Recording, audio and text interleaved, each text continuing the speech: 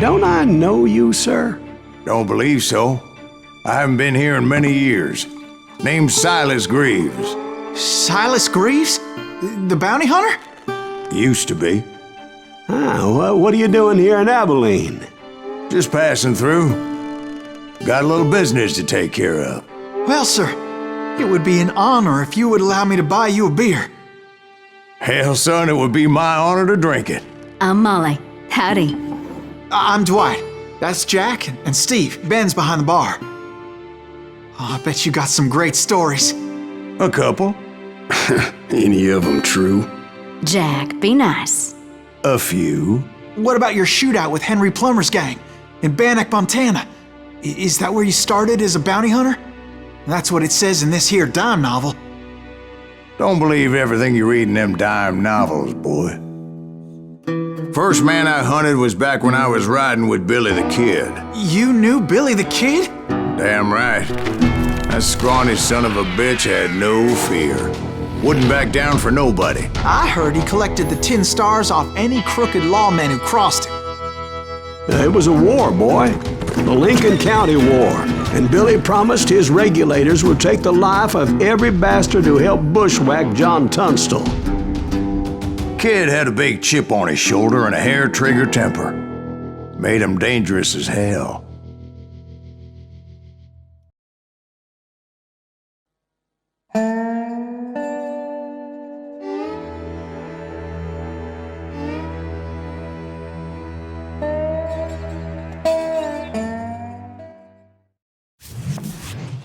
It was about 30 years ago. Billy was hiding out in an abandoned farm near Stinking Springs. I threw in with the kid because the man I had sworn vengeance on was riding with Billy's enemies. But before I tell you why I want that sumbitch dead, let me tell you what happened that day. I was heading back to the hideout when suddenly I had this funny feeling. Funny, ha-ha? No, Steve. The other kind of funny.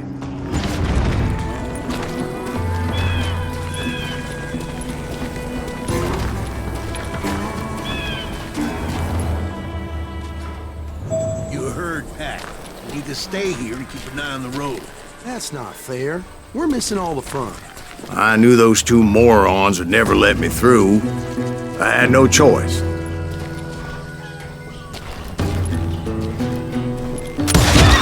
Hell! Shoot that sumbitch! Was it Pat Garrett's posse? Oh, yeah. I heard the shots and I knew I had to move fast. Fire at will! Spread out! Garrett and his army of deputies had surrounded the entire homestead. I decided to help Billy and the boys out of it. So that's just what I did. Hey, we have one behind us! Stay on it! Shoot covering fire! As the governor of New Mexico was paying for the kids' apprehension, Garrett was able to hire every gun hand in Lincoln County.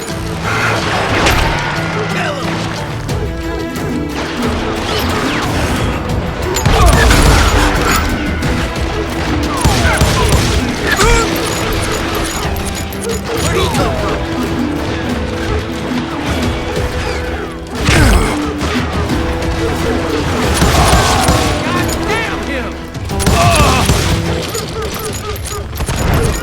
You ain't going nowhere!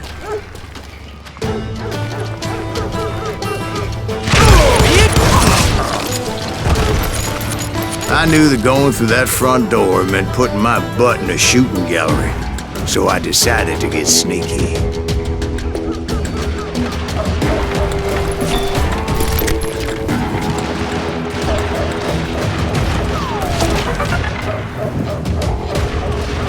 Watch out!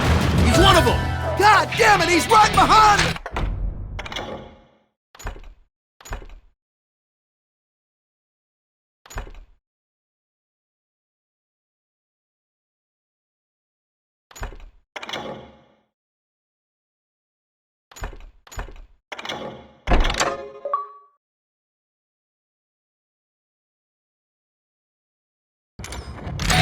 Where the hell's Garrett? Never around when you need it! Garrett's men were running around like a bunch of chickens with their heads cut off.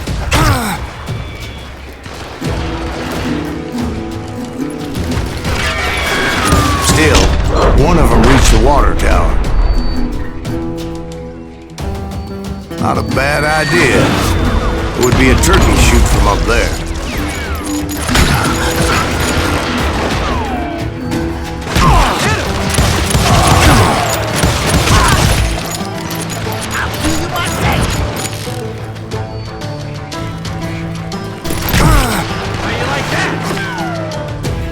Luckily, these shooters Garrett hired weren't the sharpest tools in the shed. A lot of them were saddle tramps or sod busters or drunken drifters looking to make a few bucks.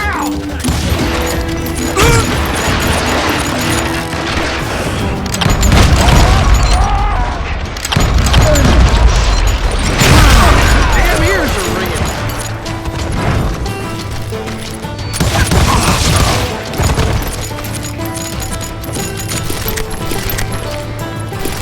Then, I heard a friendly voice yelling at me from the window.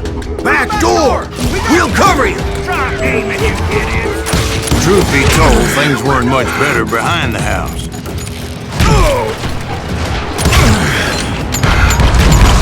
He's hurt now!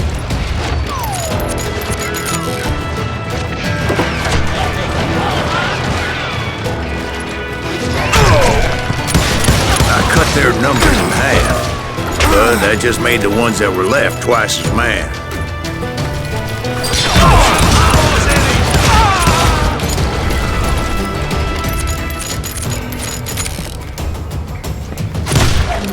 Show yourself, coward! They made up for their lack of skill with a seemingly endless supply of ammo.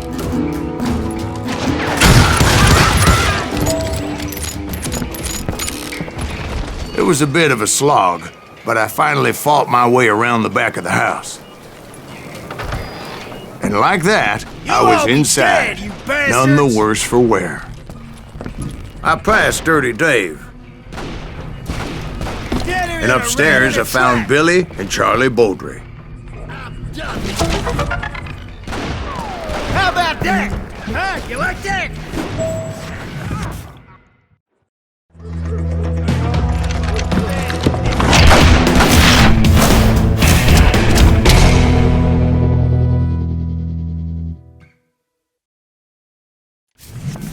Billy looked at me and said, About time, amigo. Grab a gun and get to the window. Wait, so you were friends with Billy the Kid? Yeah, sort of. Anyway, we were surrounded by dozens of deputized shooters who wanted to do us harm.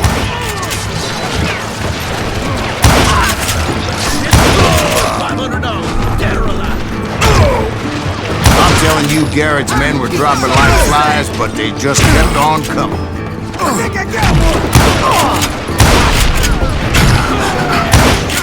Where the hell Garrett get this?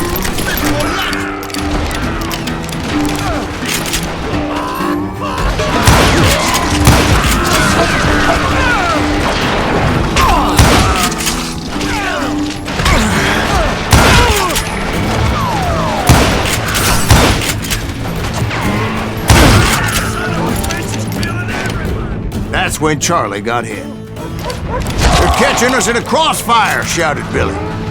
"Get to the other side!"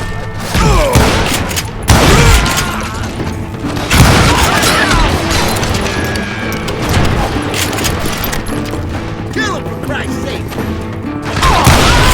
Too damn close!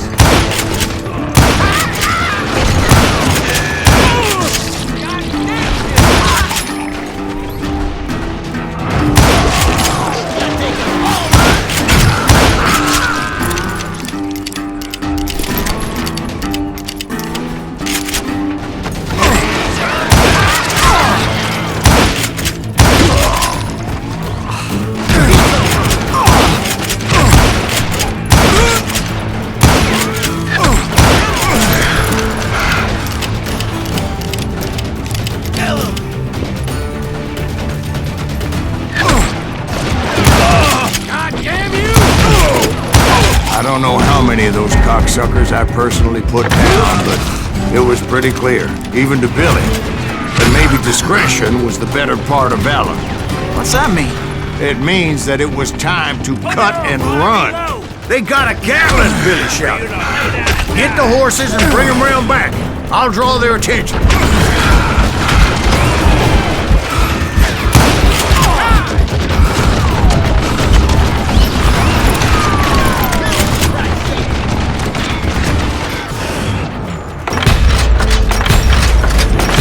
I said that it was time to cut and run.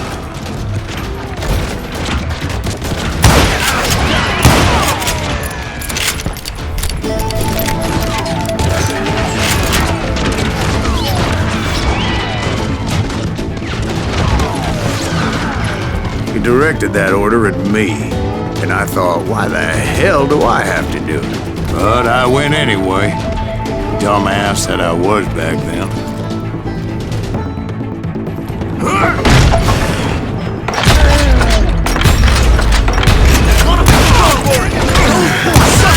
Many would have fled in my place. But I had that false sense of invincibility that many young men have. Like Jack here. What are you saying, old man? Jack, he's just joshing with you. Yeah, he better be. Mr. Greaves, please continue. Please, call me Silas, ma'am. Now, where was I? You were heading for the barn. I'm gonna cut you, boy!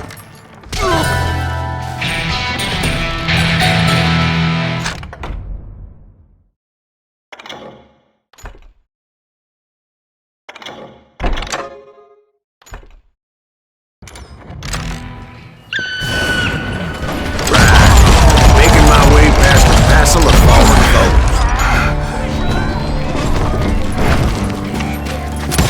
Sounds like Garrett hired a whole regiment of hired guns.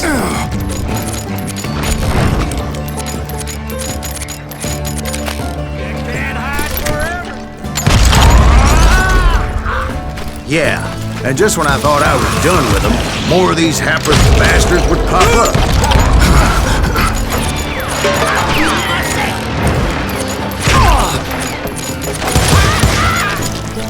Finally, I had the stables within my reach.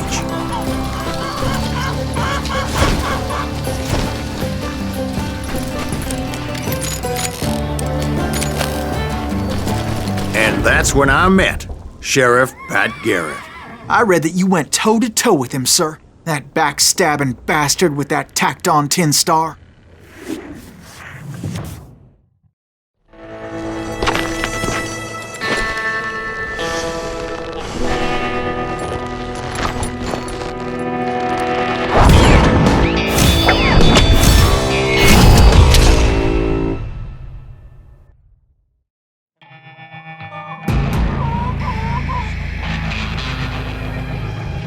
Challenged him to a showdown.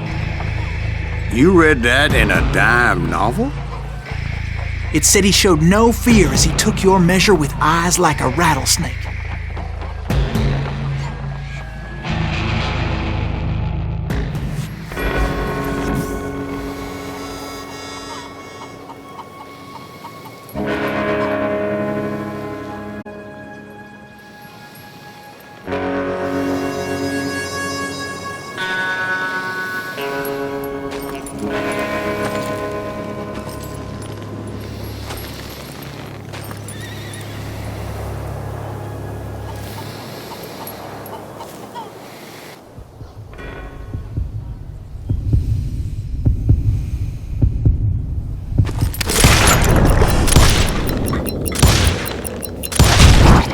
And that you killed him in a fair fight. Is that what that Penny Dreadful said? No, boy. That ain't what I meant when I said I met Pat Garrett. So let me start again. I finally reached those damn stables.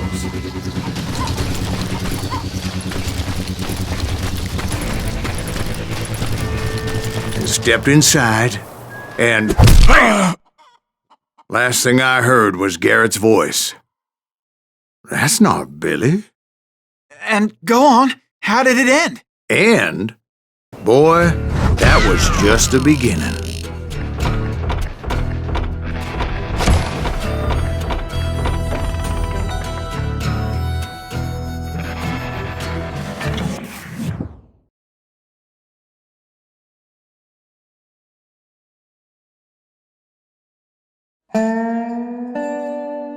So what happened? Did Garrett arrest you? Yeah, after I came to, the bastard had clocked me with his Colt.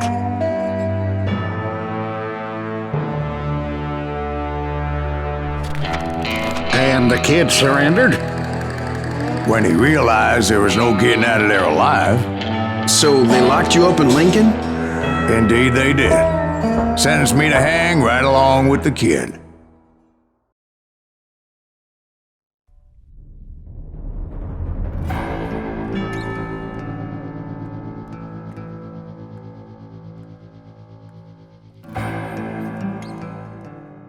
It's important to know that I was only riding with Billy so I could find the bastard I was after.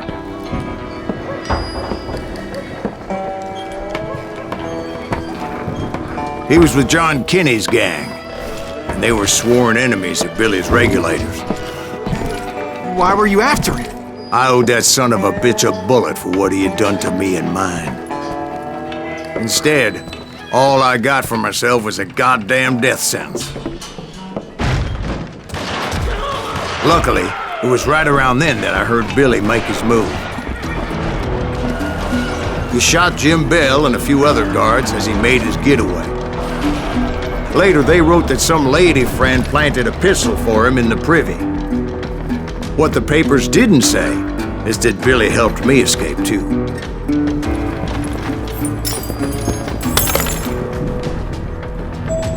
My first order of business was finding a firearm.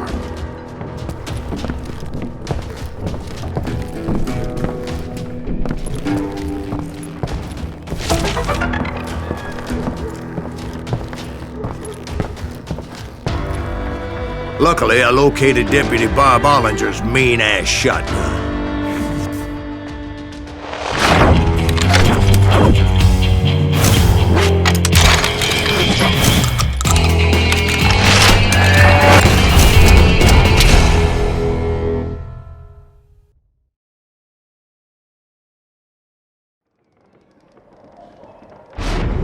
I saw Billy through the window, and he yelled that I should take to the rooftops to make my escape.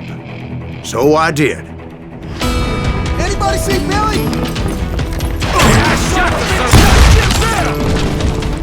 Hell yeah.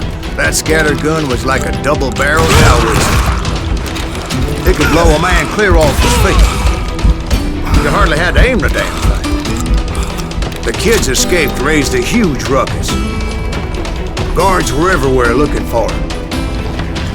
Can't let the kid get away! Anybody see him?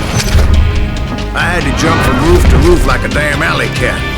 I followed the planks where I could, but some of that wood was slippery as hell. The whole town was up in arms. And suddenly, I was a fugitive.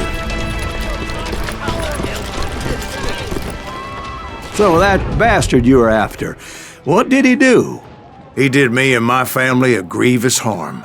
But I knew if I was ever gonna find him, I would need to get my ever-loving ass out of there. Where'd he get you? I tried to be stealthy and sneak my way past. You! But hell if they weren't all waiting. Apparently, some of them thought I was Billy. He's in town somewhere! They're shooting in the street! See, me and the kid shared a certain similarity in build and coloring.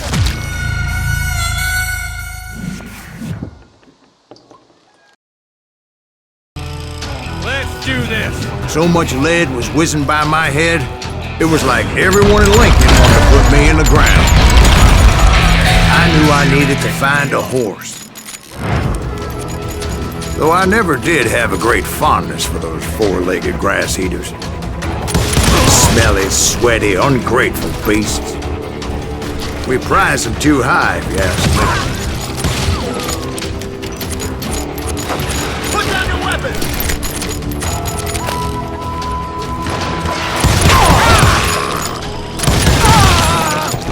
You're threatening the lives of innocent people.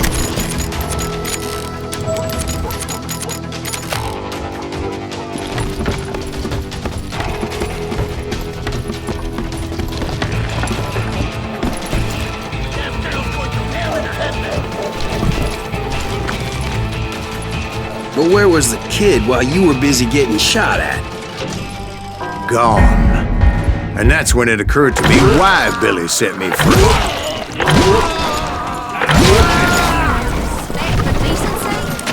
So I could be a hapless decoy and draw attention while he snuck out of town.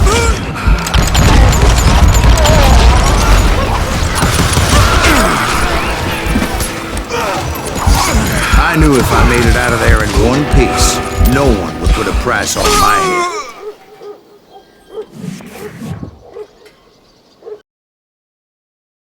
I'm in the struggle.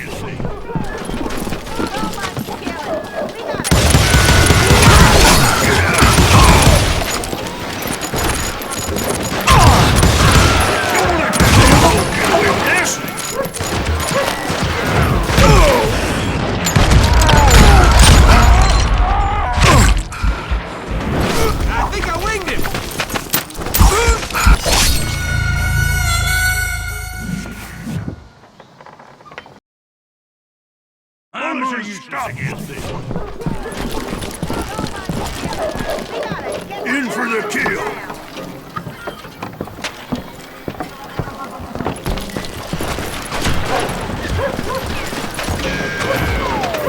Thank you! He has it coming!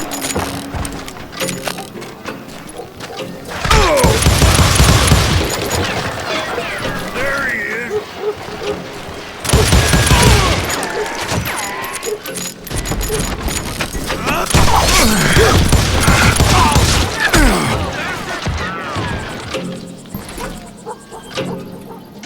Don't let him get away!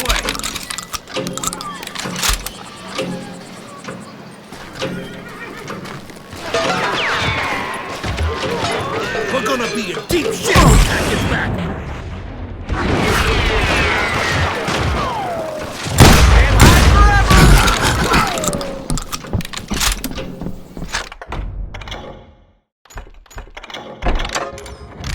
Stop him!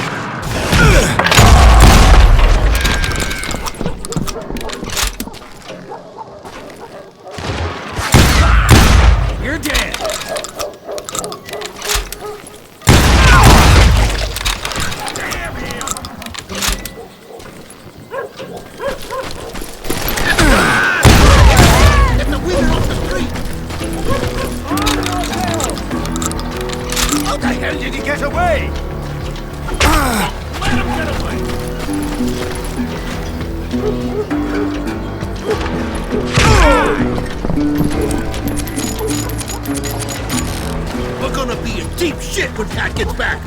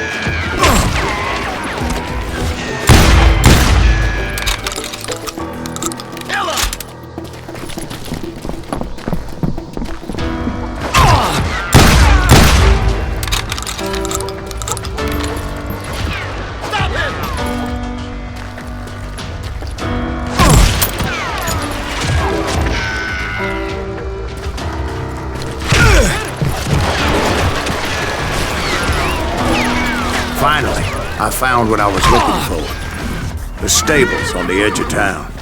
I guess Billy saved your ass, taking out Bob Ollinger the way he did. Billy didn't kill Bob. Sure he did. He dispatched him right after he shot Deputy Bell. No, sir. Because Bob came right up behind me, angry as hell that Billy had lit out. "Hello, Bob," I said. "I think you better let me go." And he says, "I don't think so, boy. Not with my shotgun." So we stood there in the middle of the street, eyeball to eyeball. He intended to kill me, and I knew I had no choice but to defend myself.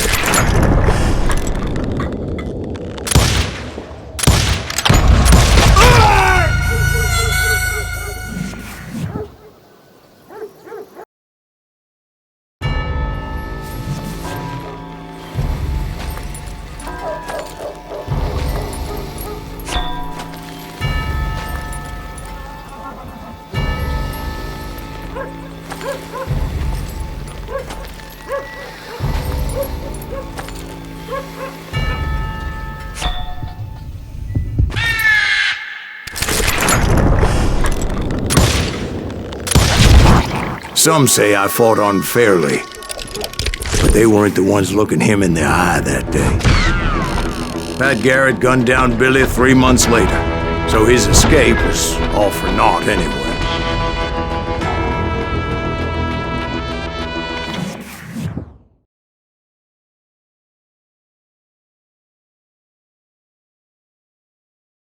So where'd you go after Lincoln? Mexico. Until I realized nobody was looking for me. I ended up taking a job at the Rurales. The Mexican Rurales? I was hired to help them track down the cowboys. The most vicious outlaw gang in Cochise County? Curly Bill Brocious? Johnny Ringo? Led by old man Clanton himself. They must have paid you a pretty penny to take them hombres on. Not really. But truth be told, I had my own reasons for going after those boys.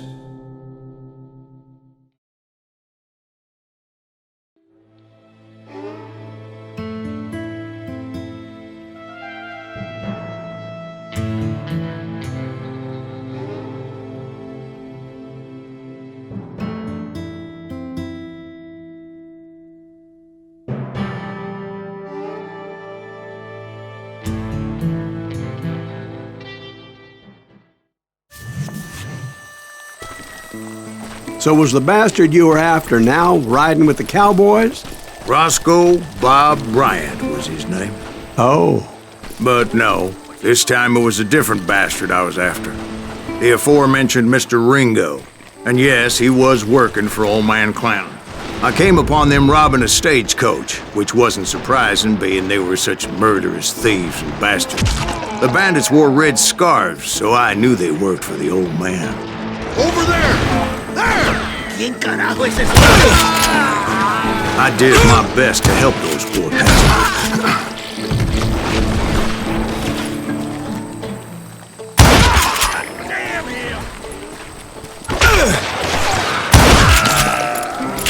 Moments later, the attackers were dead, and I checked the stagecoach to see how many passengers were still breathing. None. It was then I wondered if the rocks weren't hiding more bandits. Was that all of them? Or did I just hit the rear guard? I quickly got my answer. They attacked from on high like Apaches often did.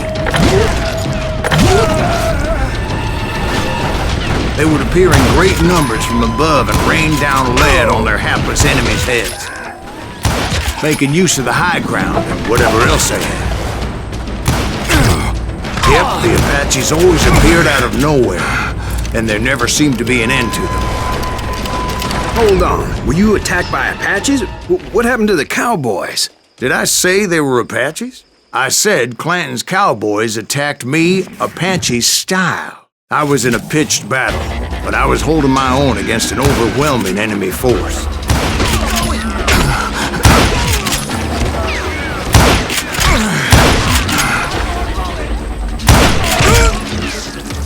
See, at the time, I was still pretty green and would often blunder into regrettable situations. But I just kept shooting at anything I could see up in those damn rocks. I didn't see Ringo, but I knew he was with the cowboys.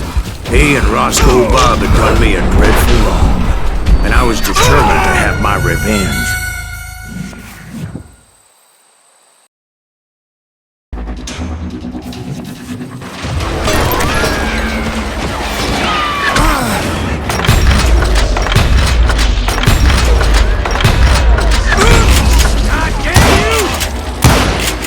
See, at the time, I was still pretty green and would often blunder into regrettable situations. But I just kept shooting at anything I could see up in those damn rocks. I didn't see Ringo, but I knew he was with the cowboys. He and Roscoe Bob had done me a dreadful wrong, and I was determined to have my revenge. But to get to Ringo, I knew I'd have to fight my way past these other assholes first.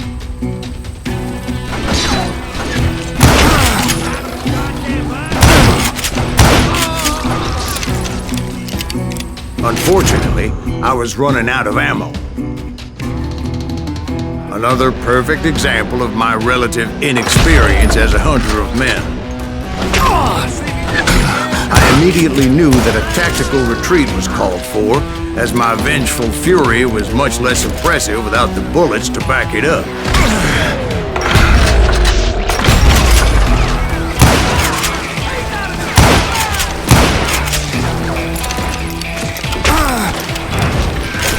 Finally, they managed to corner me. Strapped as I was, the odds of my survival seemed pretty slim. Luckily, serendipity was on my side as I suddenly spotted a way out of my predicament.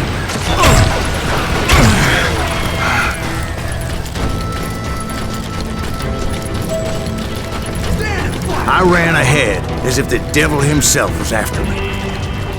Bullets were whizzing by my ears, but I wasn't about to roll over and die. I just kept running like there was no tomorrow. Because there wouldn't be if Clanton and his men caught up with me. As I was scurrying around those caves, I thought, what was I thinking? Going up against a gang like this?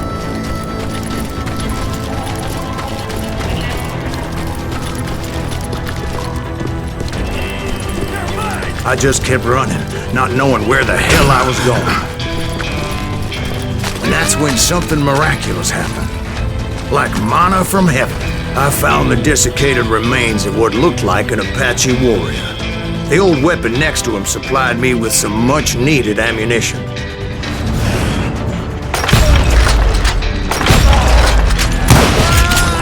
Bat Masterson once told me it was more important to be lucky than good, and he would know. And imagine my surprise when I found a fistful of dynamite to go along with that ammo. That stroke of good fortune evened the odds and bolstered my confidence. It was time to turn the tables. Time for the prey to become the predator. Time for the hunted to become the hunter. Time. All right, Jesus, we get it. They were right where you wanted them. That's right, Jack. I was done running. And the old man's boys were not expecting that. No, sir. I came at them like a wildcat. My fury knew no bounds.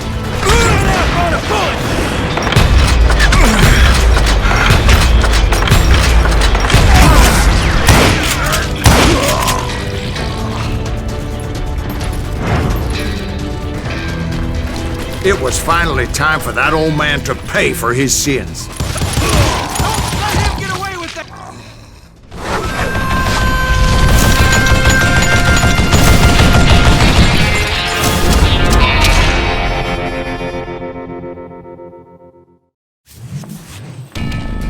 I yelled out at the top of my lungs, "Clanton, I'm coming for you!"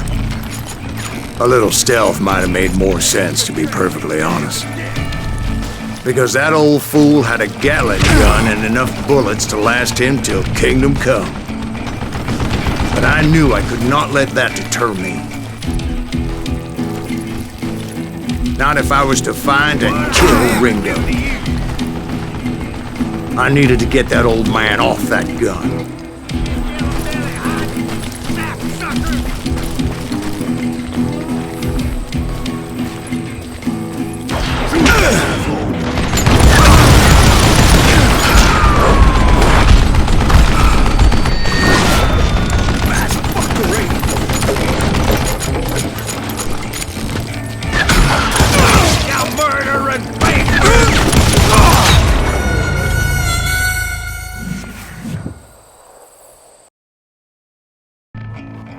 Most everyone thought it was the Ruales who had come up against him in Guadalupe Canyon, but it was just me. Don't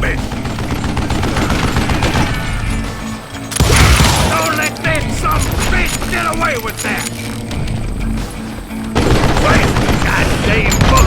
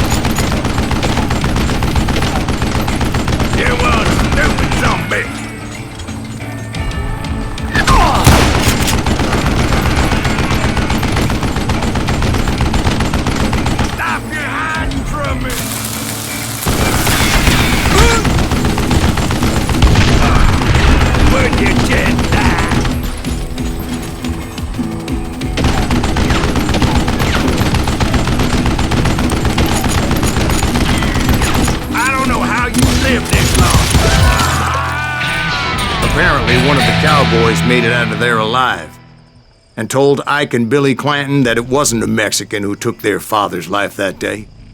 They just assumed it was one of the Earps. And that little misunderstanding eventually led to that legendary gunfight at the OK Corral.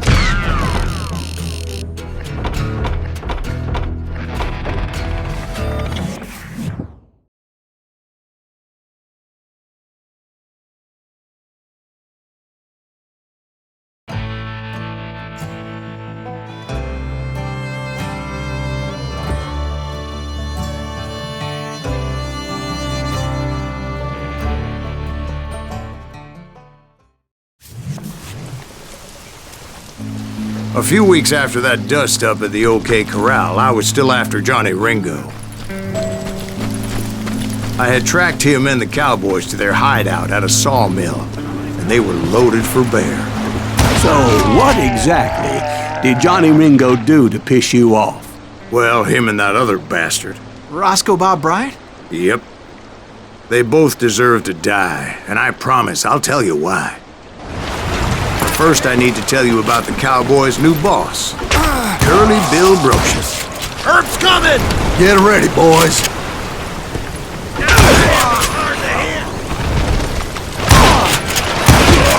Curly Bill took charge of the Cowboys upon the old man's demise, and after that gunfight at the OK Corral, the Clantons wanted revenge. So they murdered Morgan Earp and grievously wounded his older brother, Virgil.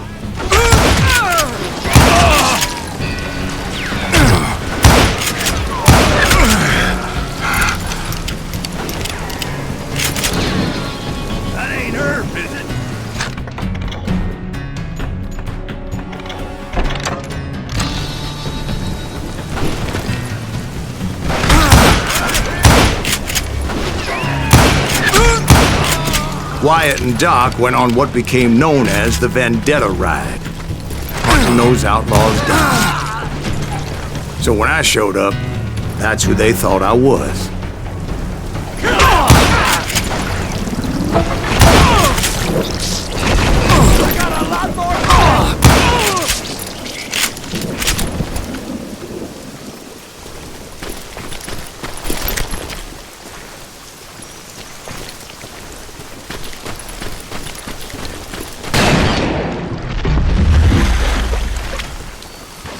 There were killers around every corner, all wearing red bandanas. That's how the Cowboys identified each other, and I was beginning to wish I had one myself. But I wasn't about to let Ringo walk away unscathed, and that's what drove me forward. That's right. Run! They say that Ringo was infernally fast. I hardly saw anyone faster, boy. Certainly not Wyatt Earp. That man was all hat and no cap. Earp wasn't much of a match for him, but Doc Holliday might have. That Lunger should have kept his nose out of it. He never charged anyone for the murder of Morgan Earp. But everybody knew that Curly shot him in the back. That was common knowledge. Yeah, maybe so. But Ringo had nothing to do with it. He was just being loyal to a friend. Is that what you call it? Being loyal? Well, to get to that loyal friend, I had to pass by some buzzsaws as big as a man. You're gonna pay!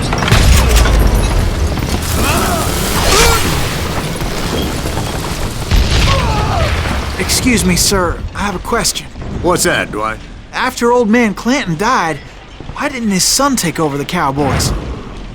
Because Ike Clanton was dumber than a box of rocks and a yellow belly to boot.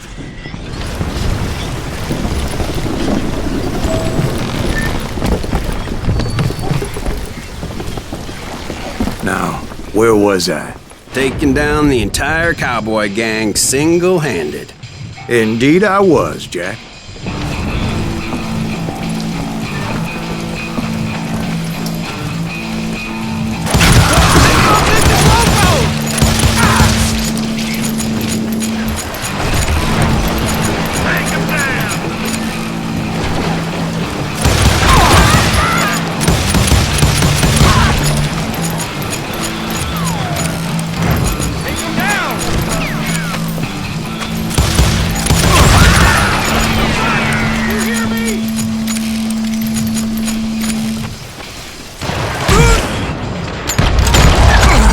wasn't easy, as those boys had good cover.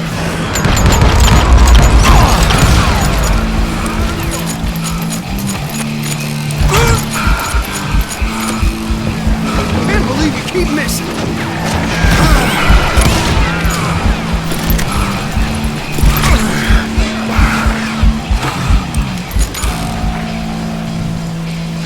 We'll have to do everything.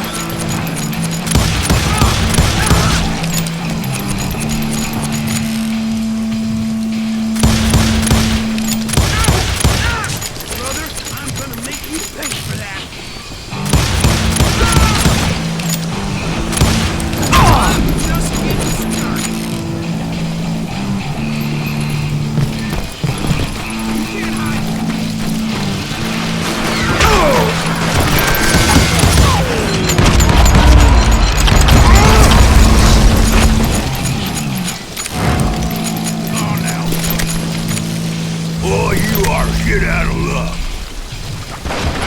And you should...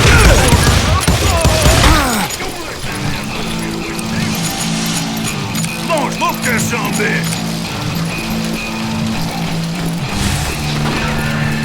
You ain't bothering me.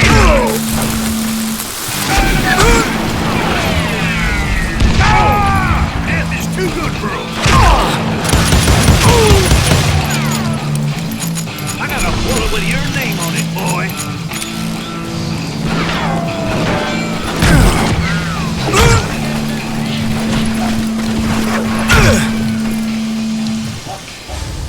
I'm tired of being shot at.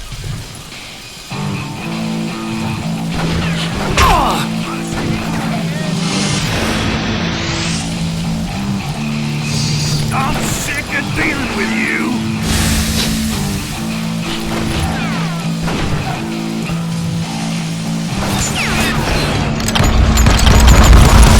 There were carts everywhere, piles of lumber, and God knows what else for people to hide behind. That really was one hell of a sawmill. Quite an impressive operation.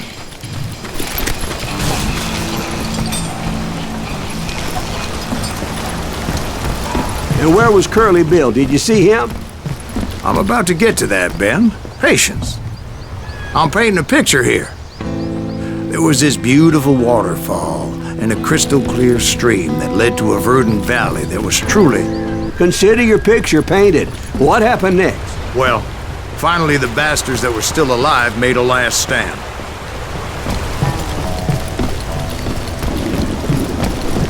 Curly Bill, Johnny Ringo, and his compadres took off into the lumber yard, and I followed after.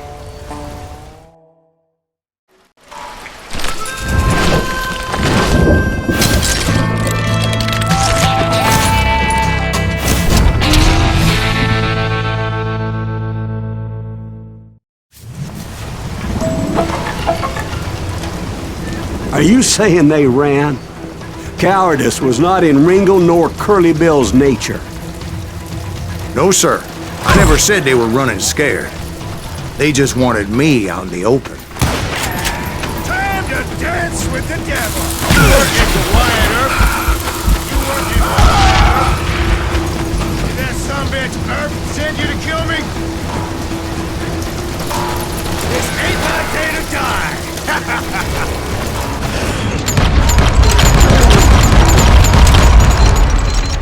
Get him, boys! Get your footwork, boy!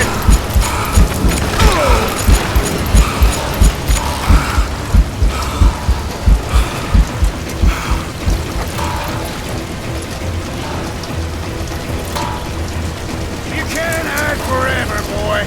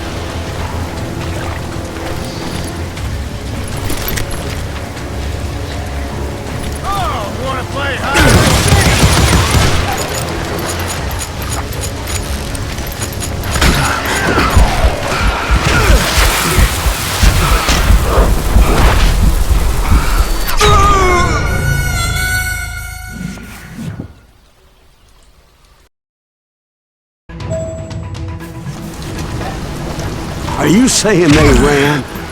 Cowardice was not in Ringo nor Curly Bill's nature. No, sir.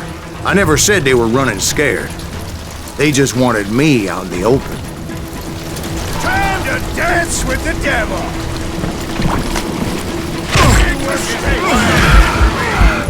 Did that sumbitch Earth send you to kill me?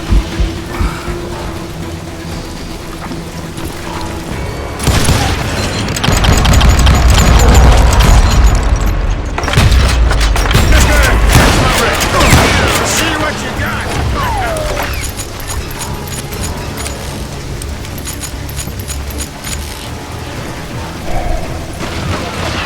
Come on out, son!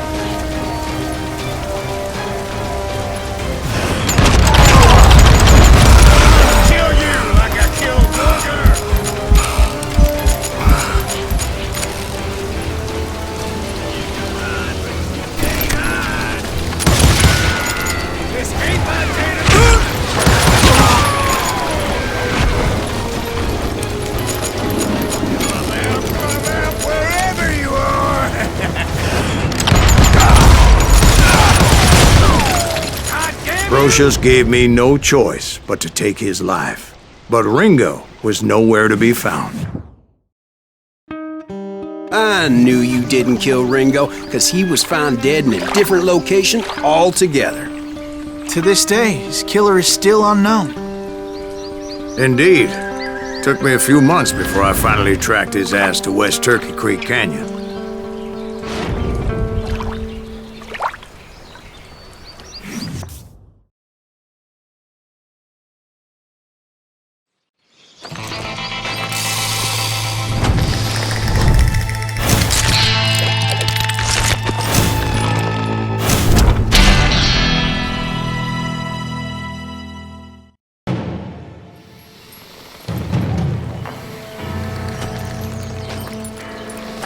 That's incredible, sir. I always thought that Doc Holliday was the one that killed him.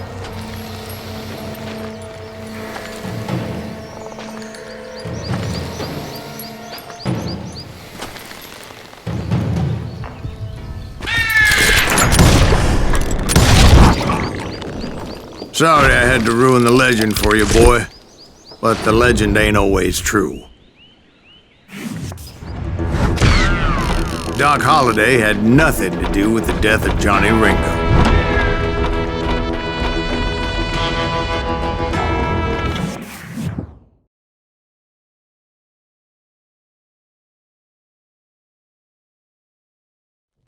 I was paid a healthy bounty for Ringo and Curly Bill, and realized there was real money to be made. That's why I went after Henry Plummer.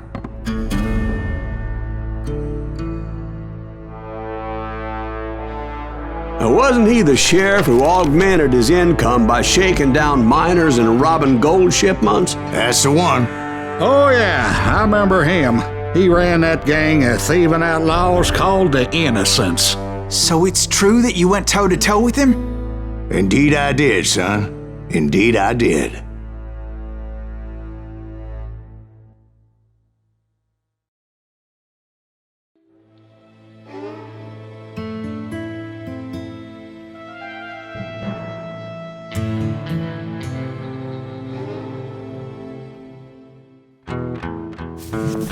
I knew I needed resources if I was going to track down Roscoe Bob Bryant, and hunting Plummer looked like a good way to get rich quick. As the local vigilantes exposed him as the leader of the bandits, and put a generous price on his head. Plummer rallied his gang to plunder one last gold mine before making their escape, and that's where I thought I'd find him. It makes me nervous standing so close to all these goddamn barrels of guns. Oh yeah? Well, who the hell is that? Come! He's hurt now!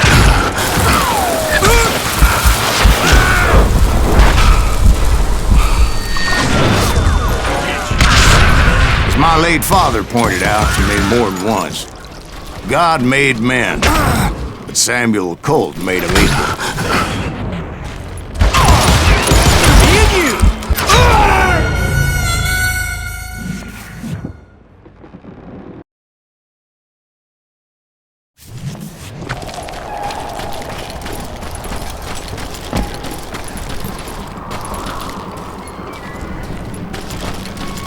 Oh yeah? Who the hell is that?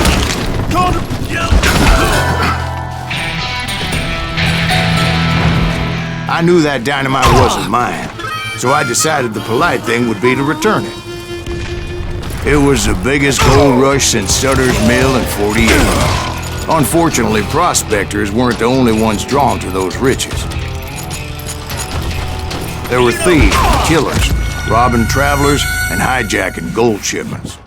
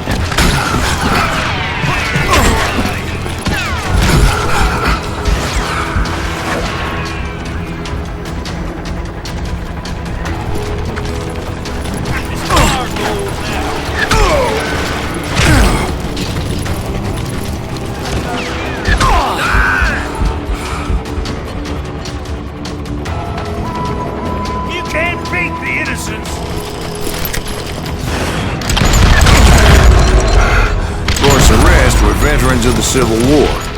Stone-cold killers trained on the bloody fields of Shiloh and Antietam.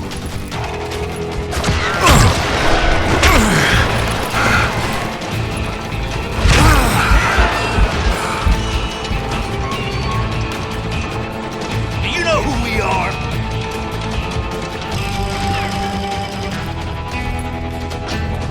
I'm fine.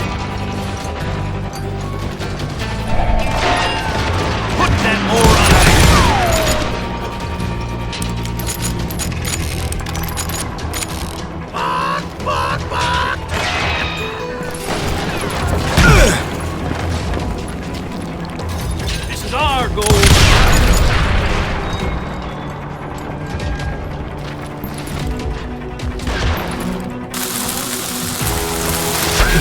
If Daddy had lived to see Alfred Nobel's explosive invention, my guess is he would have told Samuel Colt to kiss his ass. Dangerous, desperate individuals. Plummer had a lot of men on his payroll. A hell of a lot. That son of a bitch pretended to protect the public with one hand while stealing them blind with the other. He set up a defensive perimeter which I had no idea how to breach.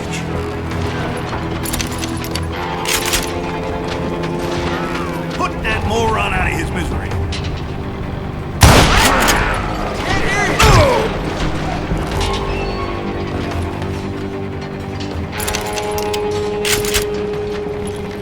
This is our goal now. I was outnumbered and in way over my head, but I was too damn stubborn and stupid to realize it. I thought I was some kind of hero. I finally made it past and headed on to meet my destiny. But first, I had something I needed to figure out. I had a few ideas on how to get into that mine, but once I made my decision, I knew there was no turning back. So my first thought was to enter the nearest mine portal. I saw an entrance. Made sense. It was the quickest way in, but that also made it more dangerous, as there would undoubtedly be enemy pickets posted along the way.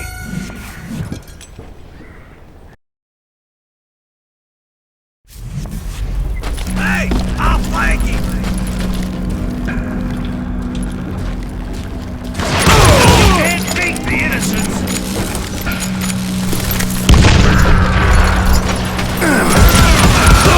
Besides, once you enter a mine like that, it's easy to get all turned around.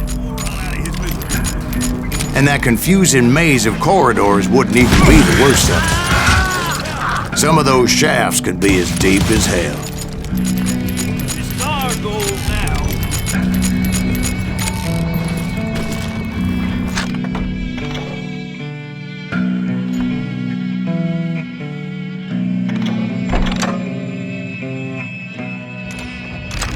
You can't last forever!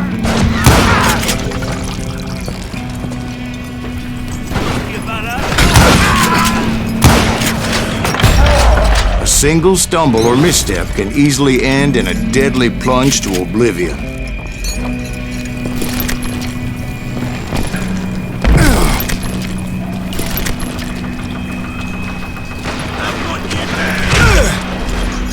Quick reflexes often make up for a lack of common sense.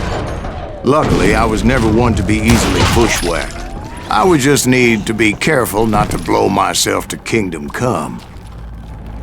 With all that gunpowder and dynamite everywhere, a body has to know what he's shooting at. Plummer wants that asshole dead.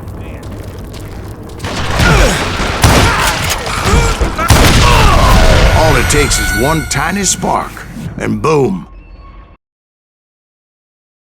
Take him!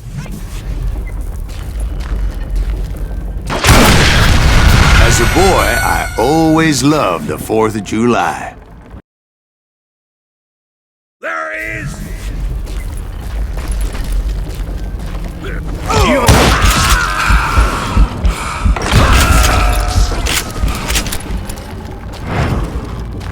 One wrong bullet could have turned that mine into a dad-blasted tube.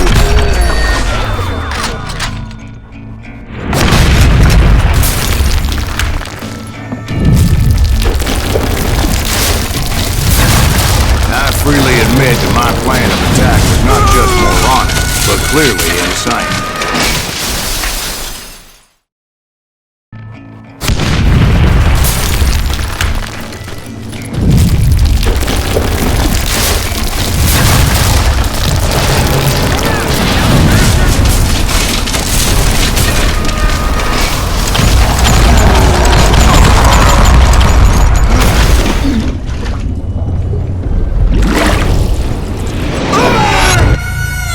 It's a good thing that I abandoned that ridiculous plan before I even tried it.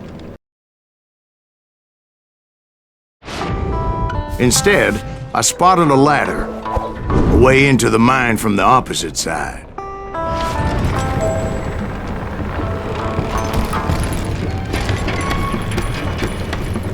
It was a long way around, but that approach seemed more sensible at the time. Of course, being I had a problem with heights, that scaffolding scared the bejesus out of me.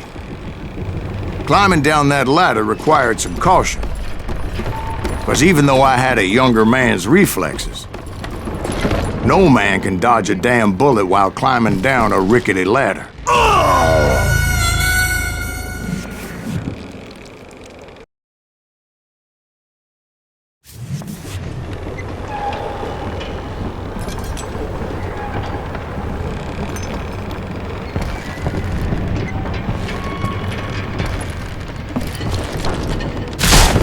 I was determined not to give up, however. That Sheriff Plummer seemed quite the despicable character. When the vigilantes discovered what the sheriff was up to, people were outraged.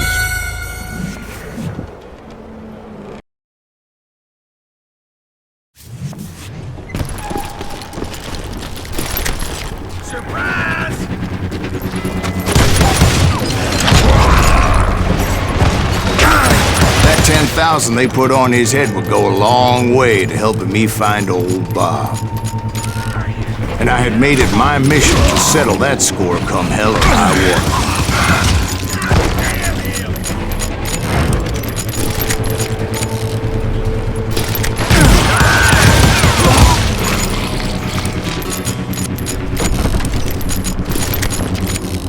But first, I would have to make a choice. Take the elevator or climb the ladder.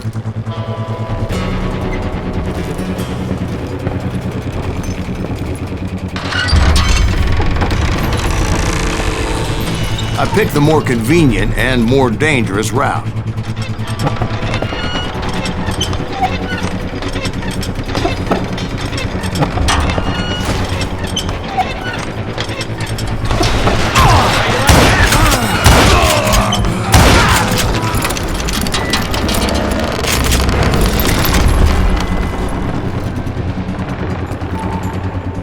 Plummer was a mad dog killer, and the people of Nevada City deserved better. Nevada City? Well, I thought Plummer met his maker in Bannock, Montana.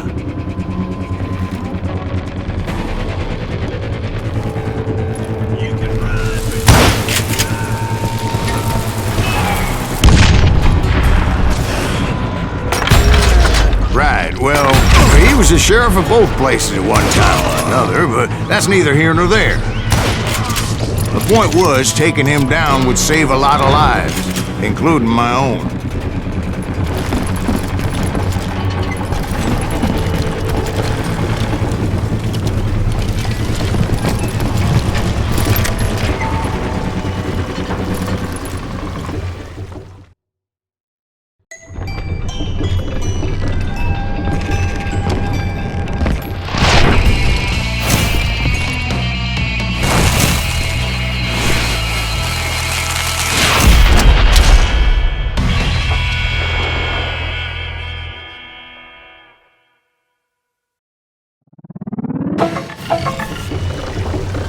They're gonna need a dustpan up here! This day is just getting worse and worse for you! Ain't it?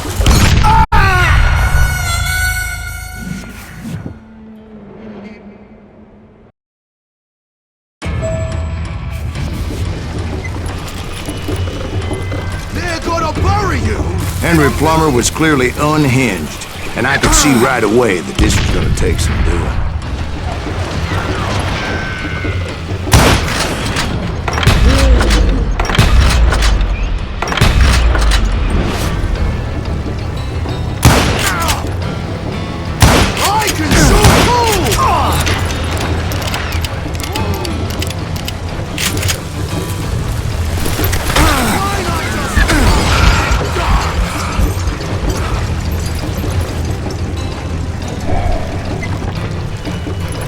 I'm going full medieval on your ass! I need some help here! Come on, boys! Take this cocksucker out!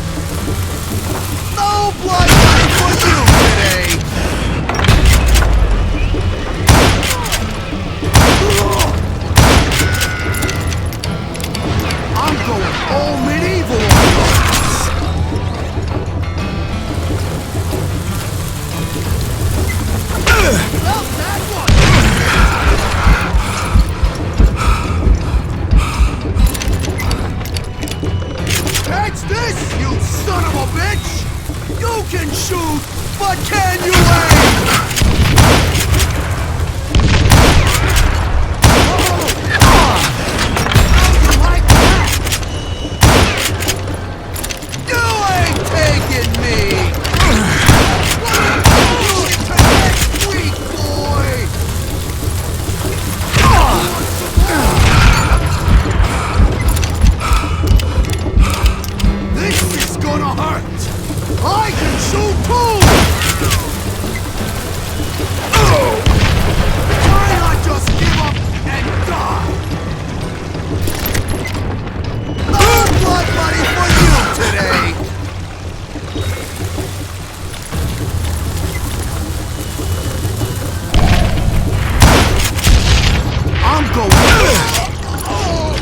So that's how Henry Plummer died.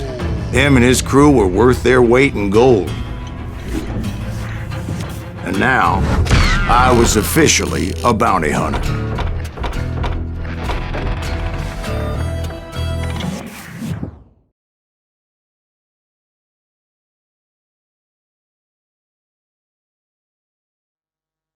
So, did you finally go after that Bob feller?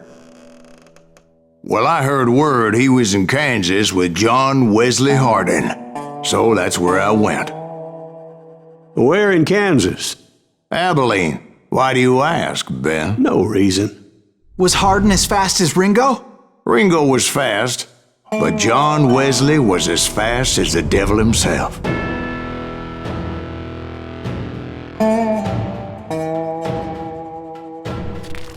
Hell, he killed his first man at 15. From that day forward, he had a price on his head and wouldn't back down for nobody, not even Wild Bill Hickok himself.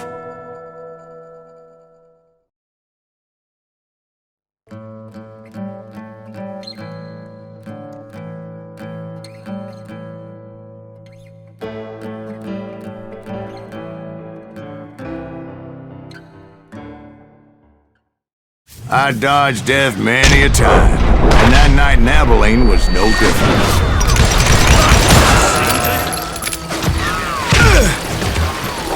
I was there with the intention of finding that bastard Bob and collecting the bounty on John Wesley.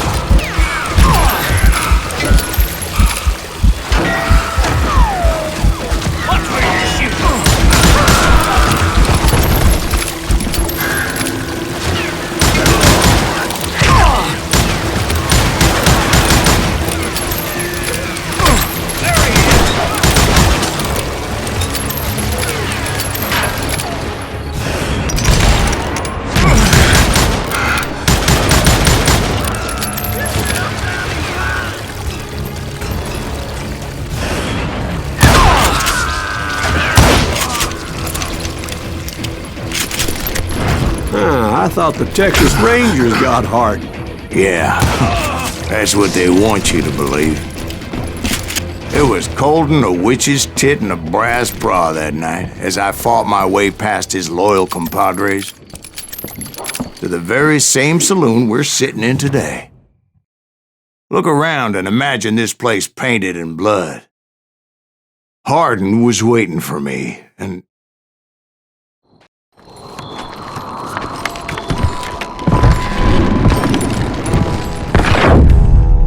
wait, I'm jumping the gun here. Let me back up and give you some background on this sumbitch. He deserves that much. Don't you think so, Ben? John Wesley Hardin was a killer. By the end, he confessed to taking the lives of 42 men. He was a bona fide folk hero by then, and had amassed a gang of armed miscreants and other assorted thugs. He and his men set up camp outside of town, and I was hoping Bob was among them. God damn it! Shoot that! They didn't ask why I was there. They knew. As most of them were wanted as well. Me and you! I figured Hardin was here somewhere, but to get to him, I'd have to get past his gun hands. I had to spill a lot of blood to find out Hardin wasn't in that camp. He was carousing in town with his closest friends. Hardin's boys apparently didn't want me to reach the bull's head. Some were hightailing it into town to inform their Jefe of my unwelcomed presence. Yeah, you know you can't beat me.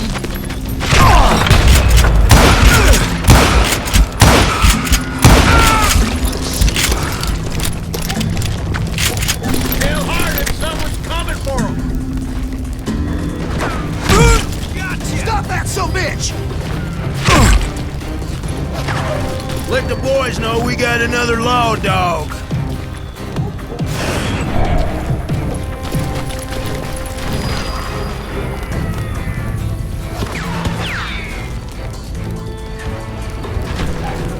You bastard!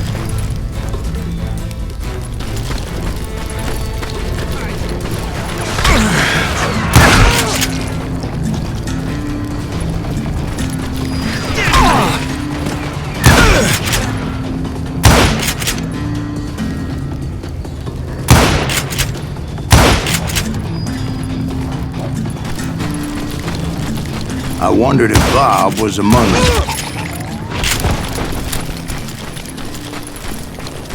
And I steeled myself for the fight ahead. For as good as I was, deep down I wondered if John Wesley wasn't just a little bit better.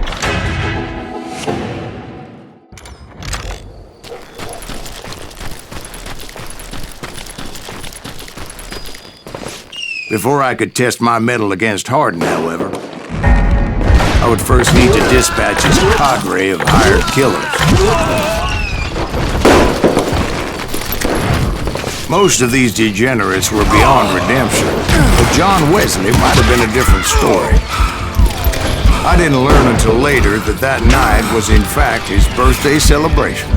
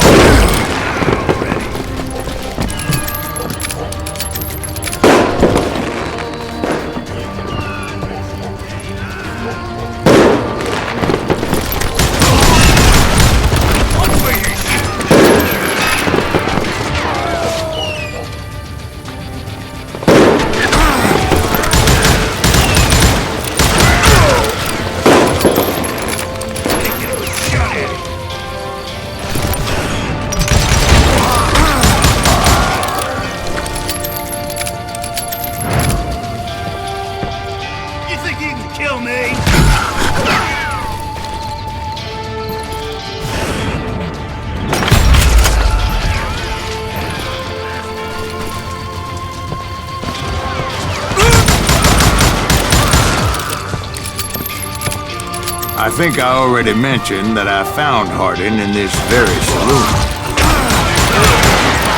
Suffice it to say, nobody there was happy to see me.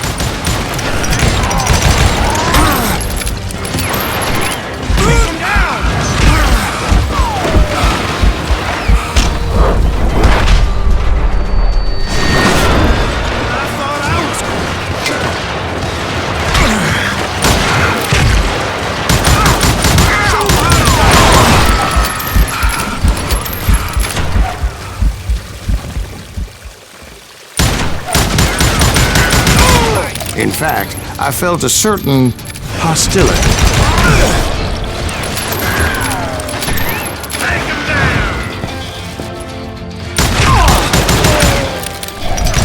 Brother, I'm gonna make you pay for that.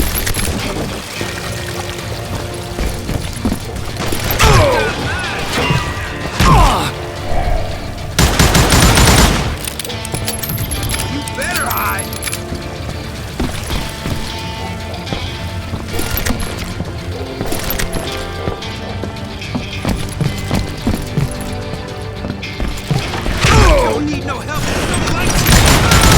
I was disappointed that neither Bob nor John Wesley were among the dead. But that was short-lived, as a moment later I was facing down the fastest gun in the West.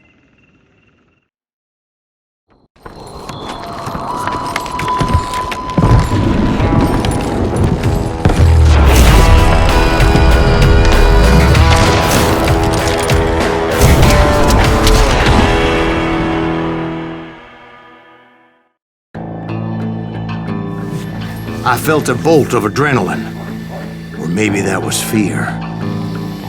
He was well known for his tricks, and I knew I'd need my own if I was ever to defeat him.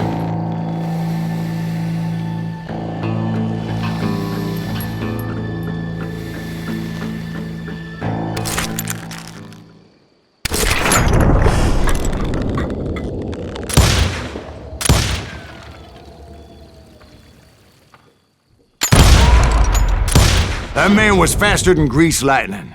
But being inebriated as he was, he didn't count his shots. And now, he was at my mercy.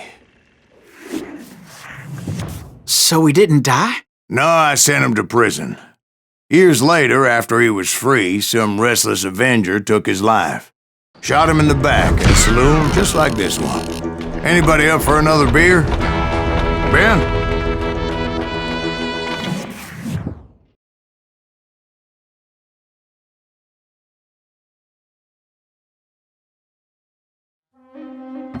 Thank you, darling. Yeah, some say revenge is a dish best served cold. So whatever happened to that Bob guy you were after? Personally, I'd like to hear some of your other adventures.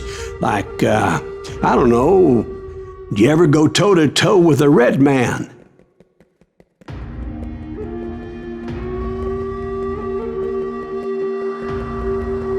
Yes, I did, Ben. I remember once I was after this renegade Apache, Grey Wolf. Strangely enough, revenge was also his primary motivation.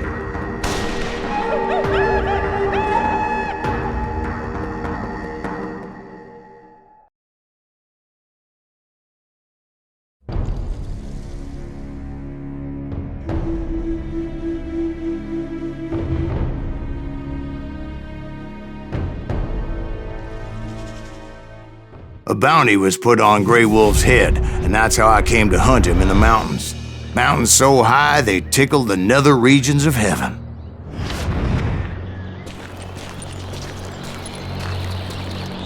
Grey Wolf was a Chiricahua Apache medicine man who had led a war party in revenge for a massacre against his people. The U.S. Army had attacked his tribe during his daughter's sacred sunrise ceremony, and the slaughter was unspeakable.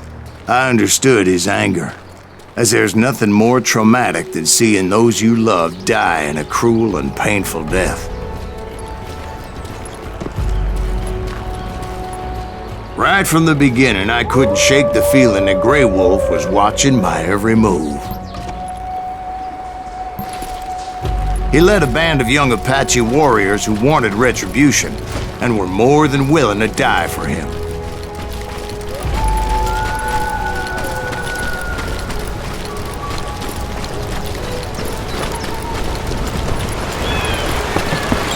They saw me before I saw them.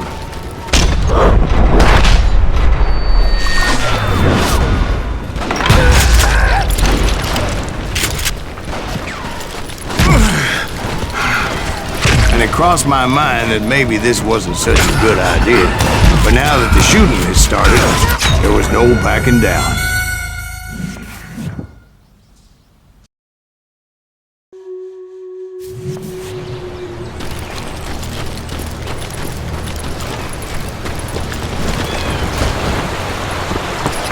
They saw me before I saw them.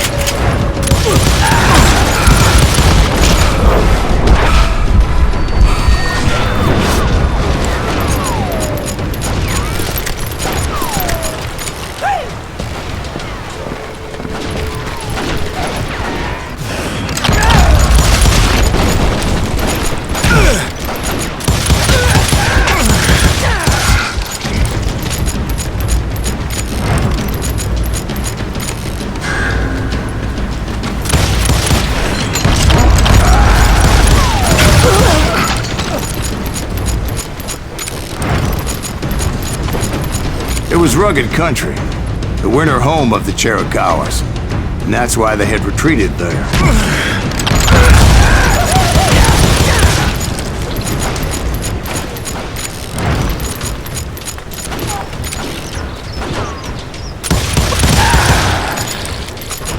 I admit to having some regrets about going after them the way I did. But then again, I got a lot of those.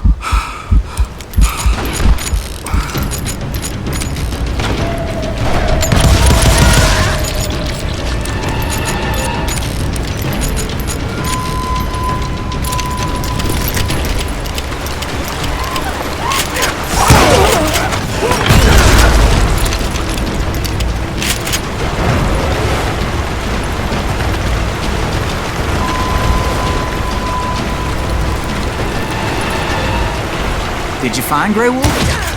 Not at that moment, but I did find the entrance to their hideout.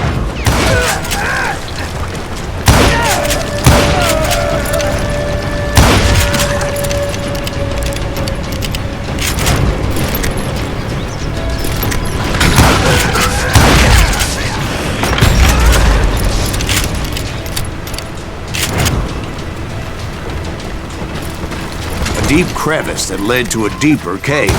Don't tell me you went in there.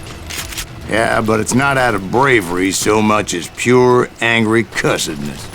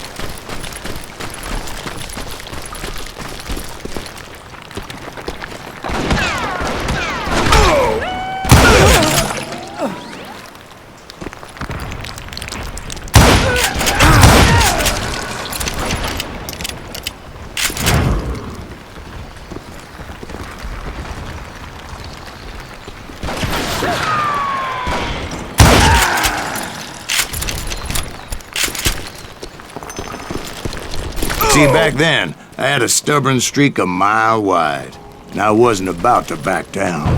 So it was like pitch black in there? Actually, it was pretty well lit, as they had torches on the walls.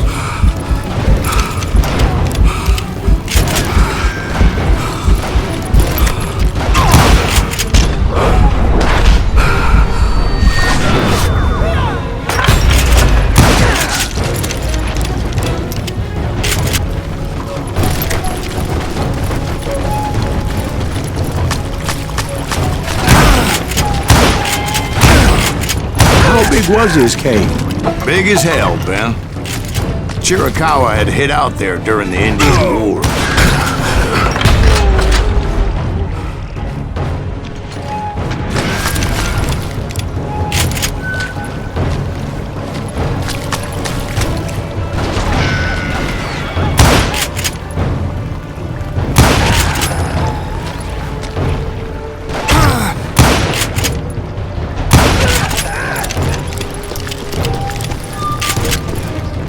They thought it was haunted with the ghosts of those murdered by the horse soldiers. The cave was haunted with dead Indian ghosts? To be honest, I was more concerned with the live ones than the dead ones.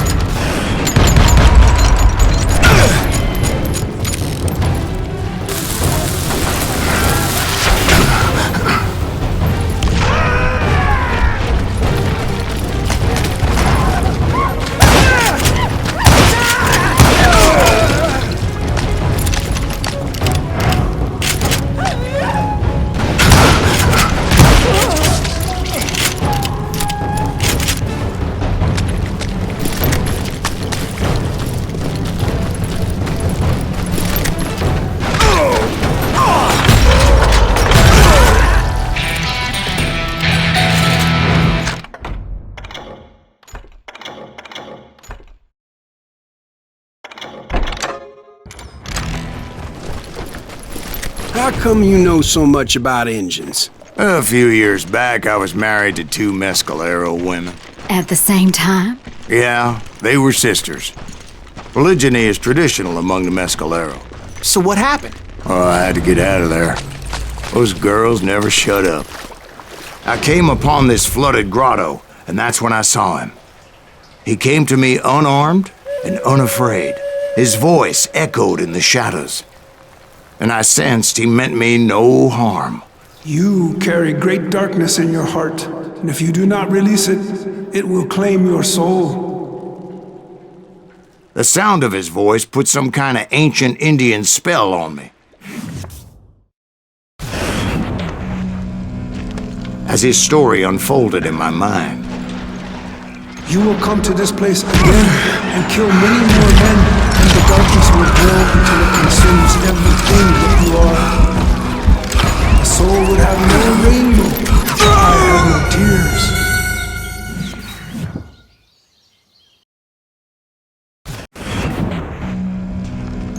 as his story unfolded in my mind, You will come to this place again and kill many more men, and the darkness will grow until it consumes everything that you are.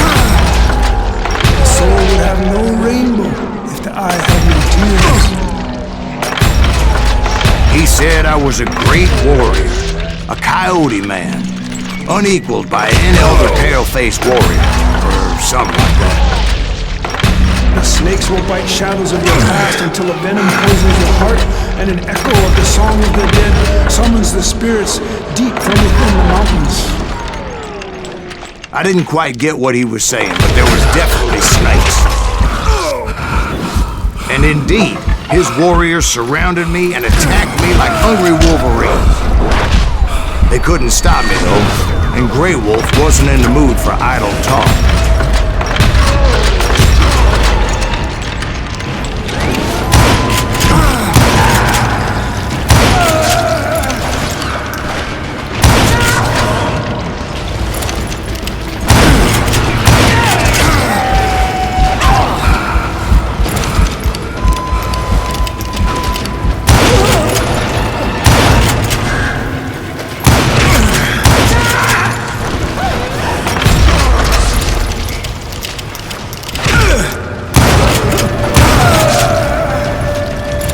I swear I couldn't see any way out of this trap.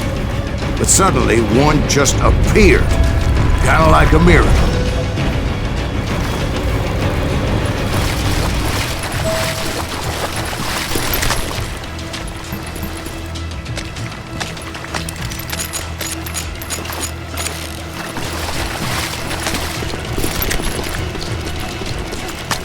I felt like I would be lost in that damn cave forever.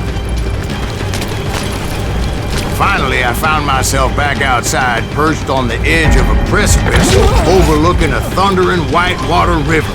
To get where I was going required several leaps of faith, but no way in hell I was turning back. I chased after it, determined to make him explain the meaning of all that mumbo-jumbo. Mumbo-jumbo's right. Are you making this all up as you go? A few details may be fuzzy, brother, but I am relating exactly what happened to me. There were dozens of Apache warriors aiming at me from on high. Dozens?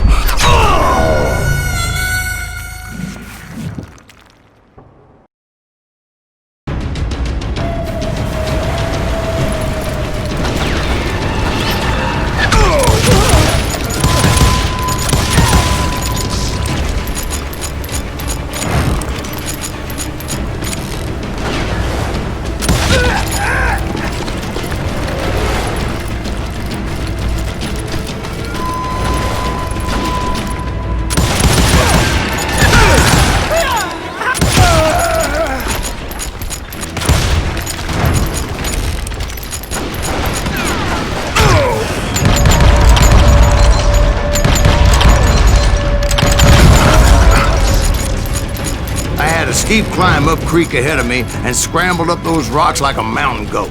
I was determined to locate Grey Wolf and find out exactly what the hell he was trying to tell me. And wouldn't you know it, That crafty son of a bitch led me right into a trap. What kind of trap? Well, son, there had to be at least 100 Apaches around me. 100? God be my witness. Oh, come on. Who you kidding? Hey, I believe you. Come on, tell us how it ended. All right, but I'm not gonna drag this out. Where were we? You were surrounded by 100 Apache warriors. Well, I didn't take the time to count them exactly, but there were a lot of them.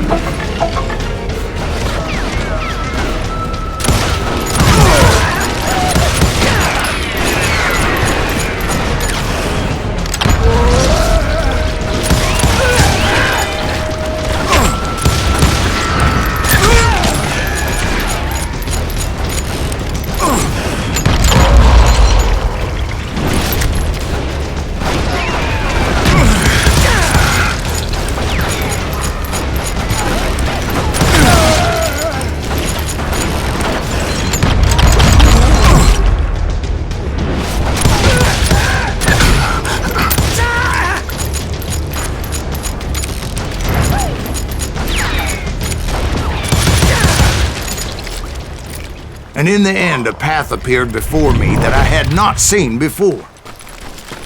I followed it as I desperately needed to find out what Grey Wolf was trying to tell me. But it was like that son of a bitch disappeared into thin air.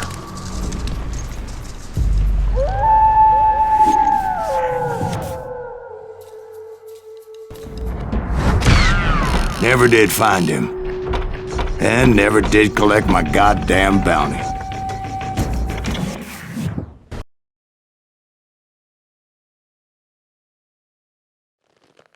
Thank you, darling. It's interesting how the truth can sometimes seem might malleable, depending upon your point of view. Like how those dime novels make you out to be something you're not? Jack, don't be starting trouble. No, he's right. They do tend to exaggerate. Did they exaggerate your part in taking down the Daltons? Well, I was there in the flesh, boy, so I saw what happened firsthand.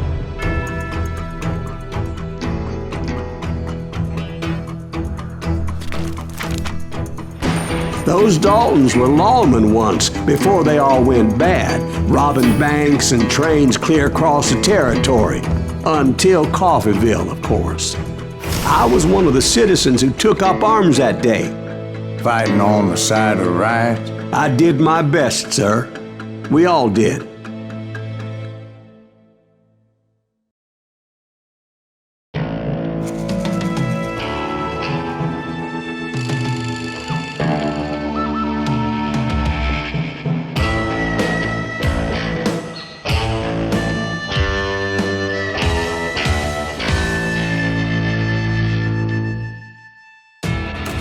It was early morning. One of my friends was a local gunsmith, and he handed out firearms to anybody who'd take one. You see, the Daltons got it in their heads to rob 2 banks at the same time. 2 banks on the same damn street. The story was Bob Dalton's girl was always riding him about how he had no ambition. Oh, you're nobody next to Jesse James, she'd say. Finally, the bastard took his brothers to Coffeeville just to shut her up. Right. It's always the woman's fault. Well, the locals recognized the Daltons right off. Before they could get away, half the town took up arms to defend their property. Their first mistake was pulling a job in their own damn hometown. The boys grew up in Coffeeville, so everybody knew them. The bank teller tricked them, telling them the time lock on the safe wouldn't open till 9:30. Well, that gave the locals enough time to prepare an ambush for those sons of bitches.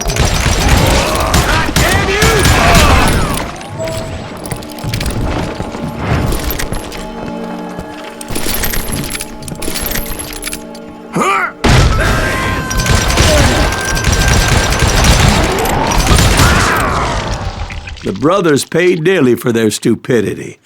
But everybody knows they had it coming. There's more to it than that. I read all about that day, so I know for a fact that it went down very differently. First of all, it was high noon. A posse of U.S. deputy marshals were on the rooftop across the street. Get ready, boys. They're gonna make a move. The lawmen had been tracking the Daltons for months, and now they finally had them dead to rights. Among them was a bounty hunter feared by many a lawbreaker. The marshals tried to get the Daltons to surrender. Give up with that truth. We just gotta wait for something bitches out. This bounty hunter knew that the brothers were far too proud to ever lay down their guns.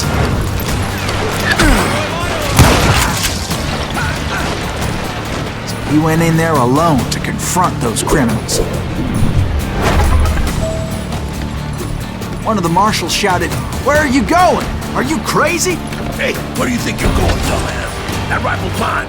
But he paid him no mind. He saw a way to get around to the back of the bank. Then he figured out how to hit the Daltons from a direction they weren't expecting.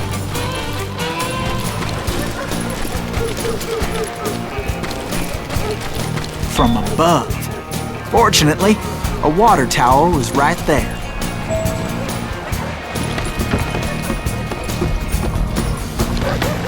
A moment later, he was climbing up a steep ladder, laughing at danger as he did.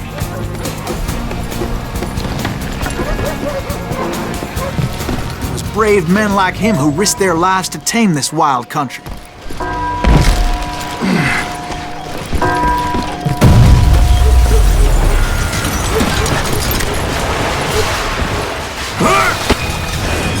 We've got company! Heroic men like him, who did what other men couldn't or wouldn't to make this country free. Is that Silas Greaves?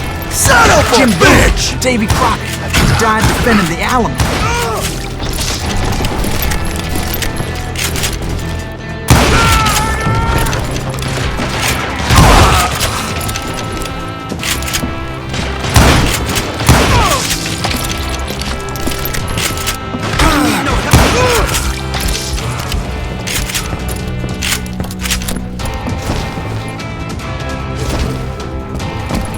Over there!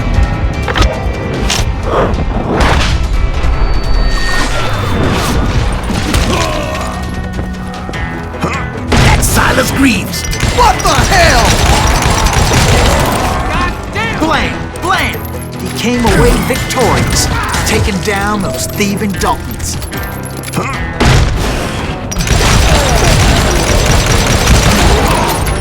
His name was Silas Greaves, and when the dust finally settled, he was the last man standing. Sorry, kid, but that just wasn't the way it happened.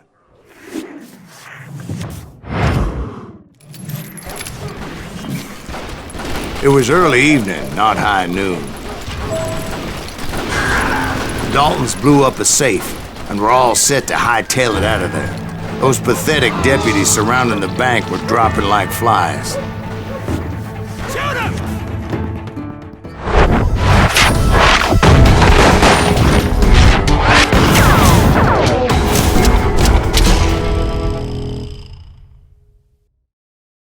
I had been tracking those jokers for months, waiting for them to do something reckless. Play Gil. And finally, they did. Those stupid bastards decided to rob two banks at the same time in the same town where everybody knew them. They still had friends in coffee.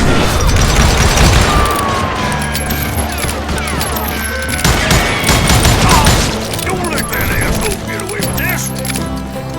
And you shoot around corners.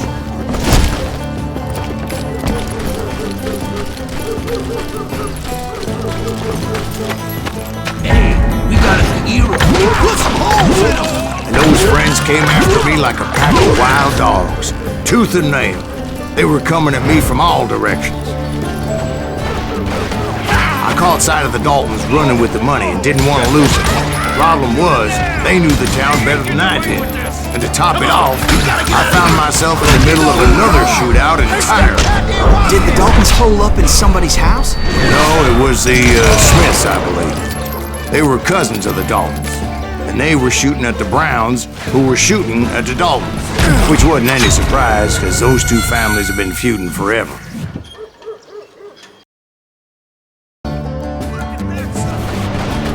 Did the Daltons hole up in somebody's house? No, it was the Smiths, I believe. They were cousins of the Daltons. And they were shooting at the Browns, who were shooting at the Daltons. Which wasn't any surprise, because those two families have been feuding forever.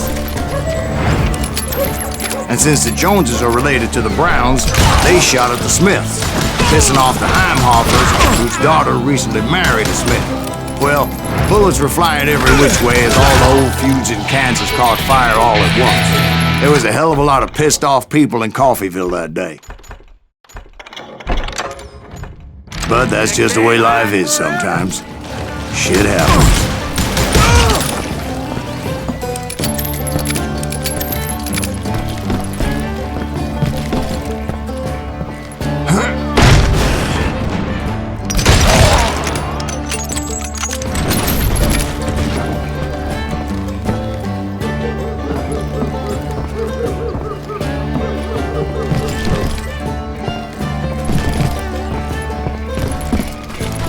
The Dalton boys knew I would never give up. Those Daltons weren't the sharpest knives in the drawer, but they always stood together. They set a trap to slow me down and allow at least two of them to escape. The third brother stayed behind to plant me, just in case that trap of theirs didn't work.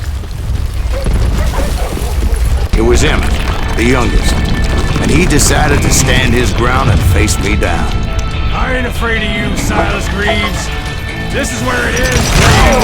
He was determined to protect his brothers. I understood how it felt. Taking me on all by his lonesome wasn't exactly a recipe for a long life.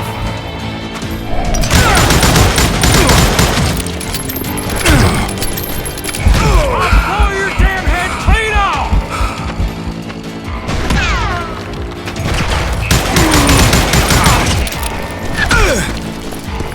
Treat you like a red-headed stepchild.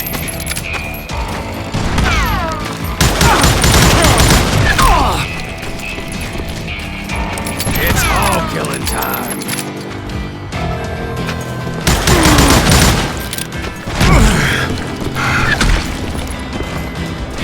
I'm gonna send you to the bone orchard.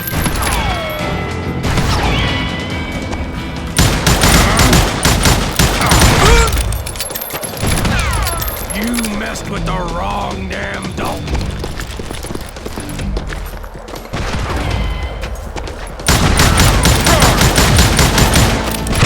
I'm gonna cut you in half!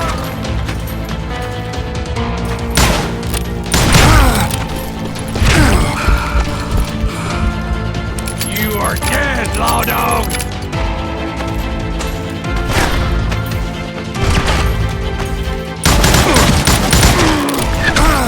You ain't getting by me, Greaves!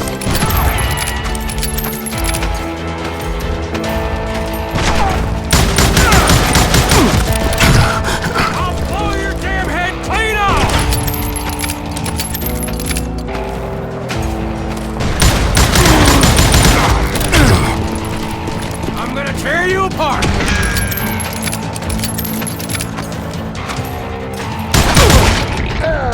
But Emmett Dalton survived the robbery in Coffeyville. He's the only Dalton who did. They say he was shot 23 times. Well, Dwight, who do you think put all those damn holes in him?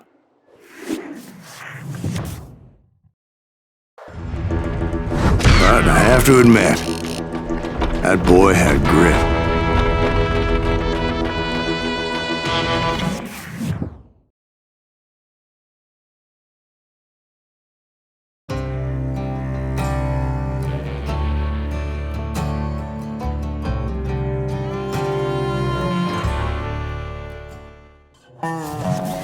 We'll get those suckers! It took me a couple of days to track the Daltons down.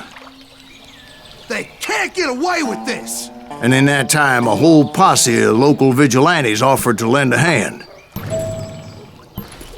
We'll track him to the ends of the earth. They seemed as determined as me to find those outlaws. But as we headed into those swamps, it was like I had my own private army. There was no way those boys were getting away this time.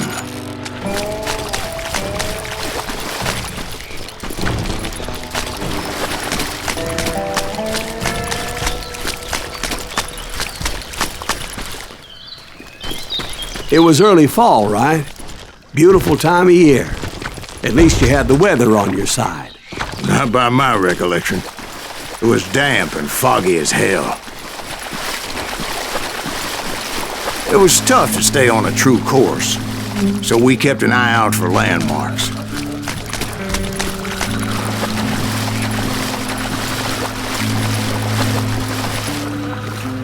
It was autumn. The maple trees were in full color, red as blood.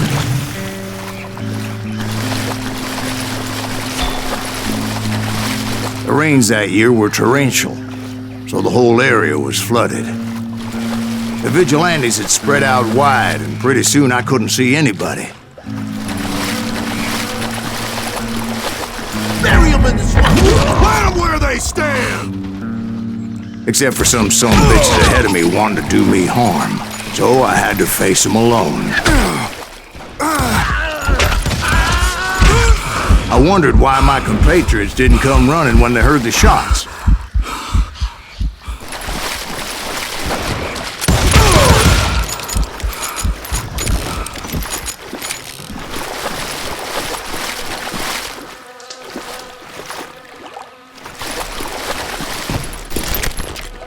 So did you find the Daltons?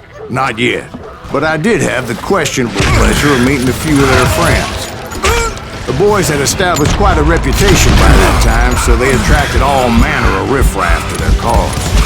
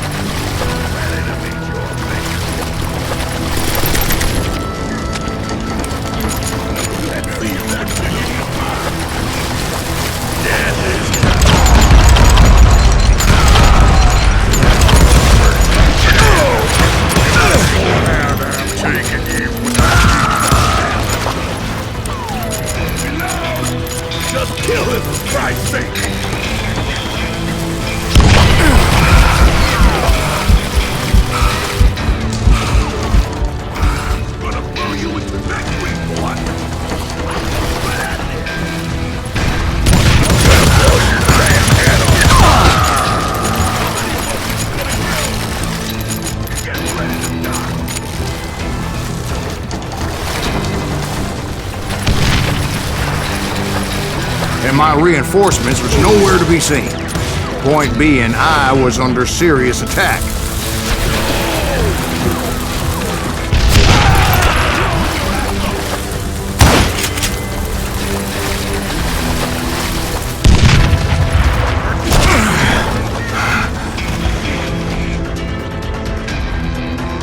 Bury him in the swamp!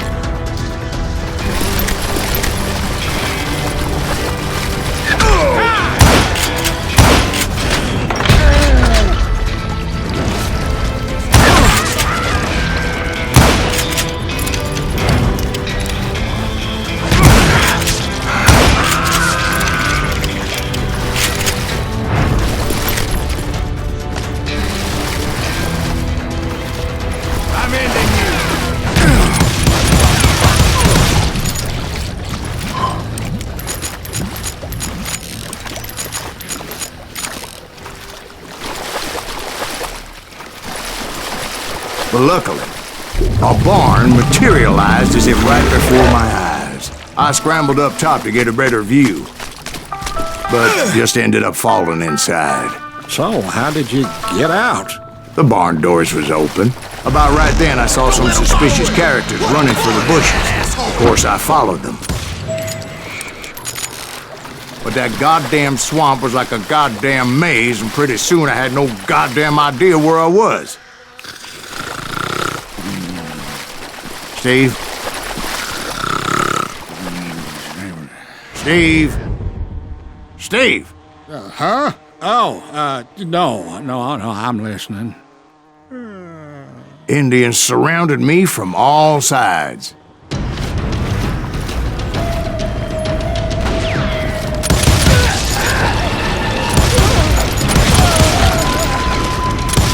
Indians? There were Indians? No. I just wanted to make sure Steve was paying attention. Now, where was I? You were following the Daltons through a swamp? That's right. See, Steve? Dwight's paying attention. No, I'm listening. I was just resting my eyes. So, where was I? The Daltons. Right. See, there's a reason so many outlaw gangs are made up of brothers. Being a brother is a very sacred thing. It's a bond like no other.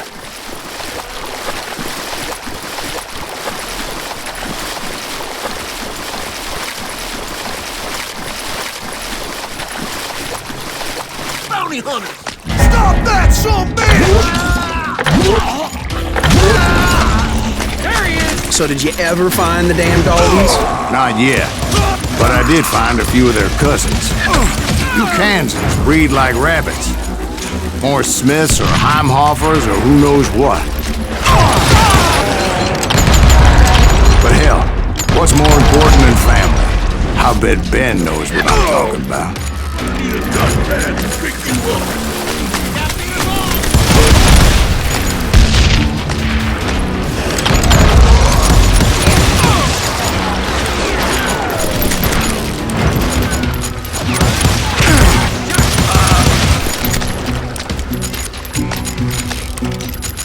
Somebody kill that son bitch!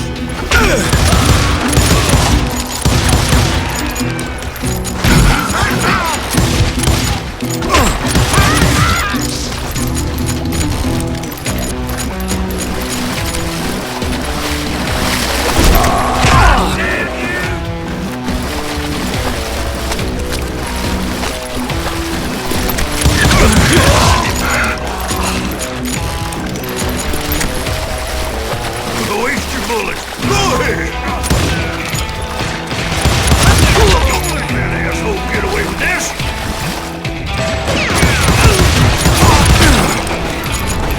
Fire that bastard!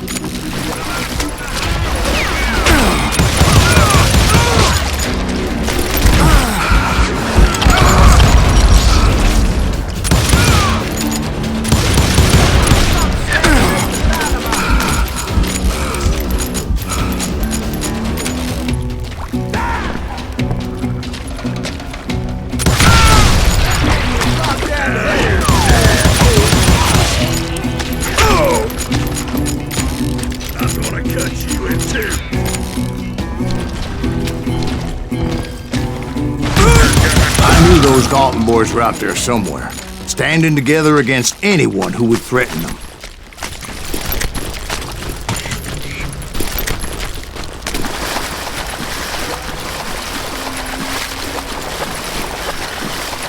And that's when I saw it. A goddamn steamboat. A steamboat in a swamp? Yeah, Steve, but this wasn't much more than a wreck, really. But how'd a damn steamboat end up in the swamps? Guess it floated off during the flood of '89. Now, was it a stern wheeler or a side wheeler? What? Does that really make a difference, Steve?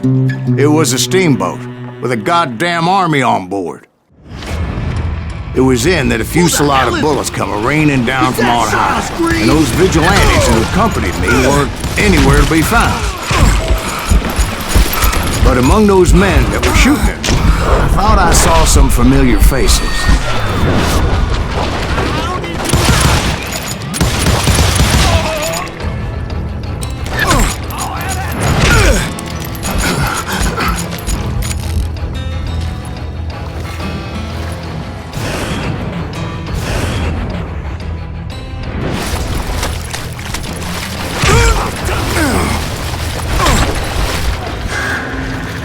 I'm gonna bury you in a million pieces. Guess he's had enough.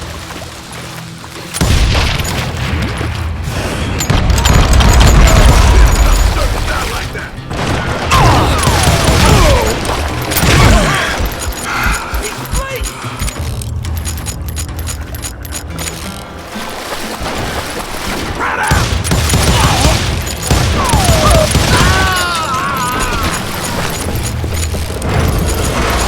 Somewhere up there, the Daltons were waiting on me.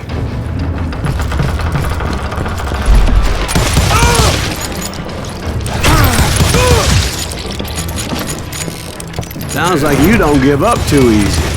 That's the kind of man I am, Ben. I set out to do something. I do it. Surrender just ain't in my nature.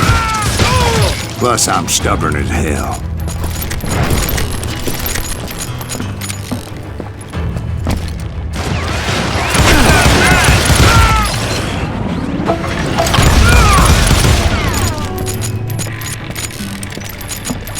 You can't hide from me.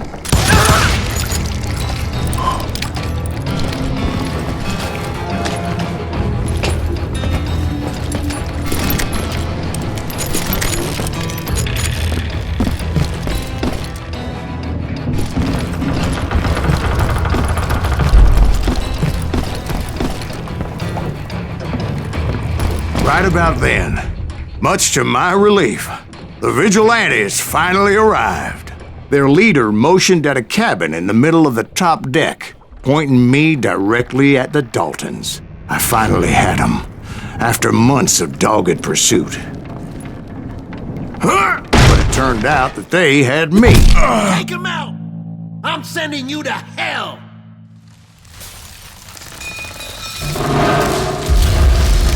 The Daltons had played me like a fiddle. Apparently, the vigilantes were on their damn payroll. They didn't just want to shoot me. They wanted to burn me alive. But finding my way out of a burning labyrinth proved to be quite a challenge. It was a riverboat, right? I mean, it's not like it was a goddamn ocean liner. Well, yeah, but I was in a Did you fight. hear about that ship that's gonna launch next year? Largest one in the world. You're talking about the Titanic. If you ask me, it's too blessed big. I don't think it'll even float. So anyway... Don't be stupid, Steve. They know what they're doing. They say that the Titanic is unsinkable. Oh, God. But getting back to that steamboat, how'd you get off it, Mr. Green? I took in a lot of smoke that day, so I admit my recollection might be a bit hazy. But somehow I managed to finally disembark. It was time to settle this once and for all.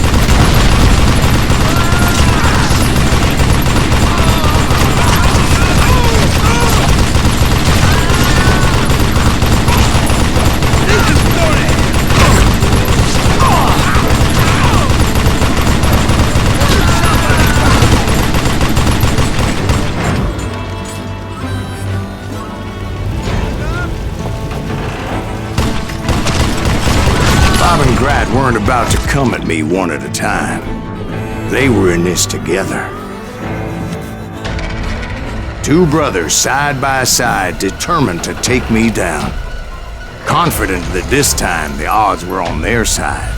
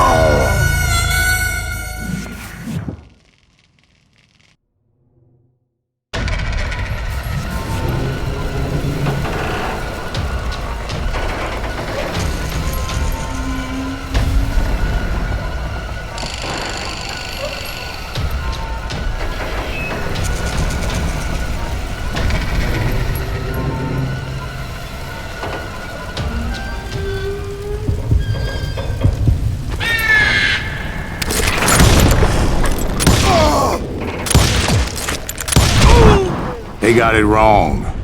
A sad end for those two. If they'd only known that Emmett was still alive despite his wounds. Paroled 14 years later, he moved to California and sold real estate and lived off the legend of that fateful day. And the tragic death of his two brothers.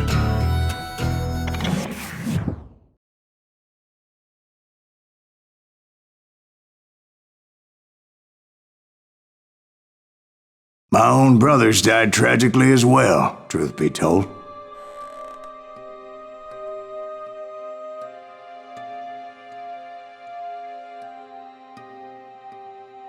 It was 1868, and me and my older brothers were pulling a tidy profit running cattle into Juarez, Mexico. One night after my brothers retired for the evening, I found a little poker game in a cantina with a couple of cowboys. And I just couldn't lose. I even won an old Spanish coin that had to be 100 years old. Well, I was mighty pleased with myself the next morning as my brothers and I rode for Texas. But before we crossed the border, those cowboys caught up with us. It was Johnny Ringo, Roscoe Bob Bryant, and another asshole named Jim. They wanted their money back and everything else we had, including our lives, as those boys didn't want us coming for them later. Bob put that old Spanish coin in my mouth and said, "I won't have it said that I left you with nothing, boy." Well, those horses bolted, and there we hung as those bastards rode away. The branch finally snapped under the weight of the three of us, but being my older brothers were bigger and heavier, they were already dead. And right then I swore to myself that I would avenge them. Ringo you know about. But Bob eluded me until I heard he was riding with the Wild Bunch.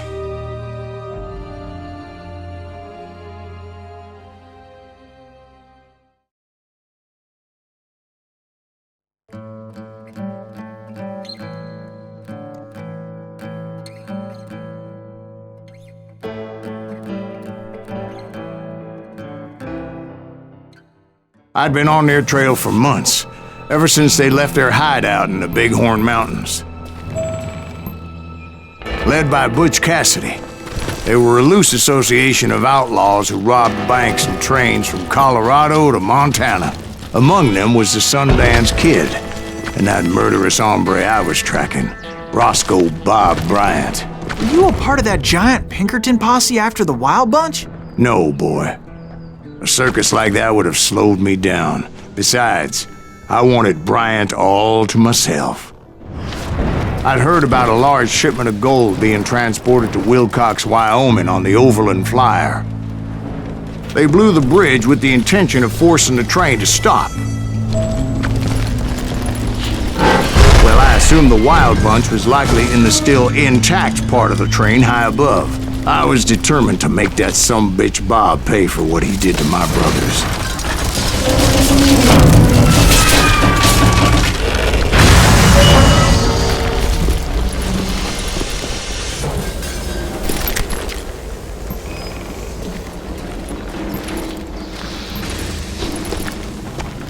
My ears are still ringing from blowing up that bridge. What'd you say? I can't hear a goddamn... Well, I made my way off unscathed and came upon a few members of the gang and had no choice but to dispatch them. From there, I had to negotiate an even more precarious route. But first, I would need to get my ass out of there.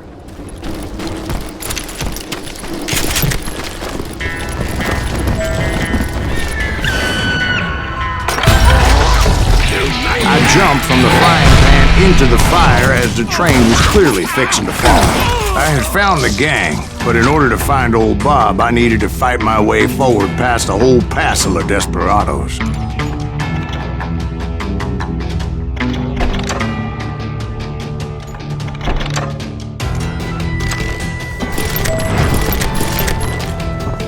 Outside, inside, any way I could, I made my way towards my prey.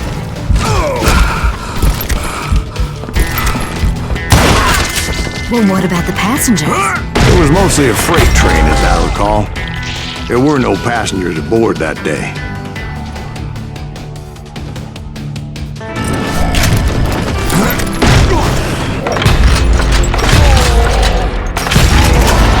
Now you're really pissing me off!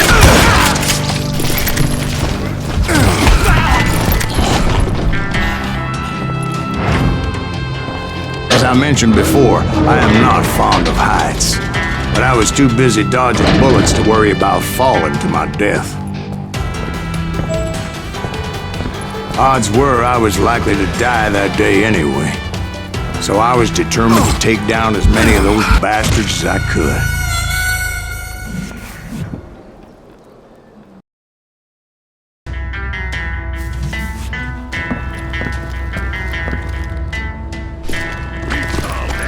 It was like shooting ducks in a shooting gallery.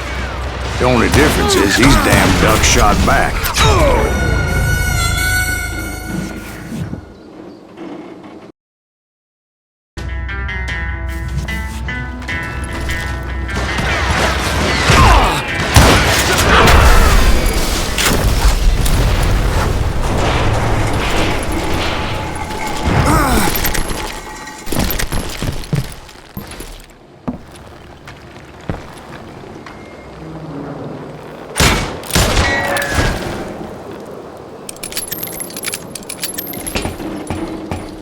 I kept hoping the law would show up and give me a hand. You mean like that giant Pinkerton posse that I read about? Did they come riding in, guns a-blazing to help?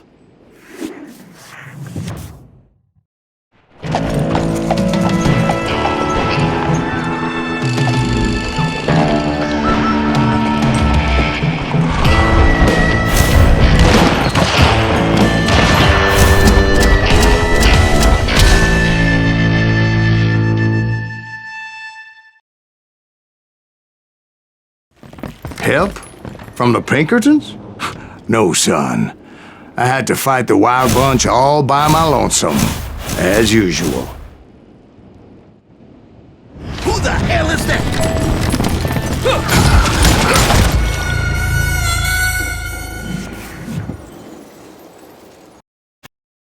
Who the hell is that?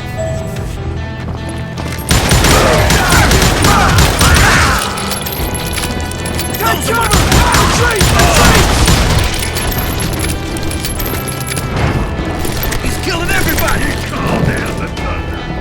They'll kill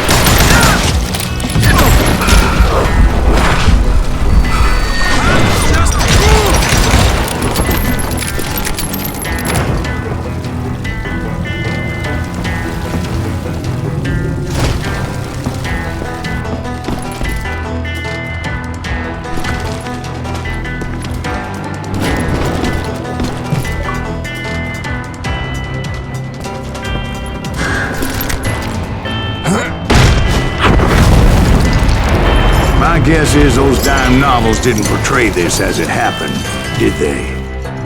You know this guy? Only a few stragglers were left. I had to cut them down pronto if I was going to stay on old Bob's trail.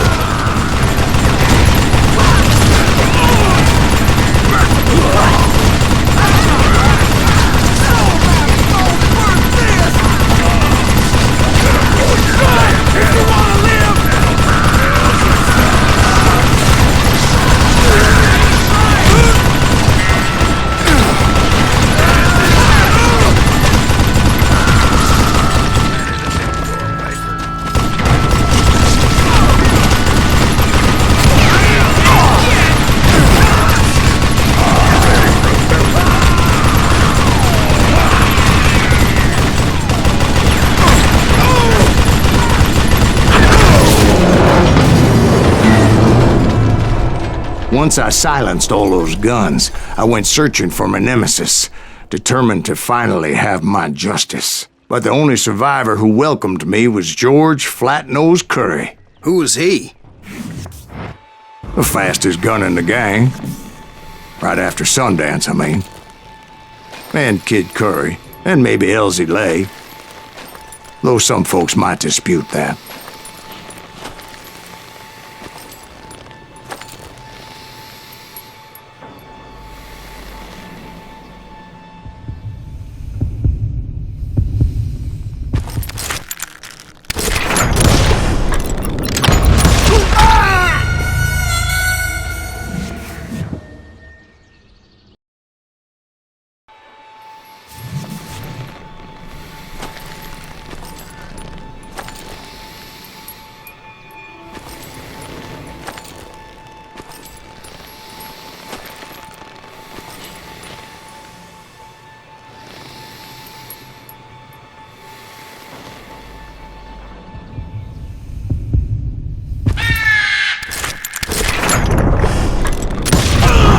On that very same day, Butch Cassidy and the Sundance Kid decided to leave the Wild Bunch behind and decamped for South America.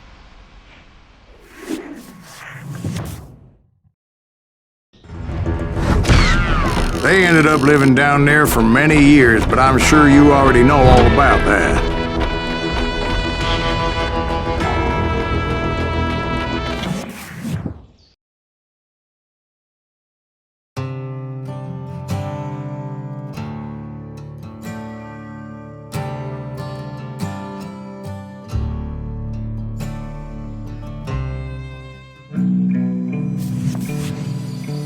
I tried to find Bob Bryant, but it was as if he'd disappeared.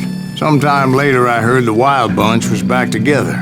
Kid Curry escaped from jail, and now he was running the whole shebang. So I took to their trail, as I was still in pursuit of my brother's killer and hoped that he was back with him.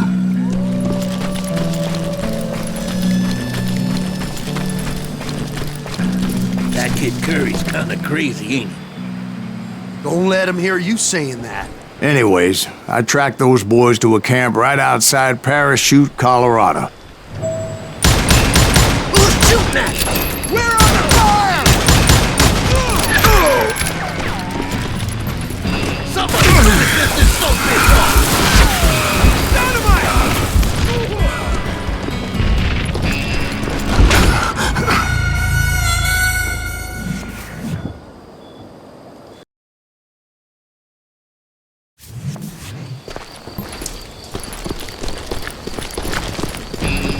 Someone's coming! What the hell's that? Being outnumbered, I didn't bother with a warning shot. I just started taking those bastards down.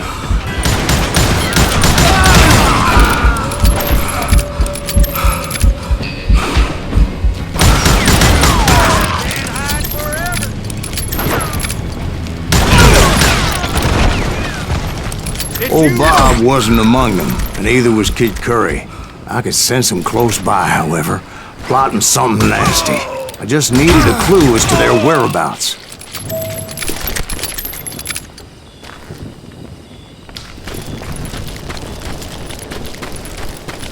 And I found one. A map with their bold plan clearly marked. This time they were fixing to blow up a train trestle. property of the Union Pacific.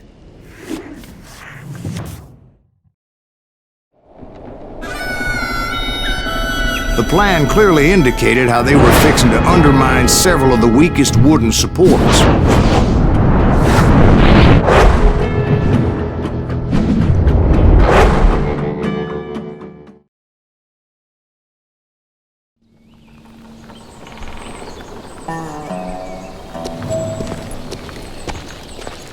Kid Curry was considered the wildest of the wild bunch. It was said that he fathered 85 bastard children, though some say it was only 5.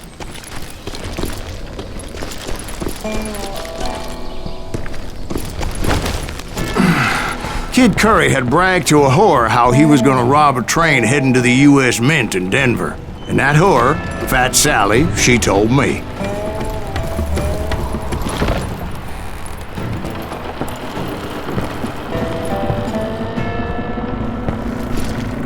The bridge was rigged with dynamite, so I decided I'd best be careful confronting those bastards.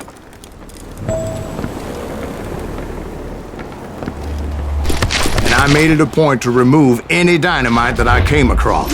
A moment later, I saw a ladder that somehow had escaped my attention. Don't you blow us up now. Don't worry, I know what I'm doing. What the hell? But the Wild Bunch did not take kindly to my presence and attempted to blow my head off.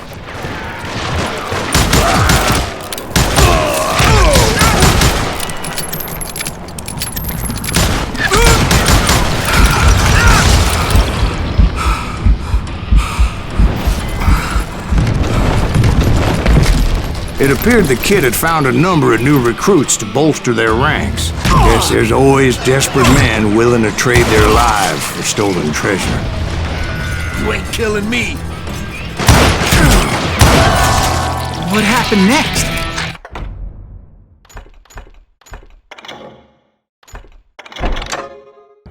Well, having removed the first bundle of dynamite, I decided I might as well remove the other one. Once that was done, I figured I'd find my way from there.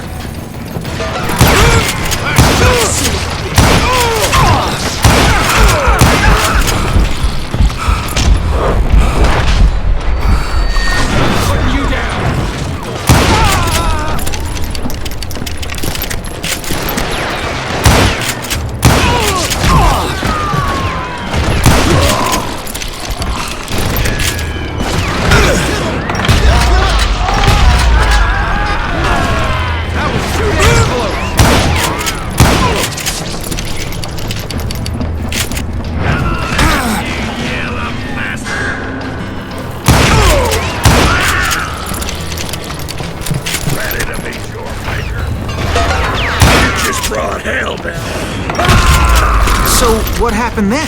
Had to remove more of that damn dynamite.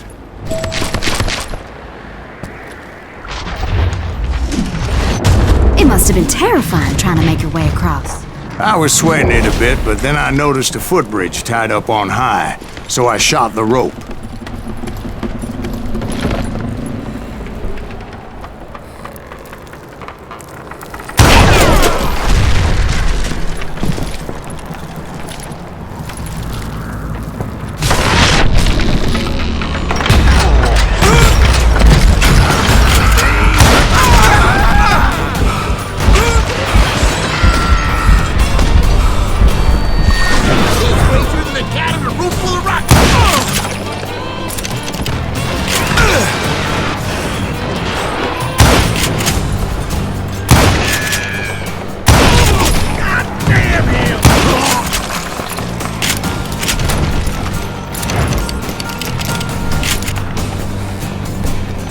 So that was all the dynamite? Funny you should mention that, darling. As actually there was a 4th charge impeding my progress. Once I removed it, my path was pretty clear.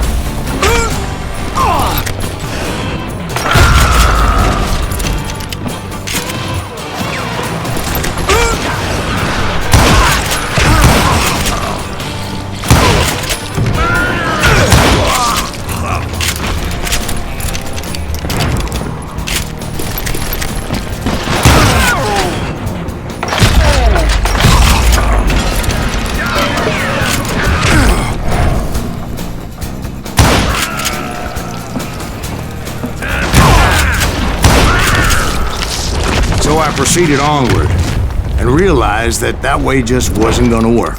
I needed an alternate path forward.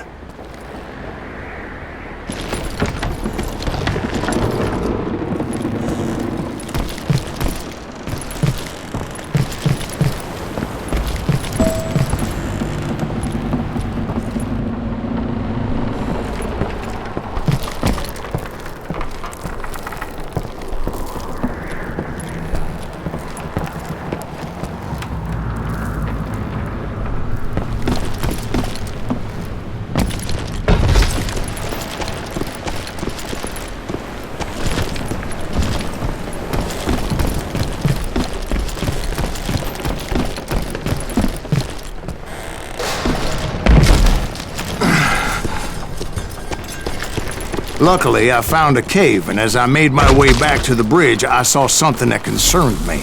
It was a long, burning fuse, and it was moving fast as hell. I had to catch it.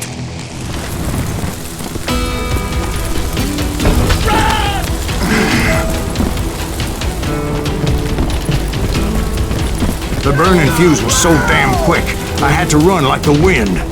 I almost had it, but no. Thought I was gonna have a coronary when I lost sight of those sparks. My heart was pounding like a sledgehammer. I knew that failure meant boom. Then, finally, at the last moment.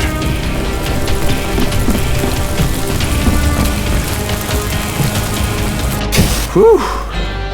Of course, I was successful, or clearly I wouldn't be talking to you folks here today. Naturally, I removed the last dynamite charge. Well, it was a touching reunion.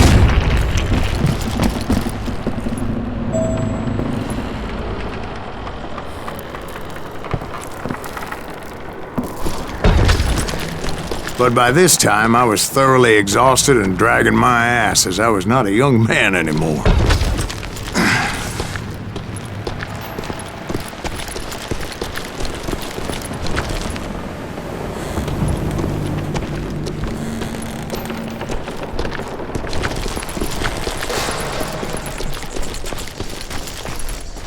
Kill that SOB!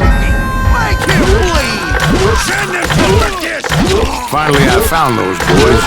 Or more precisely, they found me. Spicer and Kid Curry asked me! None of you little damn fruitcake!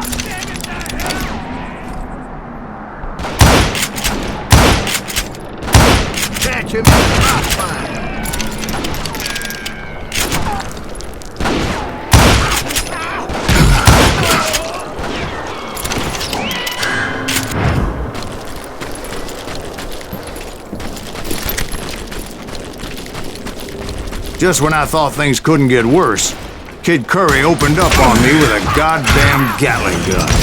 It was hidden in this tunnel and pretty well shielded.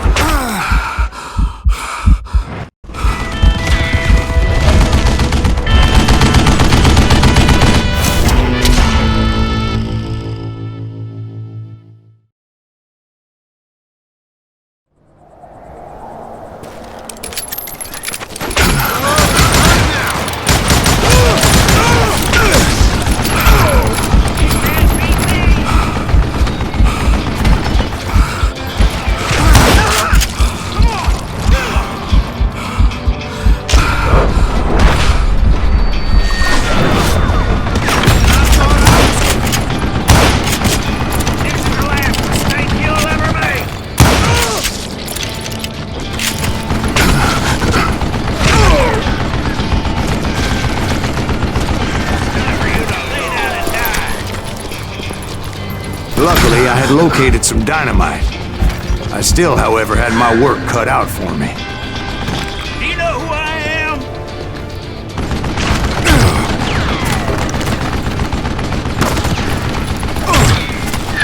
Hold me off while I reload.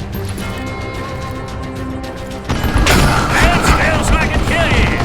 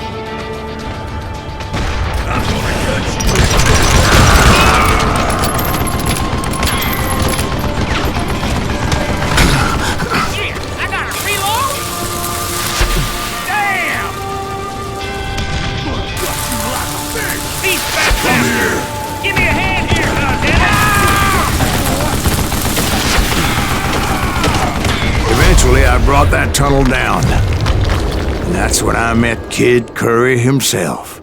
He had decided to stop pussyfooting around and deal with me personally.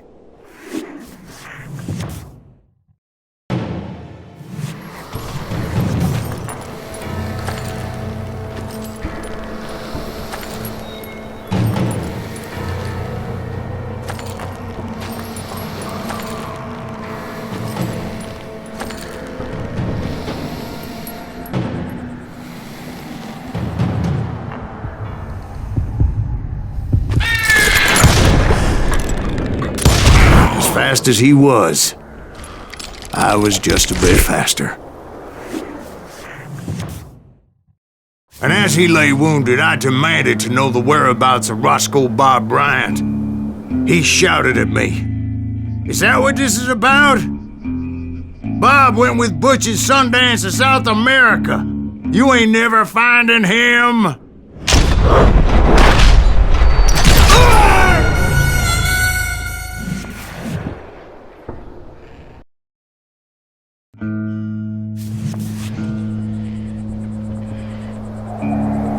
He shouted at me, "Is that what this is about?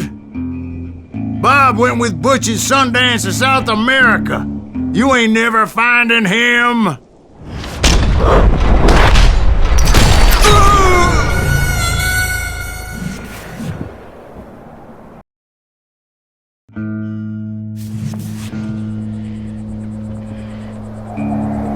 He shouted at me, "Is that what this is about? Bob went with Butch and Sundance to South America. You ain't never finding him."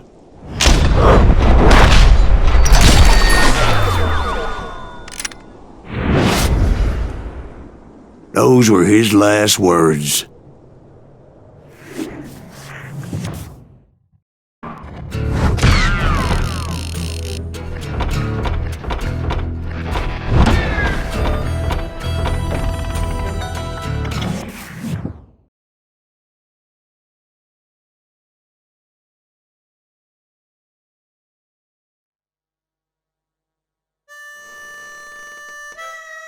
So, Bob Bryant got away? I knew I'd never find him in South America. What about the other killer? Yeah, you kinda glossed over that one. Well, I found Jim not long after my showdown with Ringo. At the time, he was riding with the James Younger gang. Did I neglect to mention that?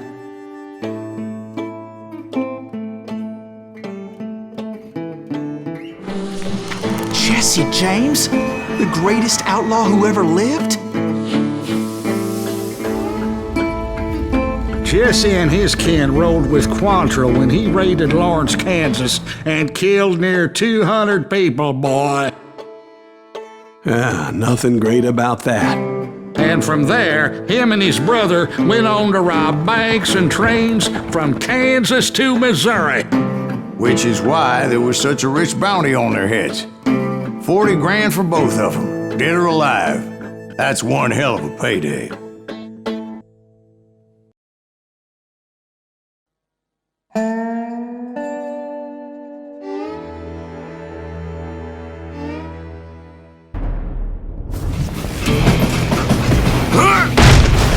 I confronted them as they were robbing a train.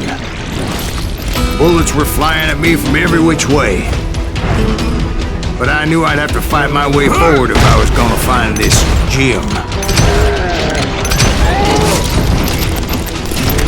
This like pissing me off. Good goddamn shot.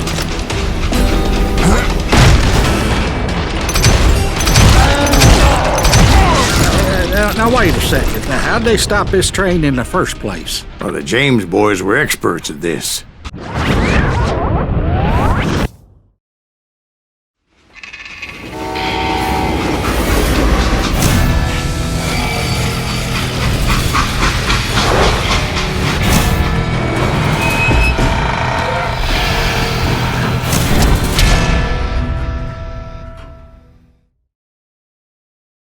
They hopped a freight train having heard there was a big payroll in the express safe. So, I hopped the same train.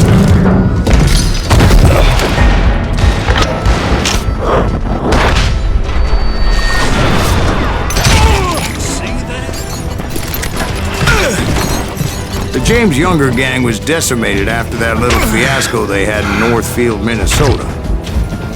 So Jesse needed more men and took on the killer I was after, along with a host of others. The James Younger gang was decimated after that little fiasco they had in Northfield, Minnesota.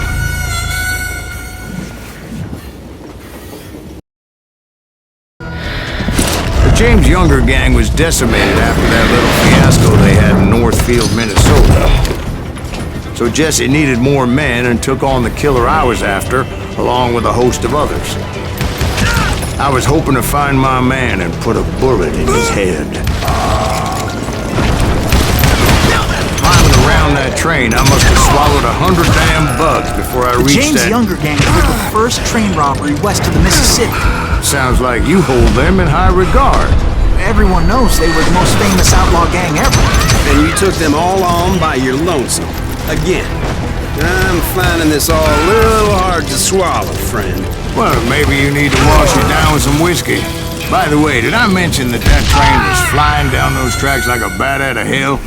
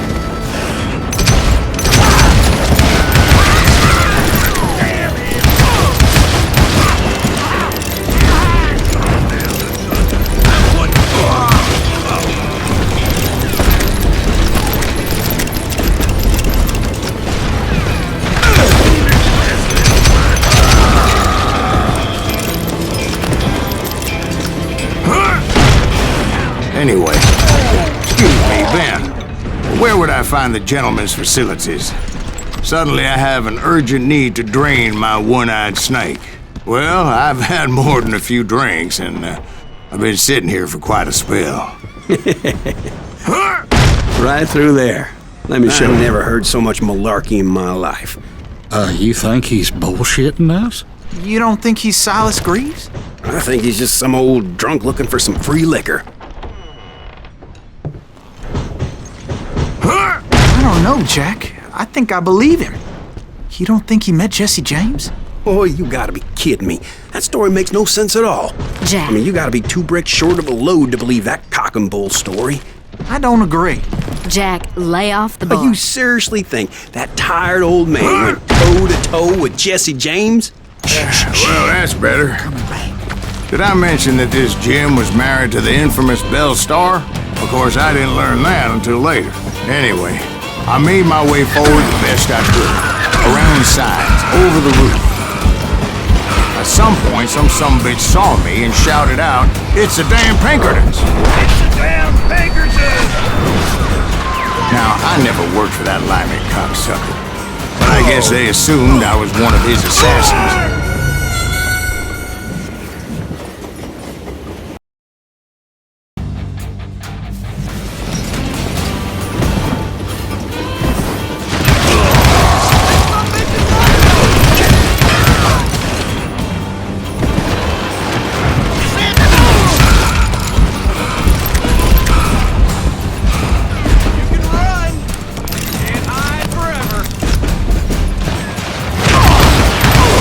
Those evil bastards firebombed Jesse's mother's house and killed his stepbrother.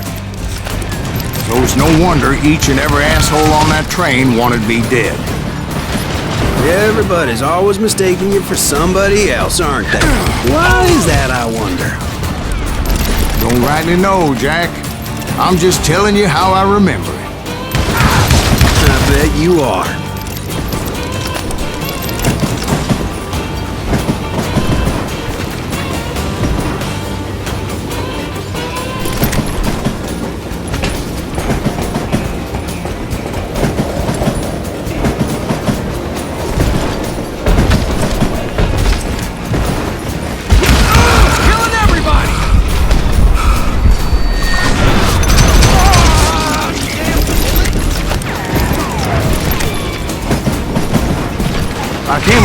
flat car piled high with logs and had to come up with a creative way to make my way forward.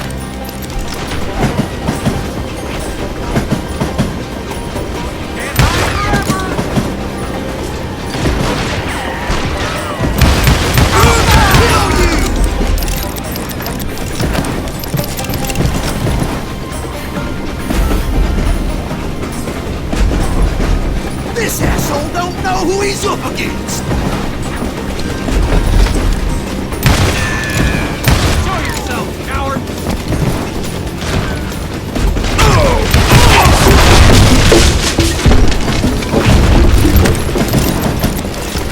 I wondered if I was ever gonna find the front of that train, or the bastard I was after.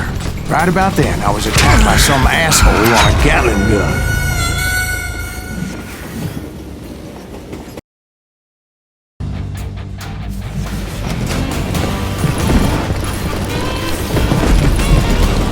Right about then, I was attacked by some asshole on a Gatling gun. Yeah, seems like you run into a lot of them. Asshole? Gatling guns. Yes, I did. Now, I don't remember how I took it out. It was either a bullet or dynamite. Where would you find dynamite? Does it really matter, Jack? You're messing with the flow of the story here.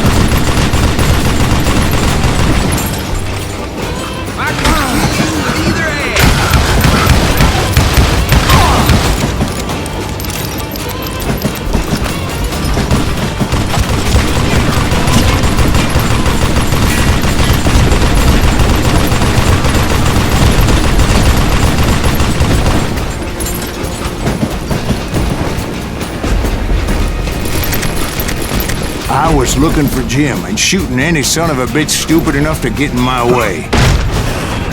And that included Jesse James himself.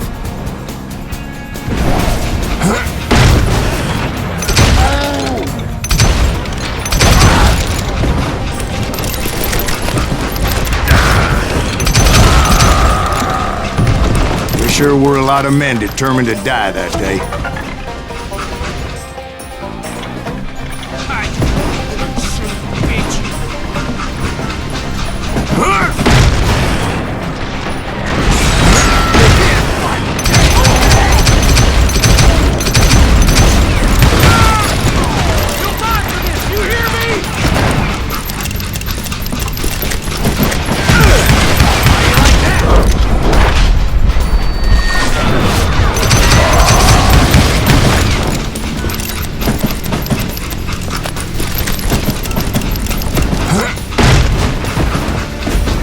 It was then that Jesse detached the express car from the rest of the damn train. I could see Jesse waiting for me, fixing to kill me so he could get away with all that money.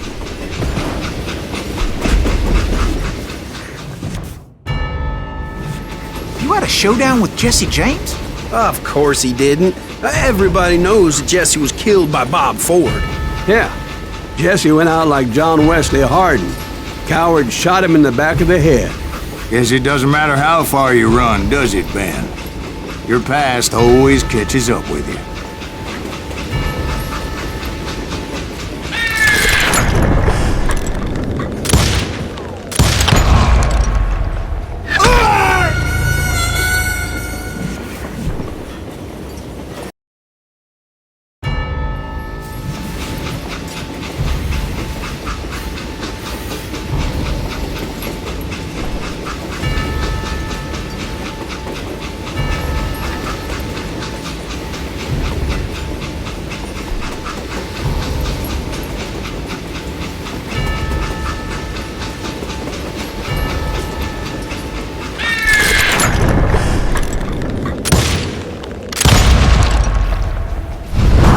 Yeah, I didn't kill Jesse James. Just wounded him bad enough to convince him to hang up his guns. What about that Jim fella? What happened to him? I figure he was up front with a gun to the engineer's head. That bastard slipped away again. I'll tell you how I got him. But first I need to wet my whistle.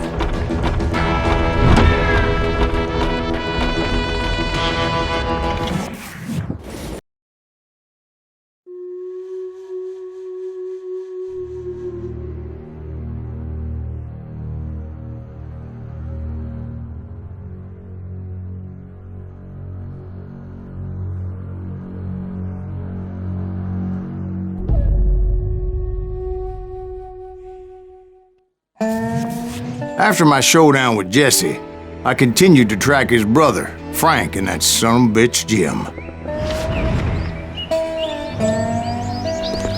I followed those bastards into the high mountains as they were going to ground. What mountains would that be? Somewhere in the Ozarks, I believe. The perfect place to hide out from the authorities. In fact, before I could find them, some Indians who fled the Reds and were hiding out from the military found me first. They probably thought I was a cavalry scout and didn't want me telling the military where they were. Indians? Yeah, they could have been Cheyenne, but there was all sorts of renegades roaming the landscape back then.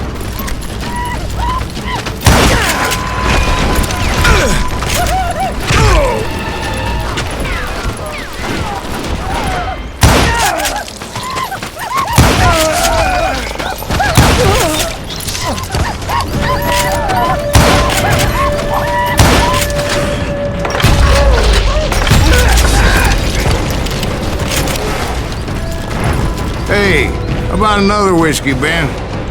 Nothing better to soothe the troubled soul.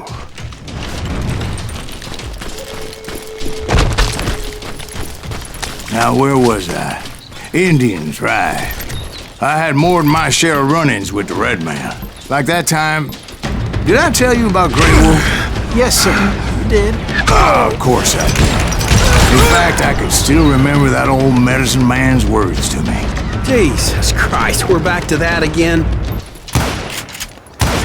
You carry great darkness in your heart. It will claim your soul. You will come to this place again and kill many more men.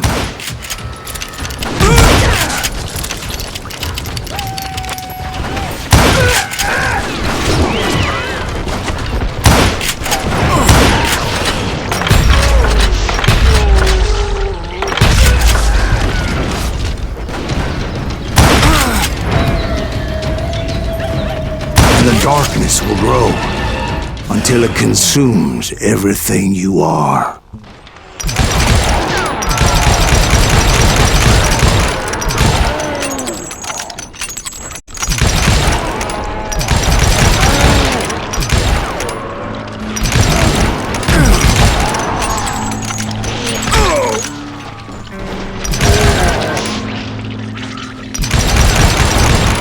Did you ever find him? Who?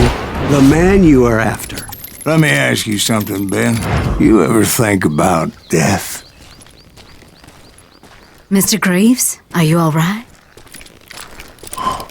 Ooh, death. Oh, death. Won't you spare me over till another year? What is this that I can't see, with ice cold hands taking hold of me? Well, I am death, none can excel. I'll open the door to heaven or hell. Oh, death, someone would pray. Could you wait to call me another day? Oh, death, won't you spare me over till another year? So are you gonna answer the question? What question is that? Jim Reed. Did you ever find him? Reed was indeed that son-bitch's surname. That's right, Ben. A despicable character. I remember him laughing like a hyena that cold morning they lynched me and my brothers. He was intent on avoiding my vengeance, but nothing was gonna stop me. Nothing.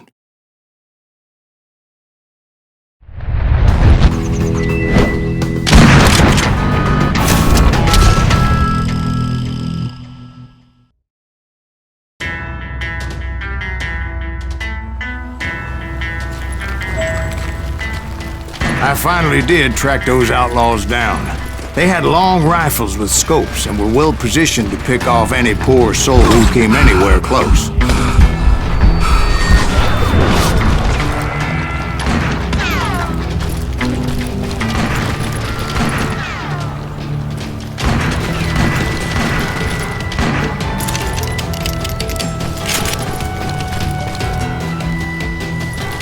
I'm guessing Frank James believed I was responsible for the demise of his brother Jesse. I couldn't really disagree with the man, as I thought Jesse was dead then as well.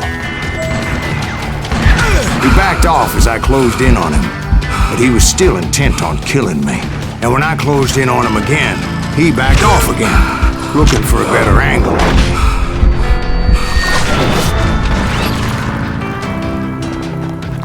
Hell, I can't fault Frank for wanting his revenge, as I was there for the same damn reason myself. At this point, I'm guessing you think Silas Greaves is a worse murderer than Jim Reed ever was. No, sir. A man who spent half his life killing somebody's brothers, fathers, sons. I think you were just looking for justice, sir. Is that what I was looking for, Dwight? Is that what it was? Justice? Isn't that why you were hunting the James gang? The James gang. Right. I finally found Frank holed up in his mountain cabin, and he was determined to have me dead.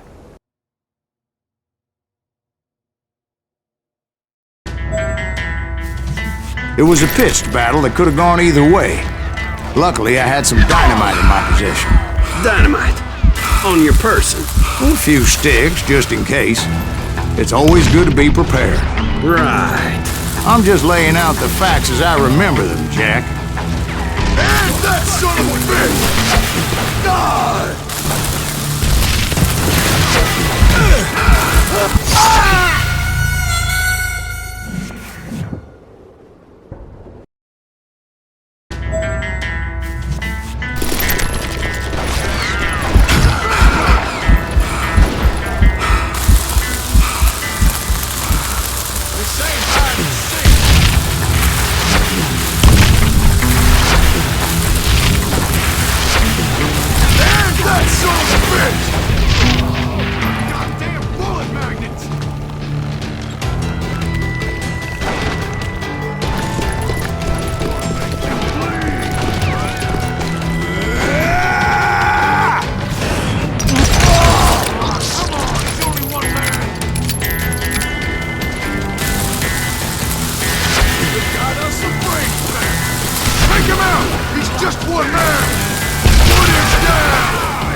that bastard dead!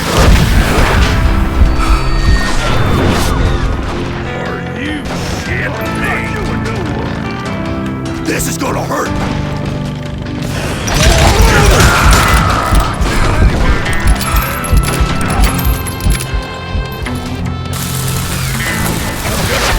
Damn head on. If I'm going out, I'm taking you with me.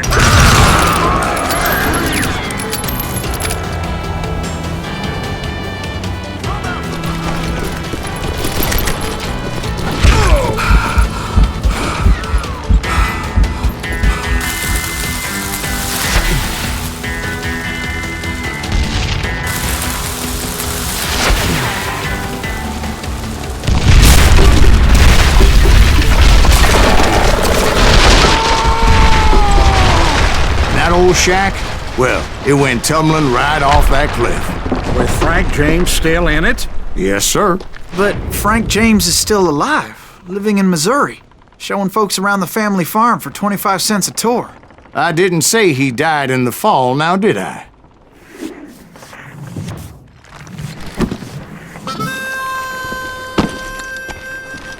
I'm done with this damnable outlaw life! Kill me, don't kill me, do what you will! At this point, I just don't give a shit. I explained to Frank that I had nothing against him personally and that I was looking for someone else. You want Reed? Have at him. I never did like that bastard. I am done here.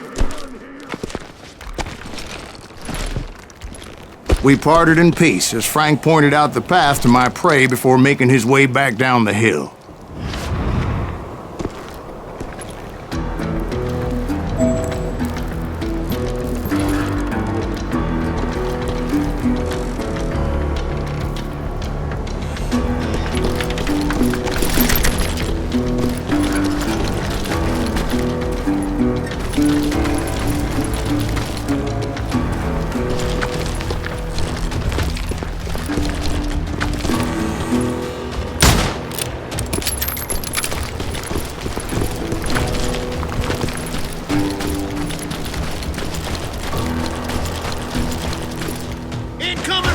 So, what happened with Reed? Well, I finally found the last of the gang hiding in a nearby cave. First, I had to dispatch the lookouts.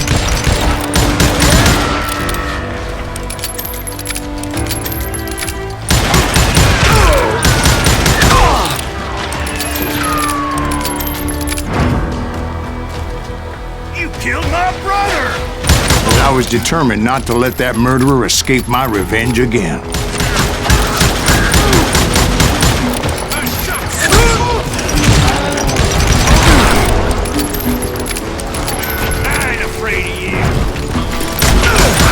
Rather than wander in willy-nilly, I decided it would be better to smoke that sumbitch out. "Hey, Reed!" I shouted. "No wonder you're so ornery. Can't be easy being married to Belle Starr. While you're off providing for the family, she's spreading her legs for every Tom, Dick, and Cole Younger.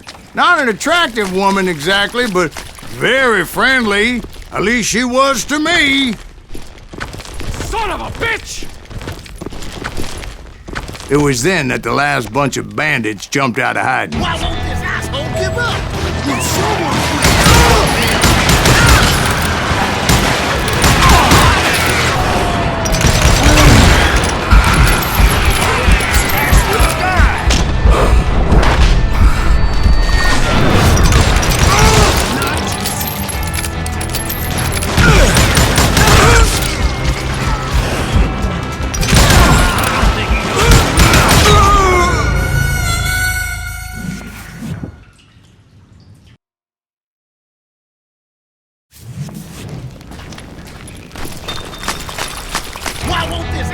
give up?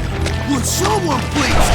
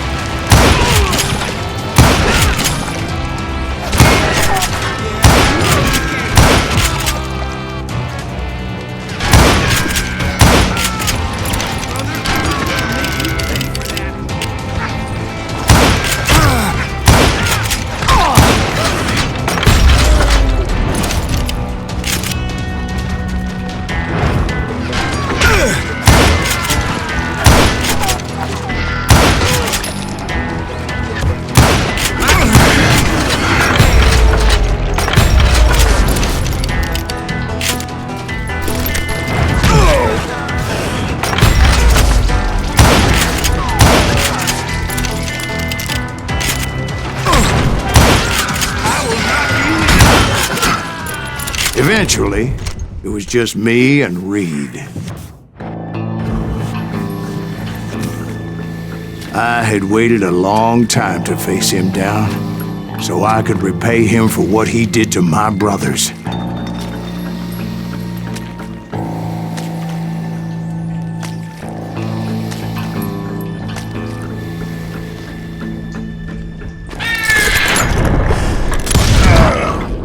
And repay him I did.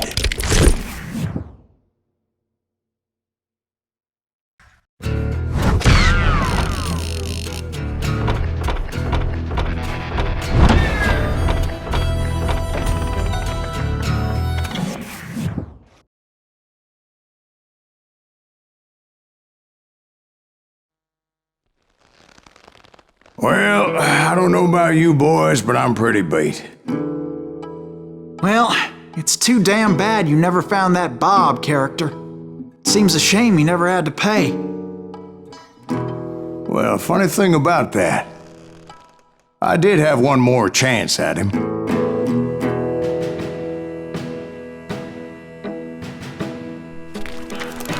Six months ago, I heard that Butch and Sundance were back in the States and had gathered up some of their old gang. I tracked them down, hoping that Roscoe Bob Bryant had returned with them. So you're saying they didn't die down in Bolivia? That's what I'm saying.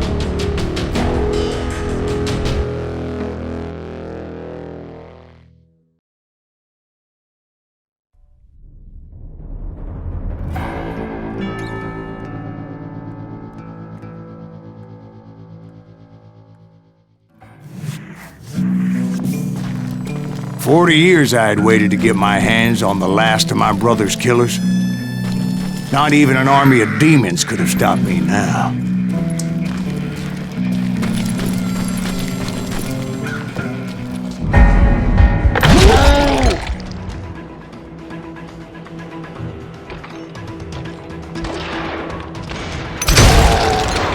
Both Johnny Ringo and Jim Reed fell fairly quickly, but the last one,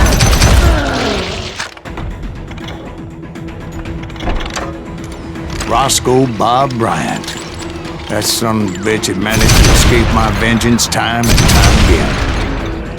I couldn't even be certain I'd recognize him after all those years. By now, he had to be close to 70. For all you know, he could have been dead. That thought had indeed crossed my mind, as did others. For instance, did my thirst for vengeance turn me into something worse than the man I was after? By this point in my storied career, I had killed more men than Bob Bryant ever had. I was furious as hell at that bastard for making me who I am.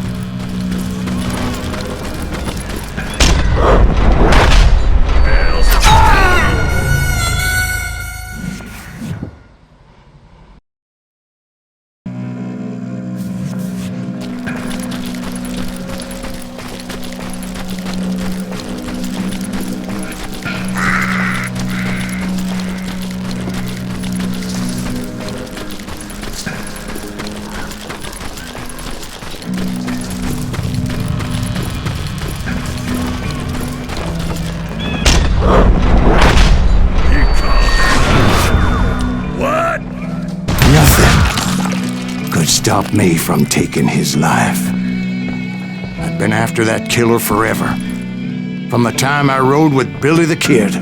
But that chapter of my story you already know. Chapter of that fairy tale, you mean? Suddenly it was 1910. There I was, an old man roaming a ghost town dead almost 2 decades. Town was falling apart, just like me. But I wasn't about to call it quits.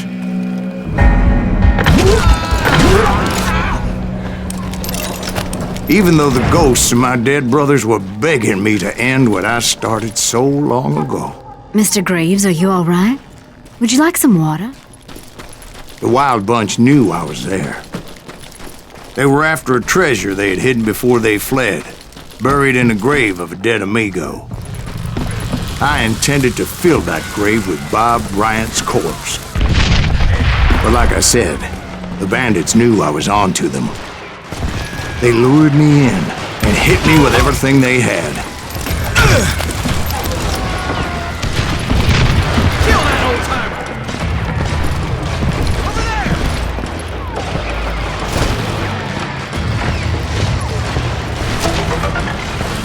Who the hell is that old man?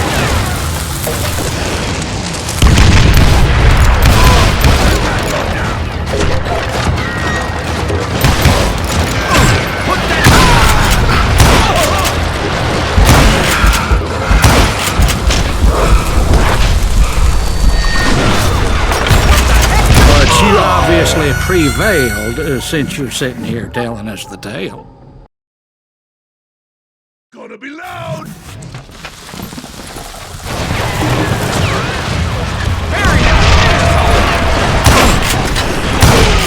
How many of us are you gonna kill?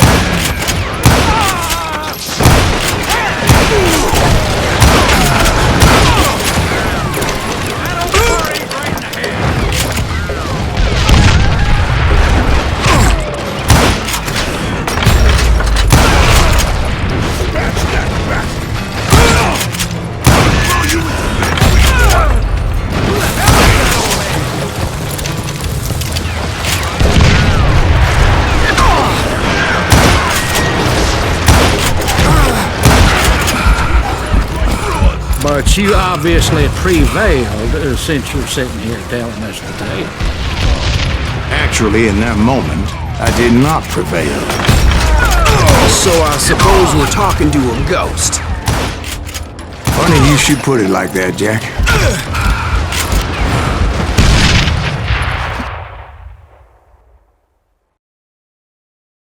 Because when I woke up... From the dead? There was silence all around me. I could swear to God I saw Billy then. Billy who? Billy, the kid. William Bonney. He was shooting at me from a rooftop. Here, there, even over there. So I am right. You are titched in the head. Mr. Greaves, perhaps we should switch you to coffee? You see that old Indian again, too? No, but I did see Billy's killer, Patrick Floyd Garrett. He came at me guns a-blazing. But I knew that old war horse had died 2 years before. I wondered if maybe I was dead too and confronting the ghosts of my past. Perhaps all my sins were coming back to haunt me and drag me down to perdition. I saw Henry Plummer throw dynamite at me.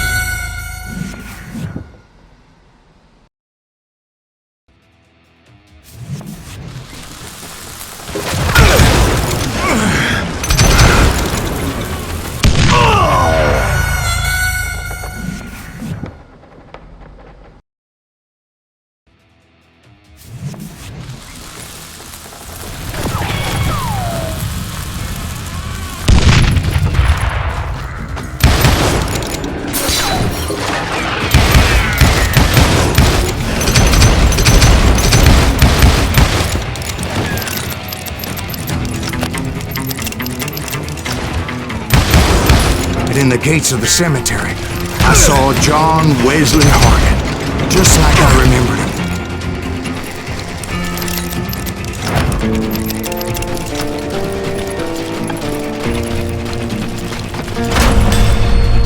Robert Ollinger appeared with his terrible double-barrel shotgun.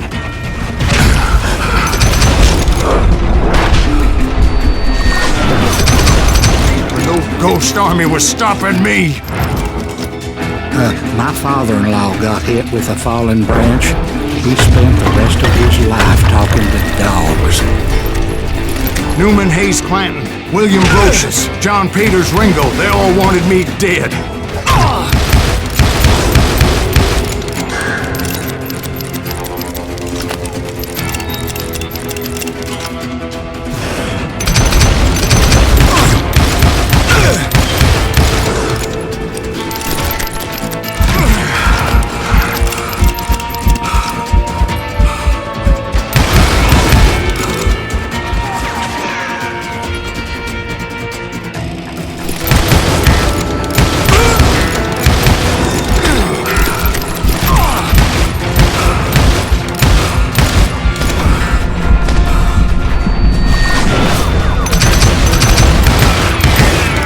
The Dalton brothers, Robert and Grattan, guardians of the Garden of the Dead.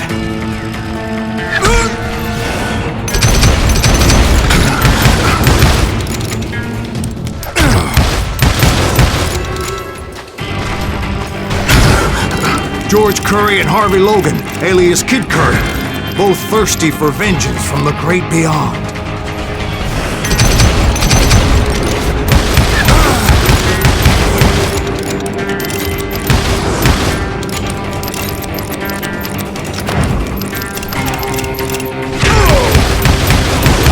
Jesse, Woodson, James, and Jim Reed, each one deader than the next. I thought I would go crazy. Thought?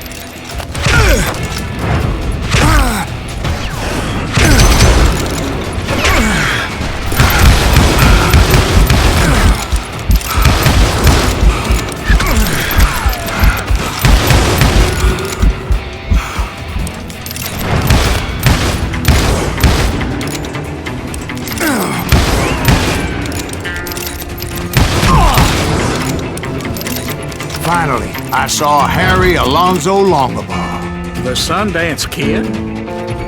Like a general leading his legion of the dead. You told us before you see him alive. He was alive.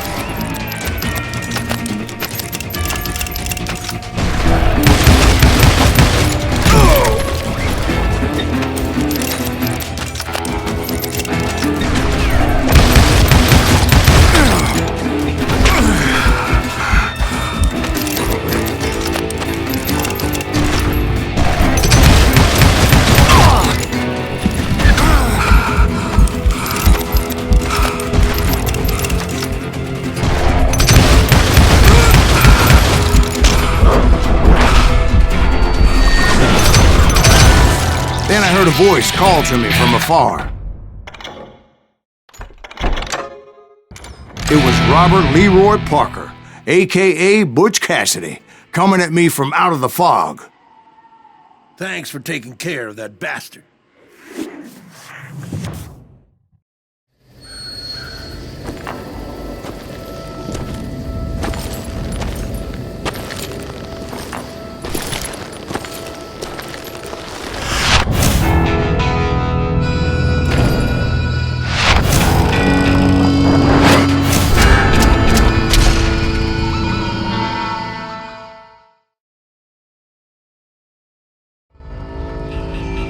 But the kid wasn't quite deceased. Not yet. Takes more than one little bullet to kill the likes of me, partner. Those two looked like they hadn't seen each other for quite a while. Clearly, they were no longer amigos. Shit. I was hoping I wouldn't have to kill you. You won't have to, Butch. I'm killing you first. I asked them about Bob Bryant, but they were too busy with their own heated conversation. Let me get this shit straight. You want my money and the love of my life? You frittered it all away, Butch. Edda's mine. So is that damn money. I didn't want to shoot anybody until I had an answer to my question, but those boys didn't give me much of a choice.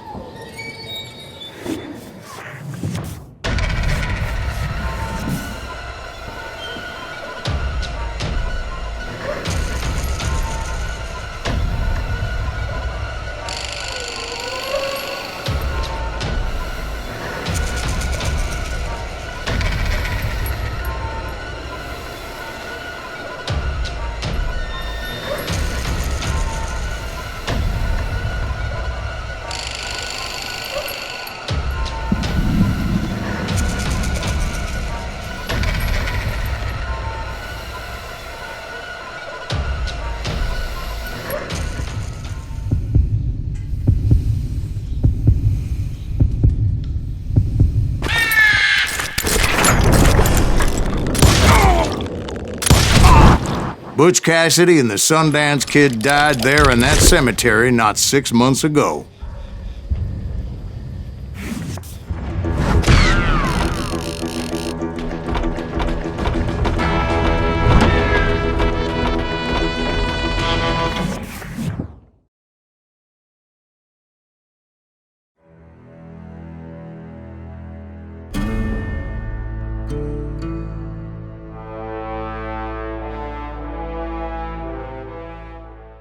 Butch Cassidy and the Sundance Kid were killed by the Bolivian army. Everybody knows that. That's the legend, but it ain't the truth. So, you never found Bob? There is no Bob. This old sumbitch ain't even Silas Greaves. Sir, is that true? Have you been pulling our legs this whole time? Well, not the whole time. Oh man, I think you've worn out your welcome here. Maybe you're right, Jack. Maybe it's time to pay. You see, Ben, or should I say Bob, your past always catches up with you. I was a different man back then, crazy. Drinking, I've changed my ways, I swear to you. If I could turn back the clock, But you can't, Bob.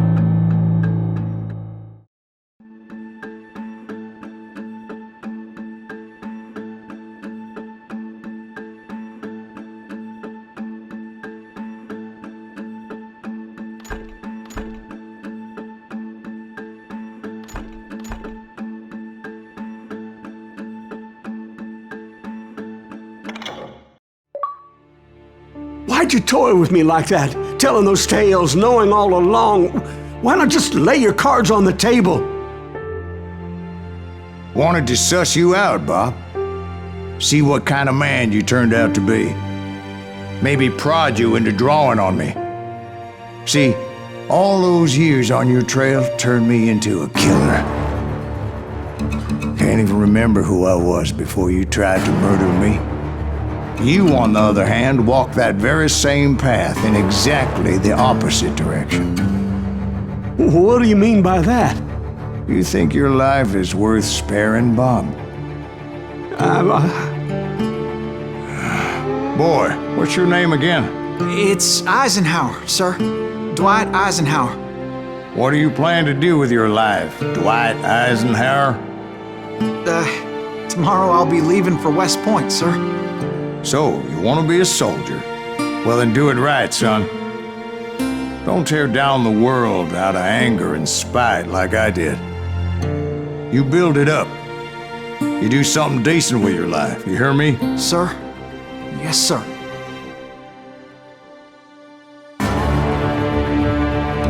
I won't have it said I left you with nothing, Bob.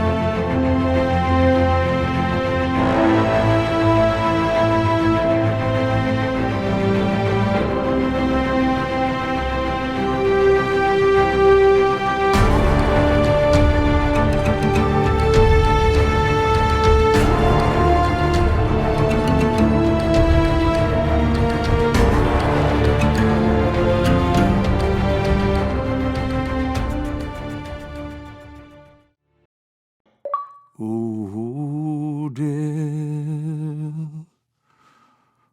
Ooh.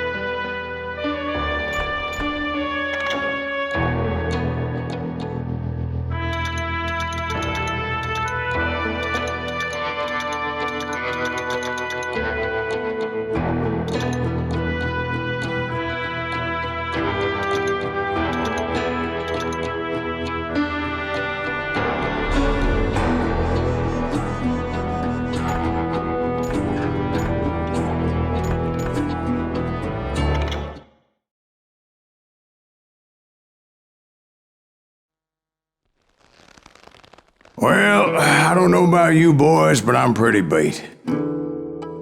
Well, it's too damn...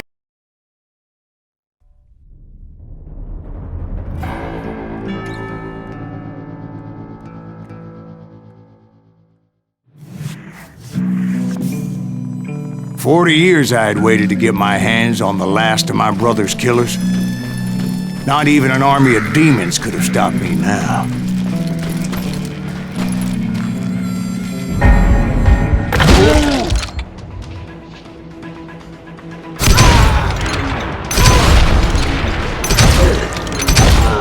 Both Johnny Ringo and Jim Reed fell fairly quickly. But the last one, Roscoe Bob Bryant, that son of a bitch had managed to escape my vengeance time and time again.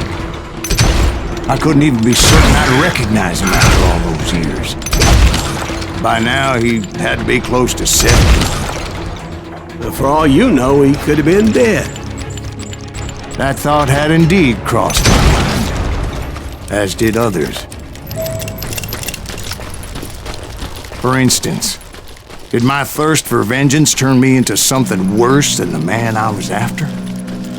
By this point in my storied career, I had killed more men than Bob Bryant ever had.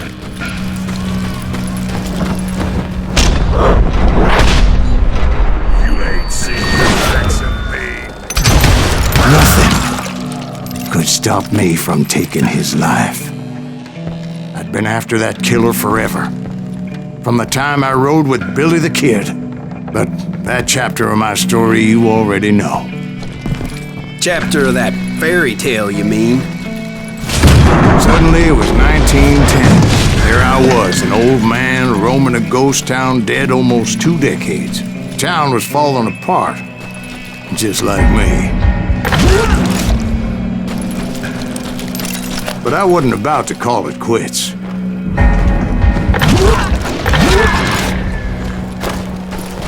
Even though the ghosts of my dead brothers were begging me to end what I started so long ago. Mr. Greaves, are you all right? Would you like some water? The Wild Bunch knew I was there. They were after a treasure they had hidden before they fled, buried in the grave of a dead amigo. I intended to fill that grave with Bob Bryant's corpse. But like I said, the bandits knew I was on to them. They lured me in and hit me with everything they had.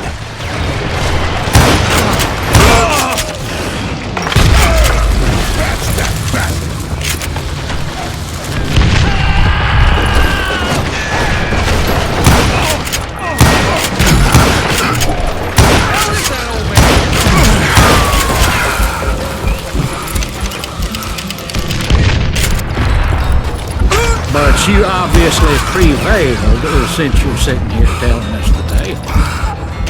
Actually, in that moment, I did not prevail. So I suppose we're talking to a ghost. Funny you should put it like that, Jack.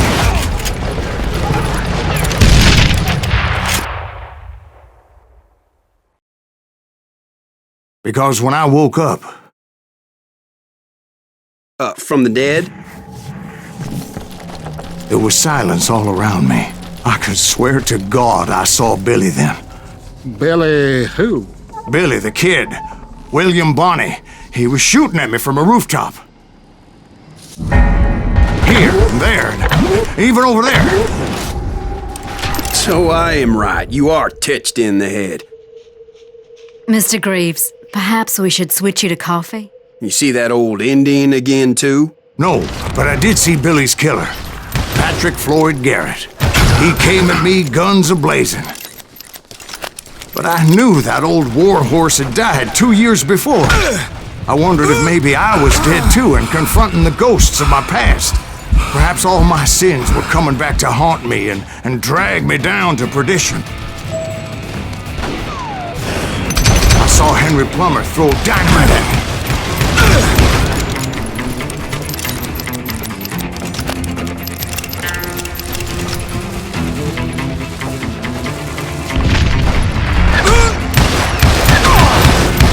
In the gates of the cemetery, I saw John Wesley Hardin, just like I remember.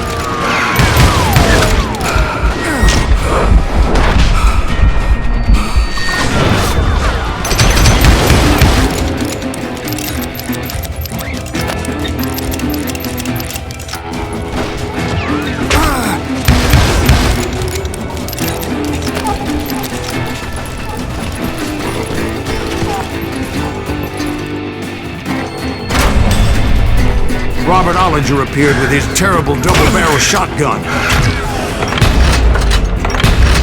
But no ghost army was stopping me.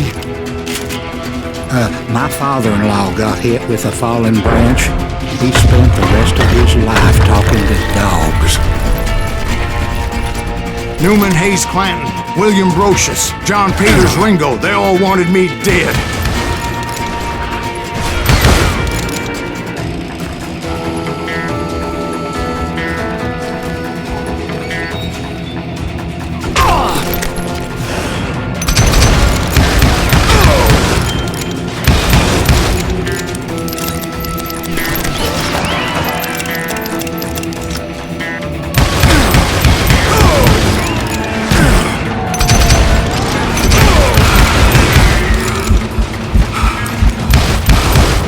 The Dalton brothers, Robert and Grattan, guardians of the Garden of the Dead.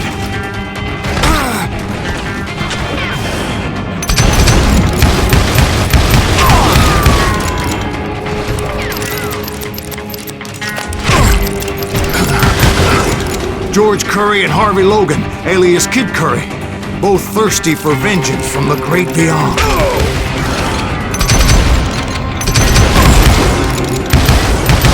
Jesse, Woodson, James, and Jim Reed. Each one deader than the next. I thought I would go crazy.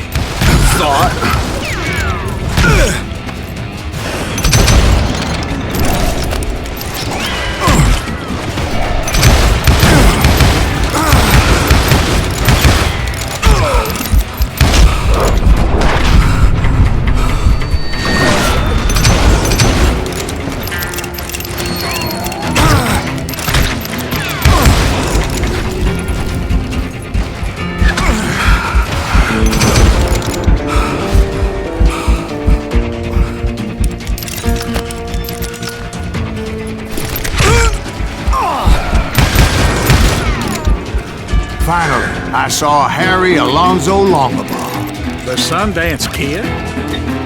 Like a general leading his legion of the dead. You told us before that you'd see him alive. He was alive.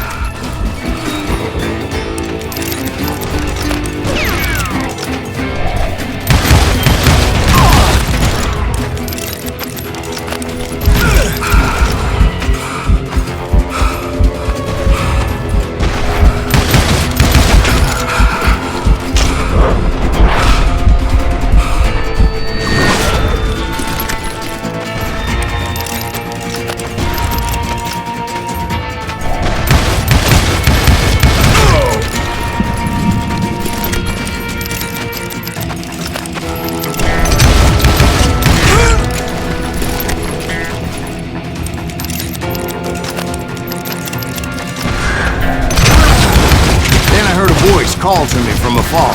It was Robert Leroy Parker, a.k.a. Butch Cassidy, coming at me from out of the fog.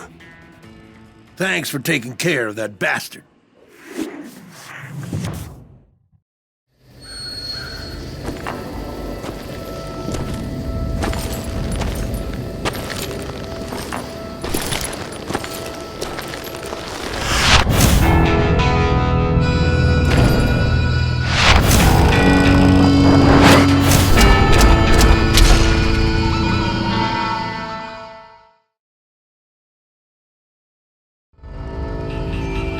But the kid wasn't quite deceased. Not yet. Takes more than one little bullet to kill the likes of me, partner. Those two looked like they hadn't seen each other for quite a while. Clearly, they were no longer amigos. Shit. I was hoping I wouldn't have to kill you. You won't have to, Butch. I'm killing you first. I asked him about Bob Bryant, but they were too busy with their own heated conversation. Let me get this shit straight. You want my money and the love of my life? You frittered it all away, Butch. Edda's mine. So is that damn money. I didn't want to shoot anybody until I had an answer to my question, but those boys didn't give me much of a choice.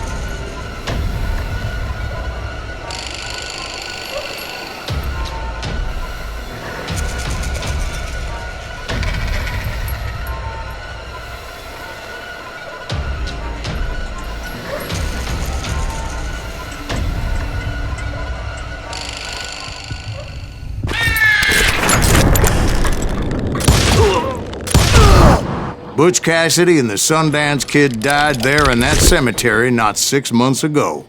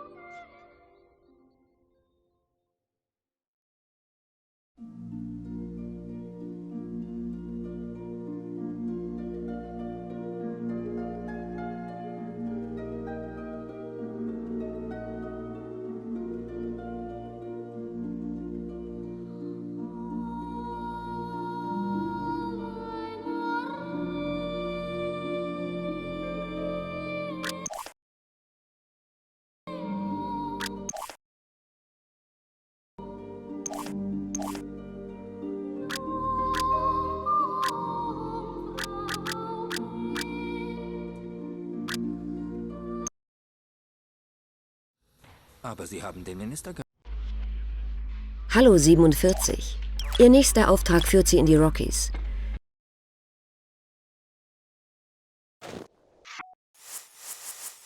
Die letzte Party war besser.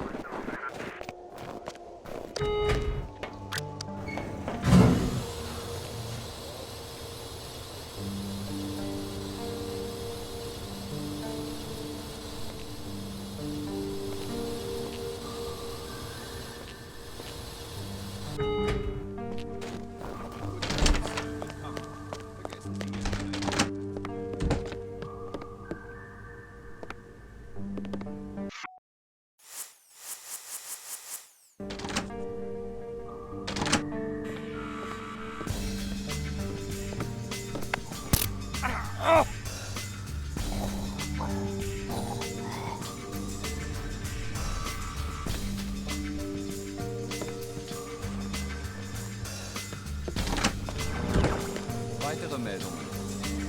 Halt! Nicht! Nicht! Vom umstrittenen FBI-Direktor William Pfeiffer eine Entschuldigung für ein kürzlich bekannt gewordenes Memo, in dem die Memorandum stehe im Zusammenhang mit dem tödlichen Verkehrsfehler des Vizepräsidenten auf einiger Hand.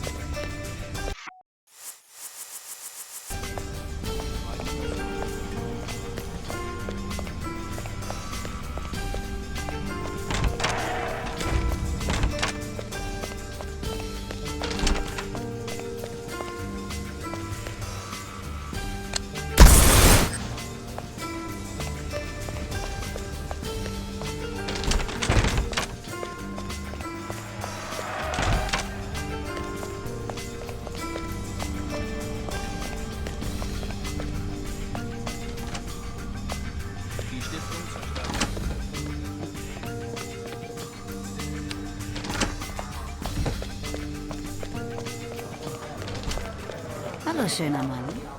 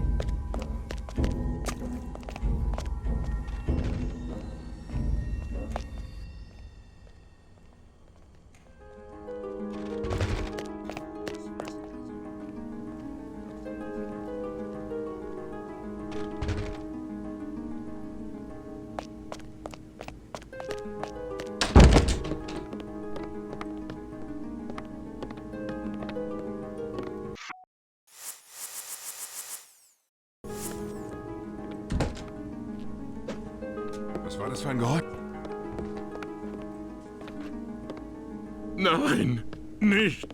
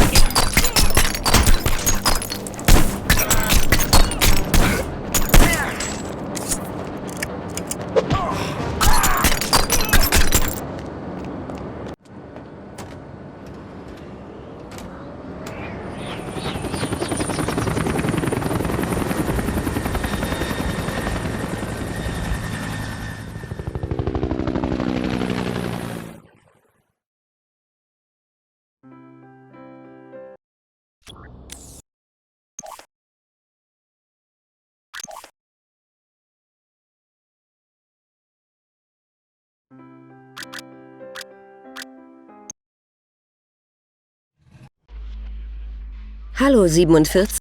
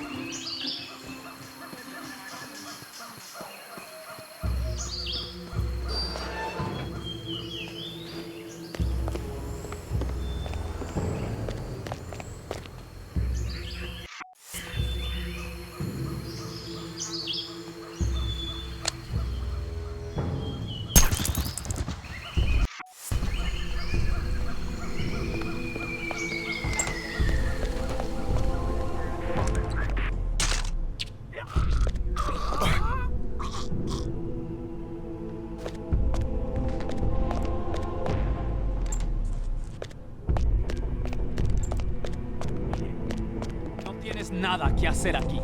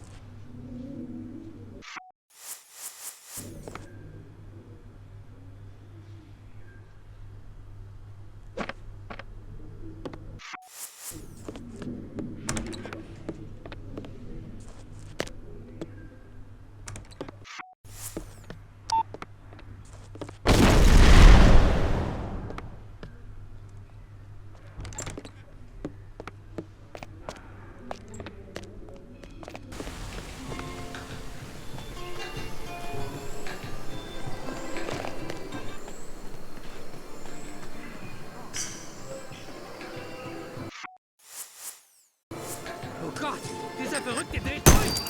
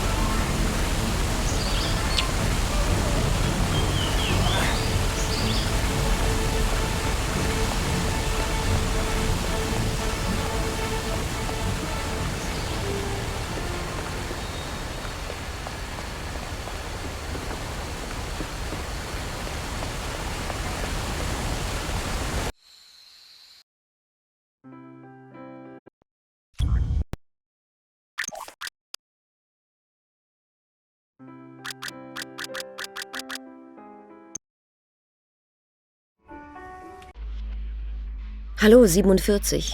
Noch ein Auftrag.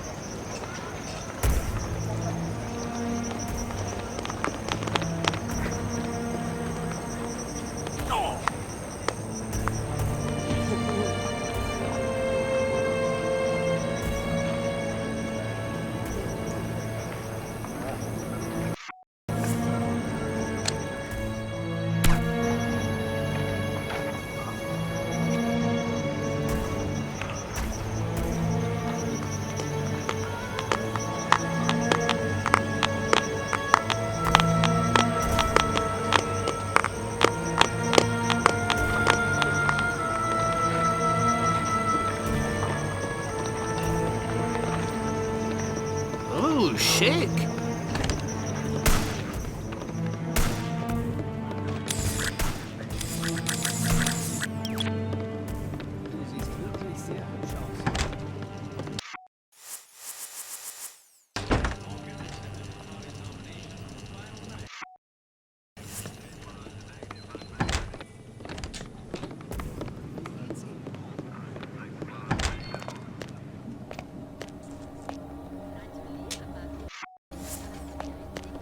Das klang nicht gut.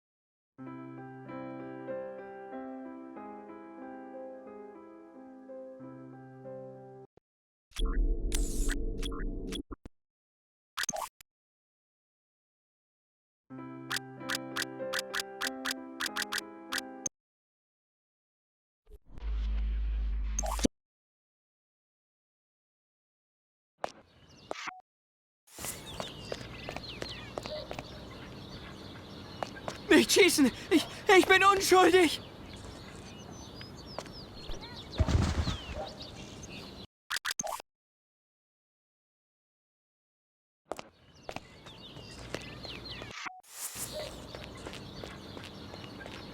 Wieder beginnt ein herrlicher Tag.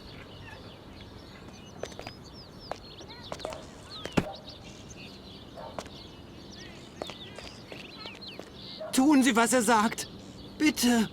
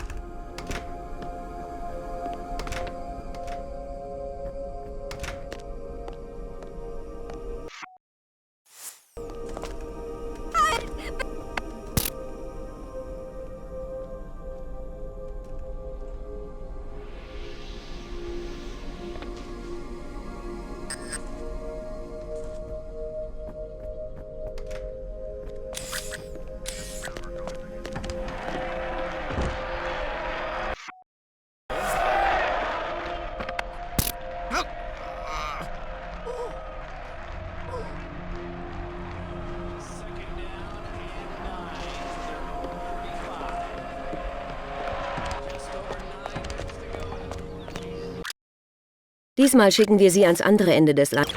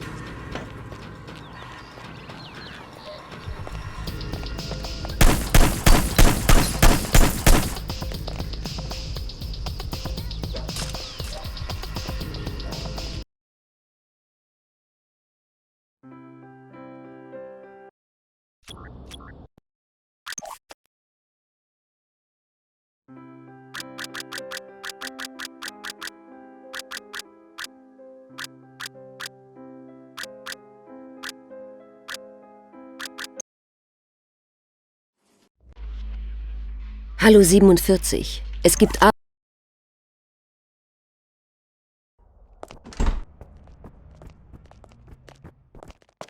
Verschwinde!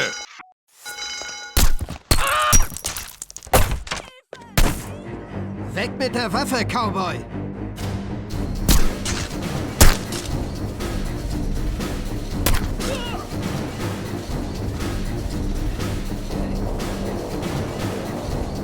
Schnell weg hier!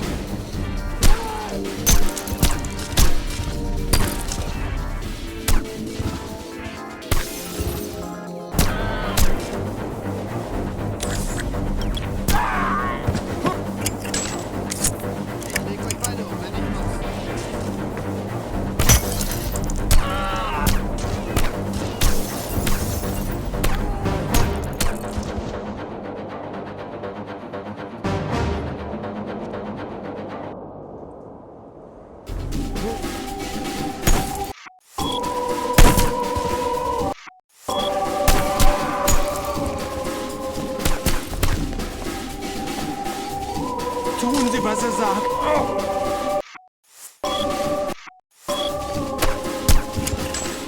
Halt! Hilfe! Hilfe!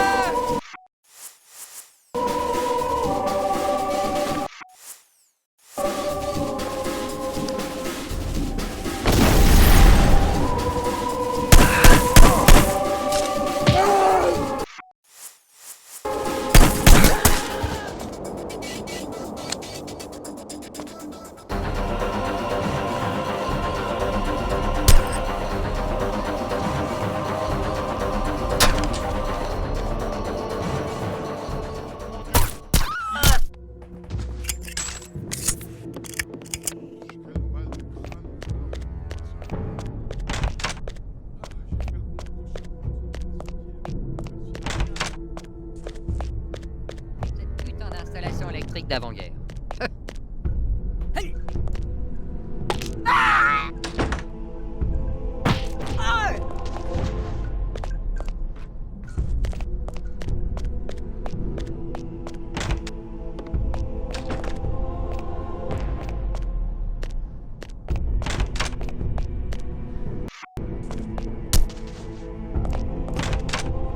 Il va tous nous tuer. Allez, courez!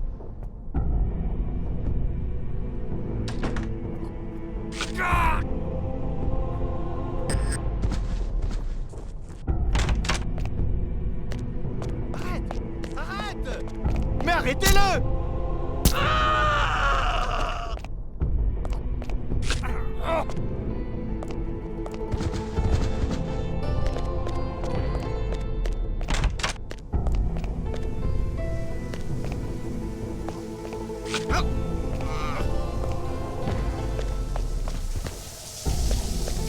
Qu'est-ce que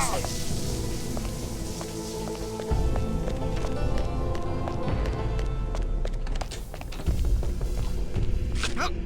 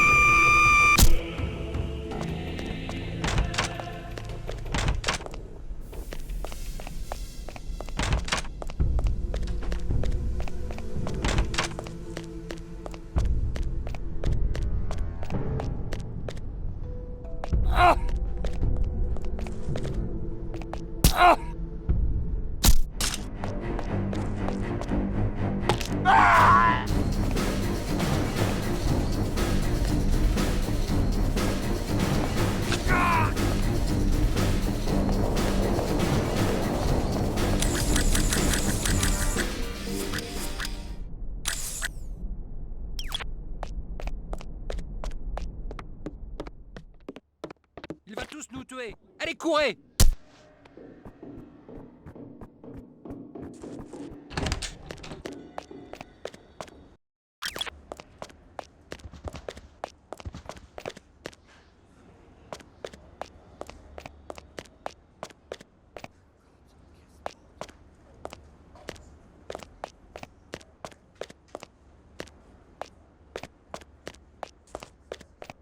Arrête! Le journal télévisé américain nous rapporte que le vice-président des États-Unis est décédé suite à un accident d'automobile durant une visite de routine.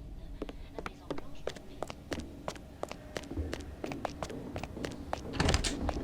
Qu'est-ce que c'est? Il va tous nous tuer. Allez, courez. Au secours!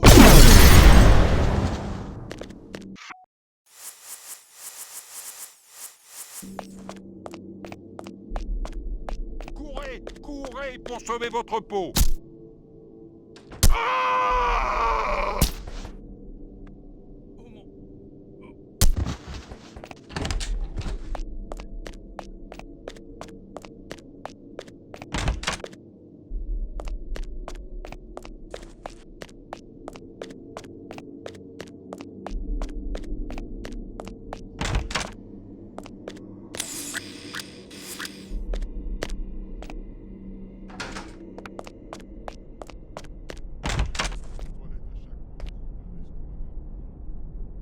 Arrête!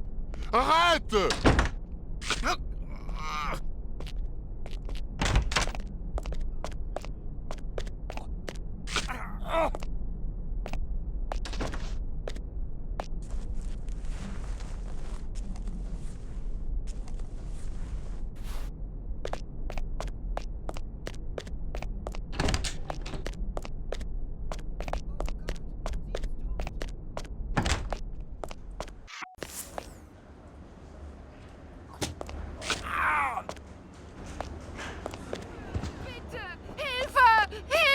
Aufhören, bitte! Hilfe! Bitte!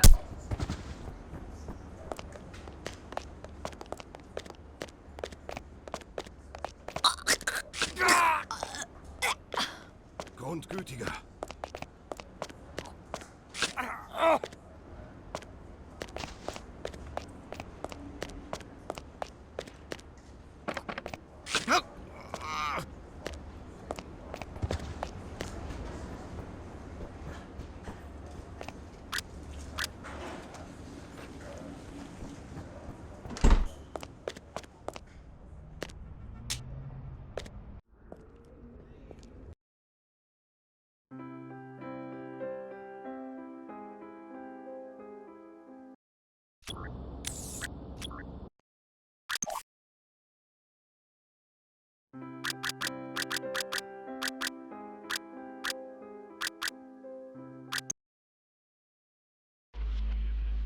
Willkommen in Mississippi 47.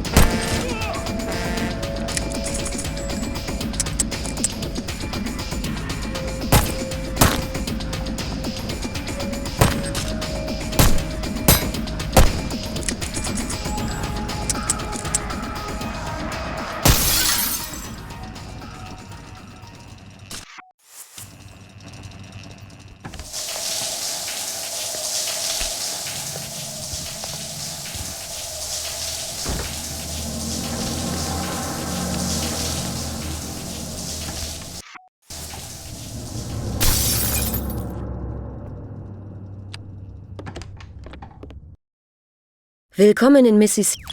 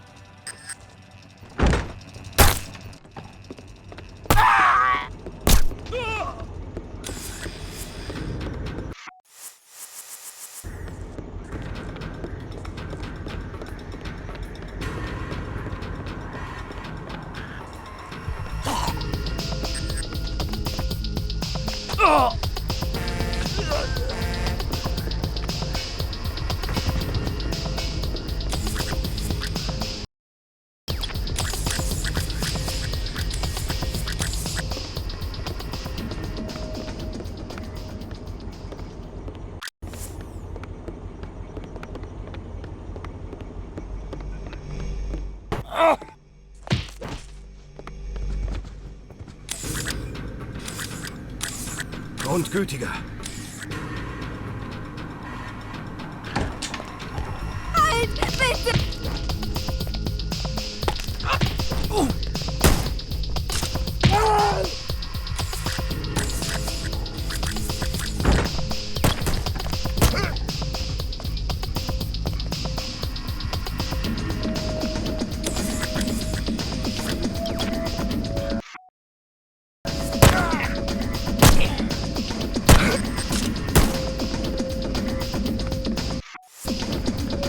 Halt! Jemand muss ihn...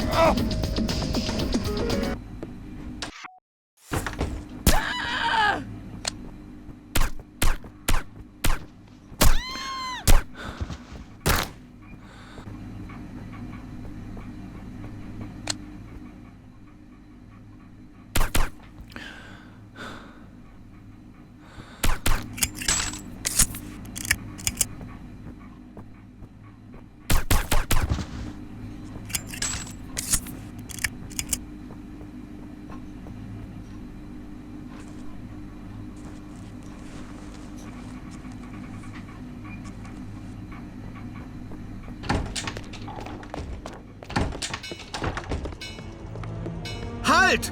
Jemand muss ihn auf...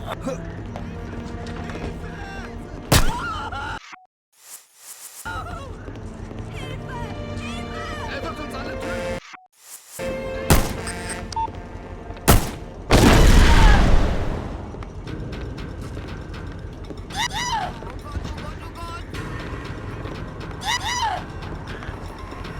Hilfe! Hilfe!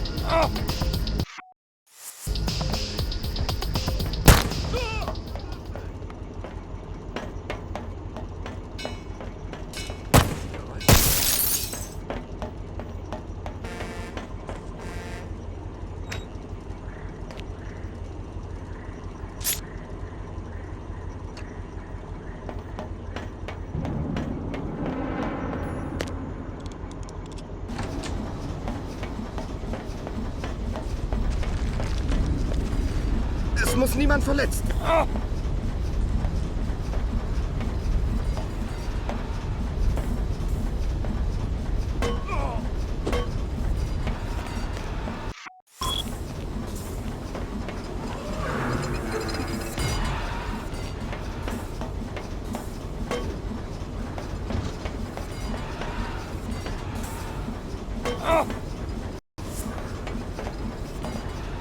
Was zum Teufel? Attacke!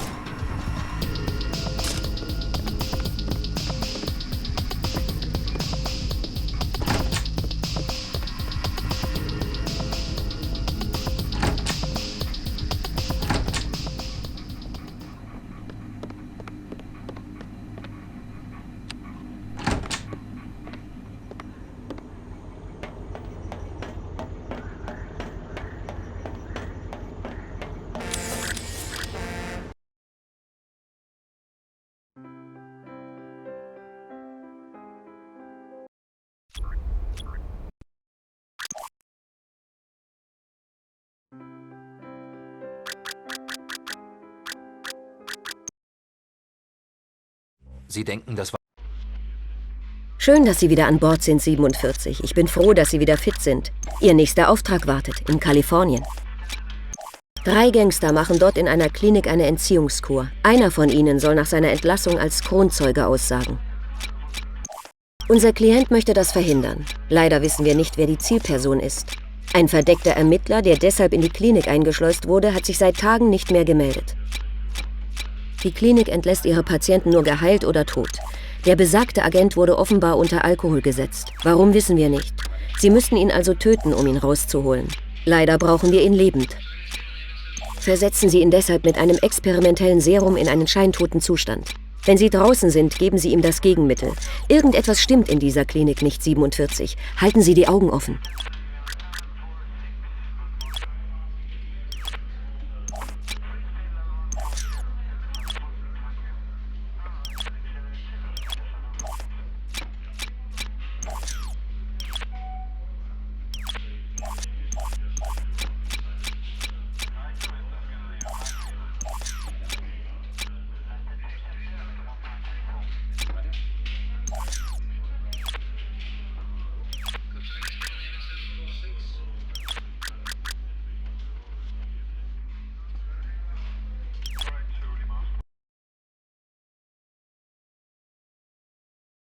Hast du neulich diesen Albino gesehen? Hab ihn für einen Patienten gehalten. War aber ein Arzt. Wollte mit dem Kerl in der Isolationszelle reden. Er sah gar nicht aus wie ein Arzt. Wem sagst du das? Aber er hatte alle Papiere und er sah nicht aus, als würde er gern neugierige Fragen beantworten. Da hast du recht.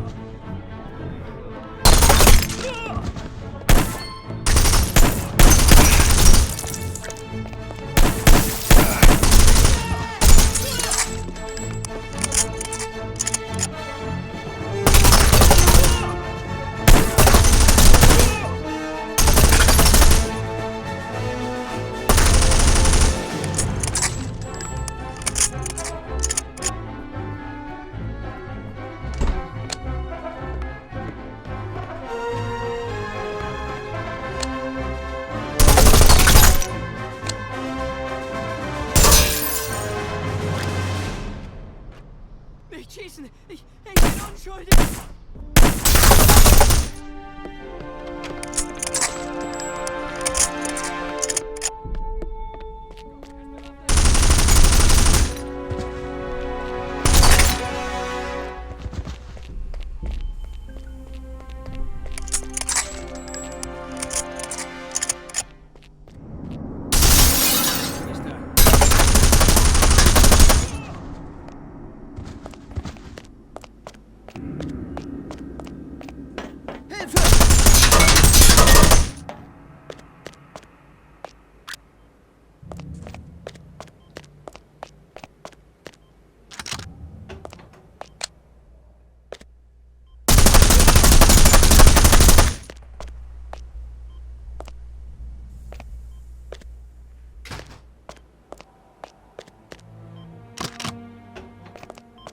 Sie?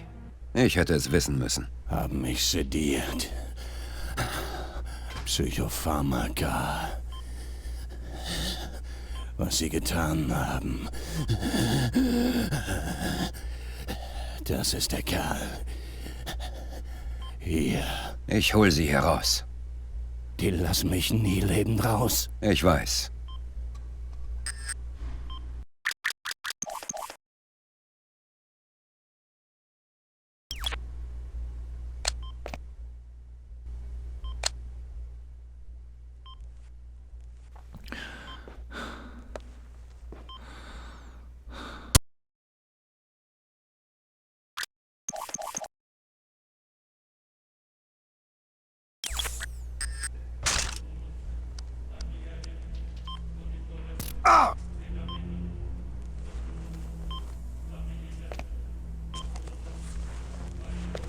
Identität angenommen.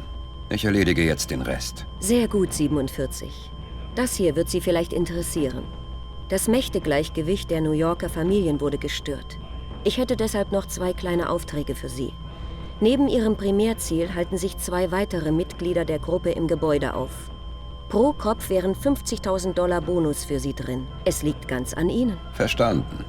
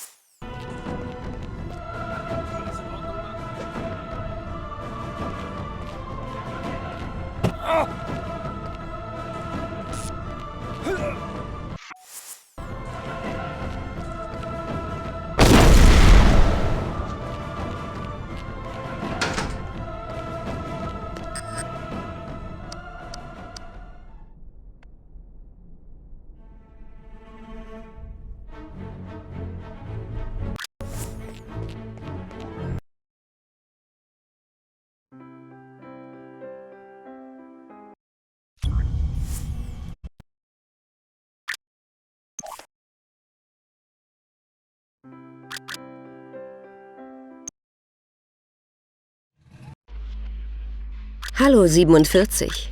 Waren Sie schon mal in Chile? Ihre Zielperson heißt...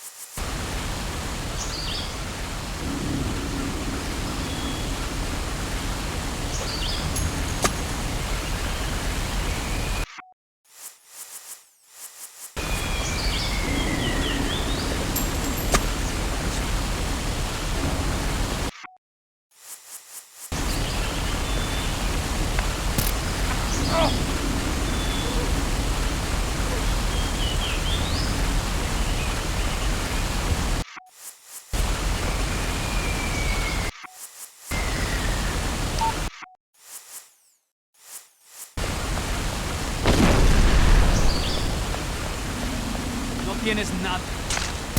¡Ah!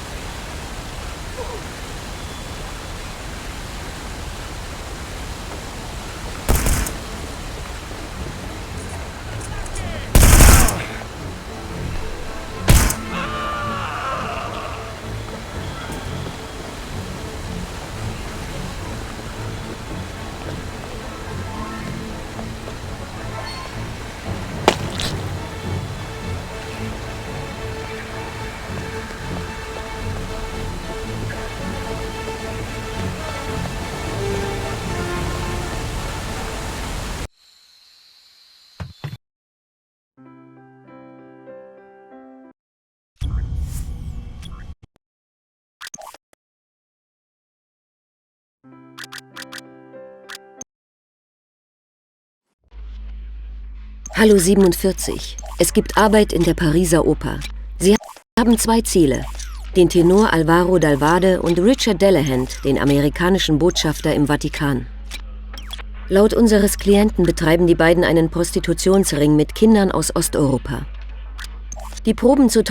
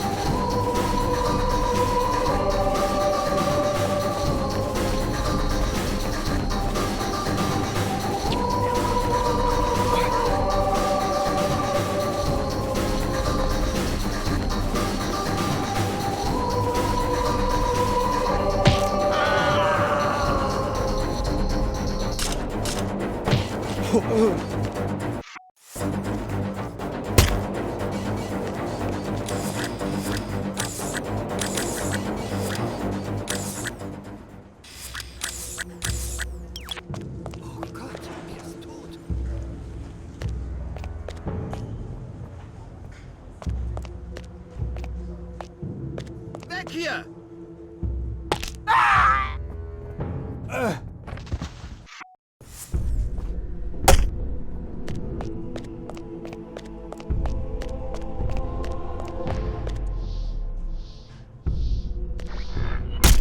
journal télévisé américain nous rapporte que le vice-président des États-Unis est décédé suite à un accident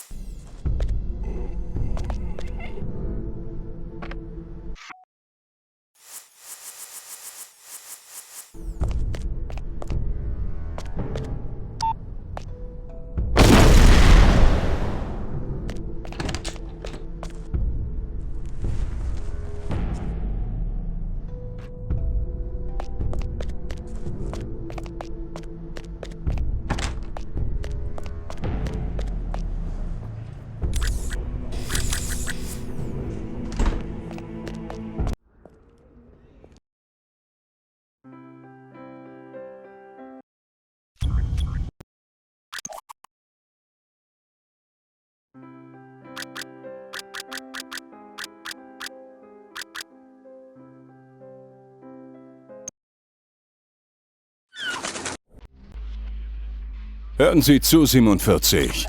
Der Präsident der Vereinigten Staaten soll ermordet werden. CIA, FBI und der Secret Service sollen das verhindern. Aber wir können uns nicht auf sie...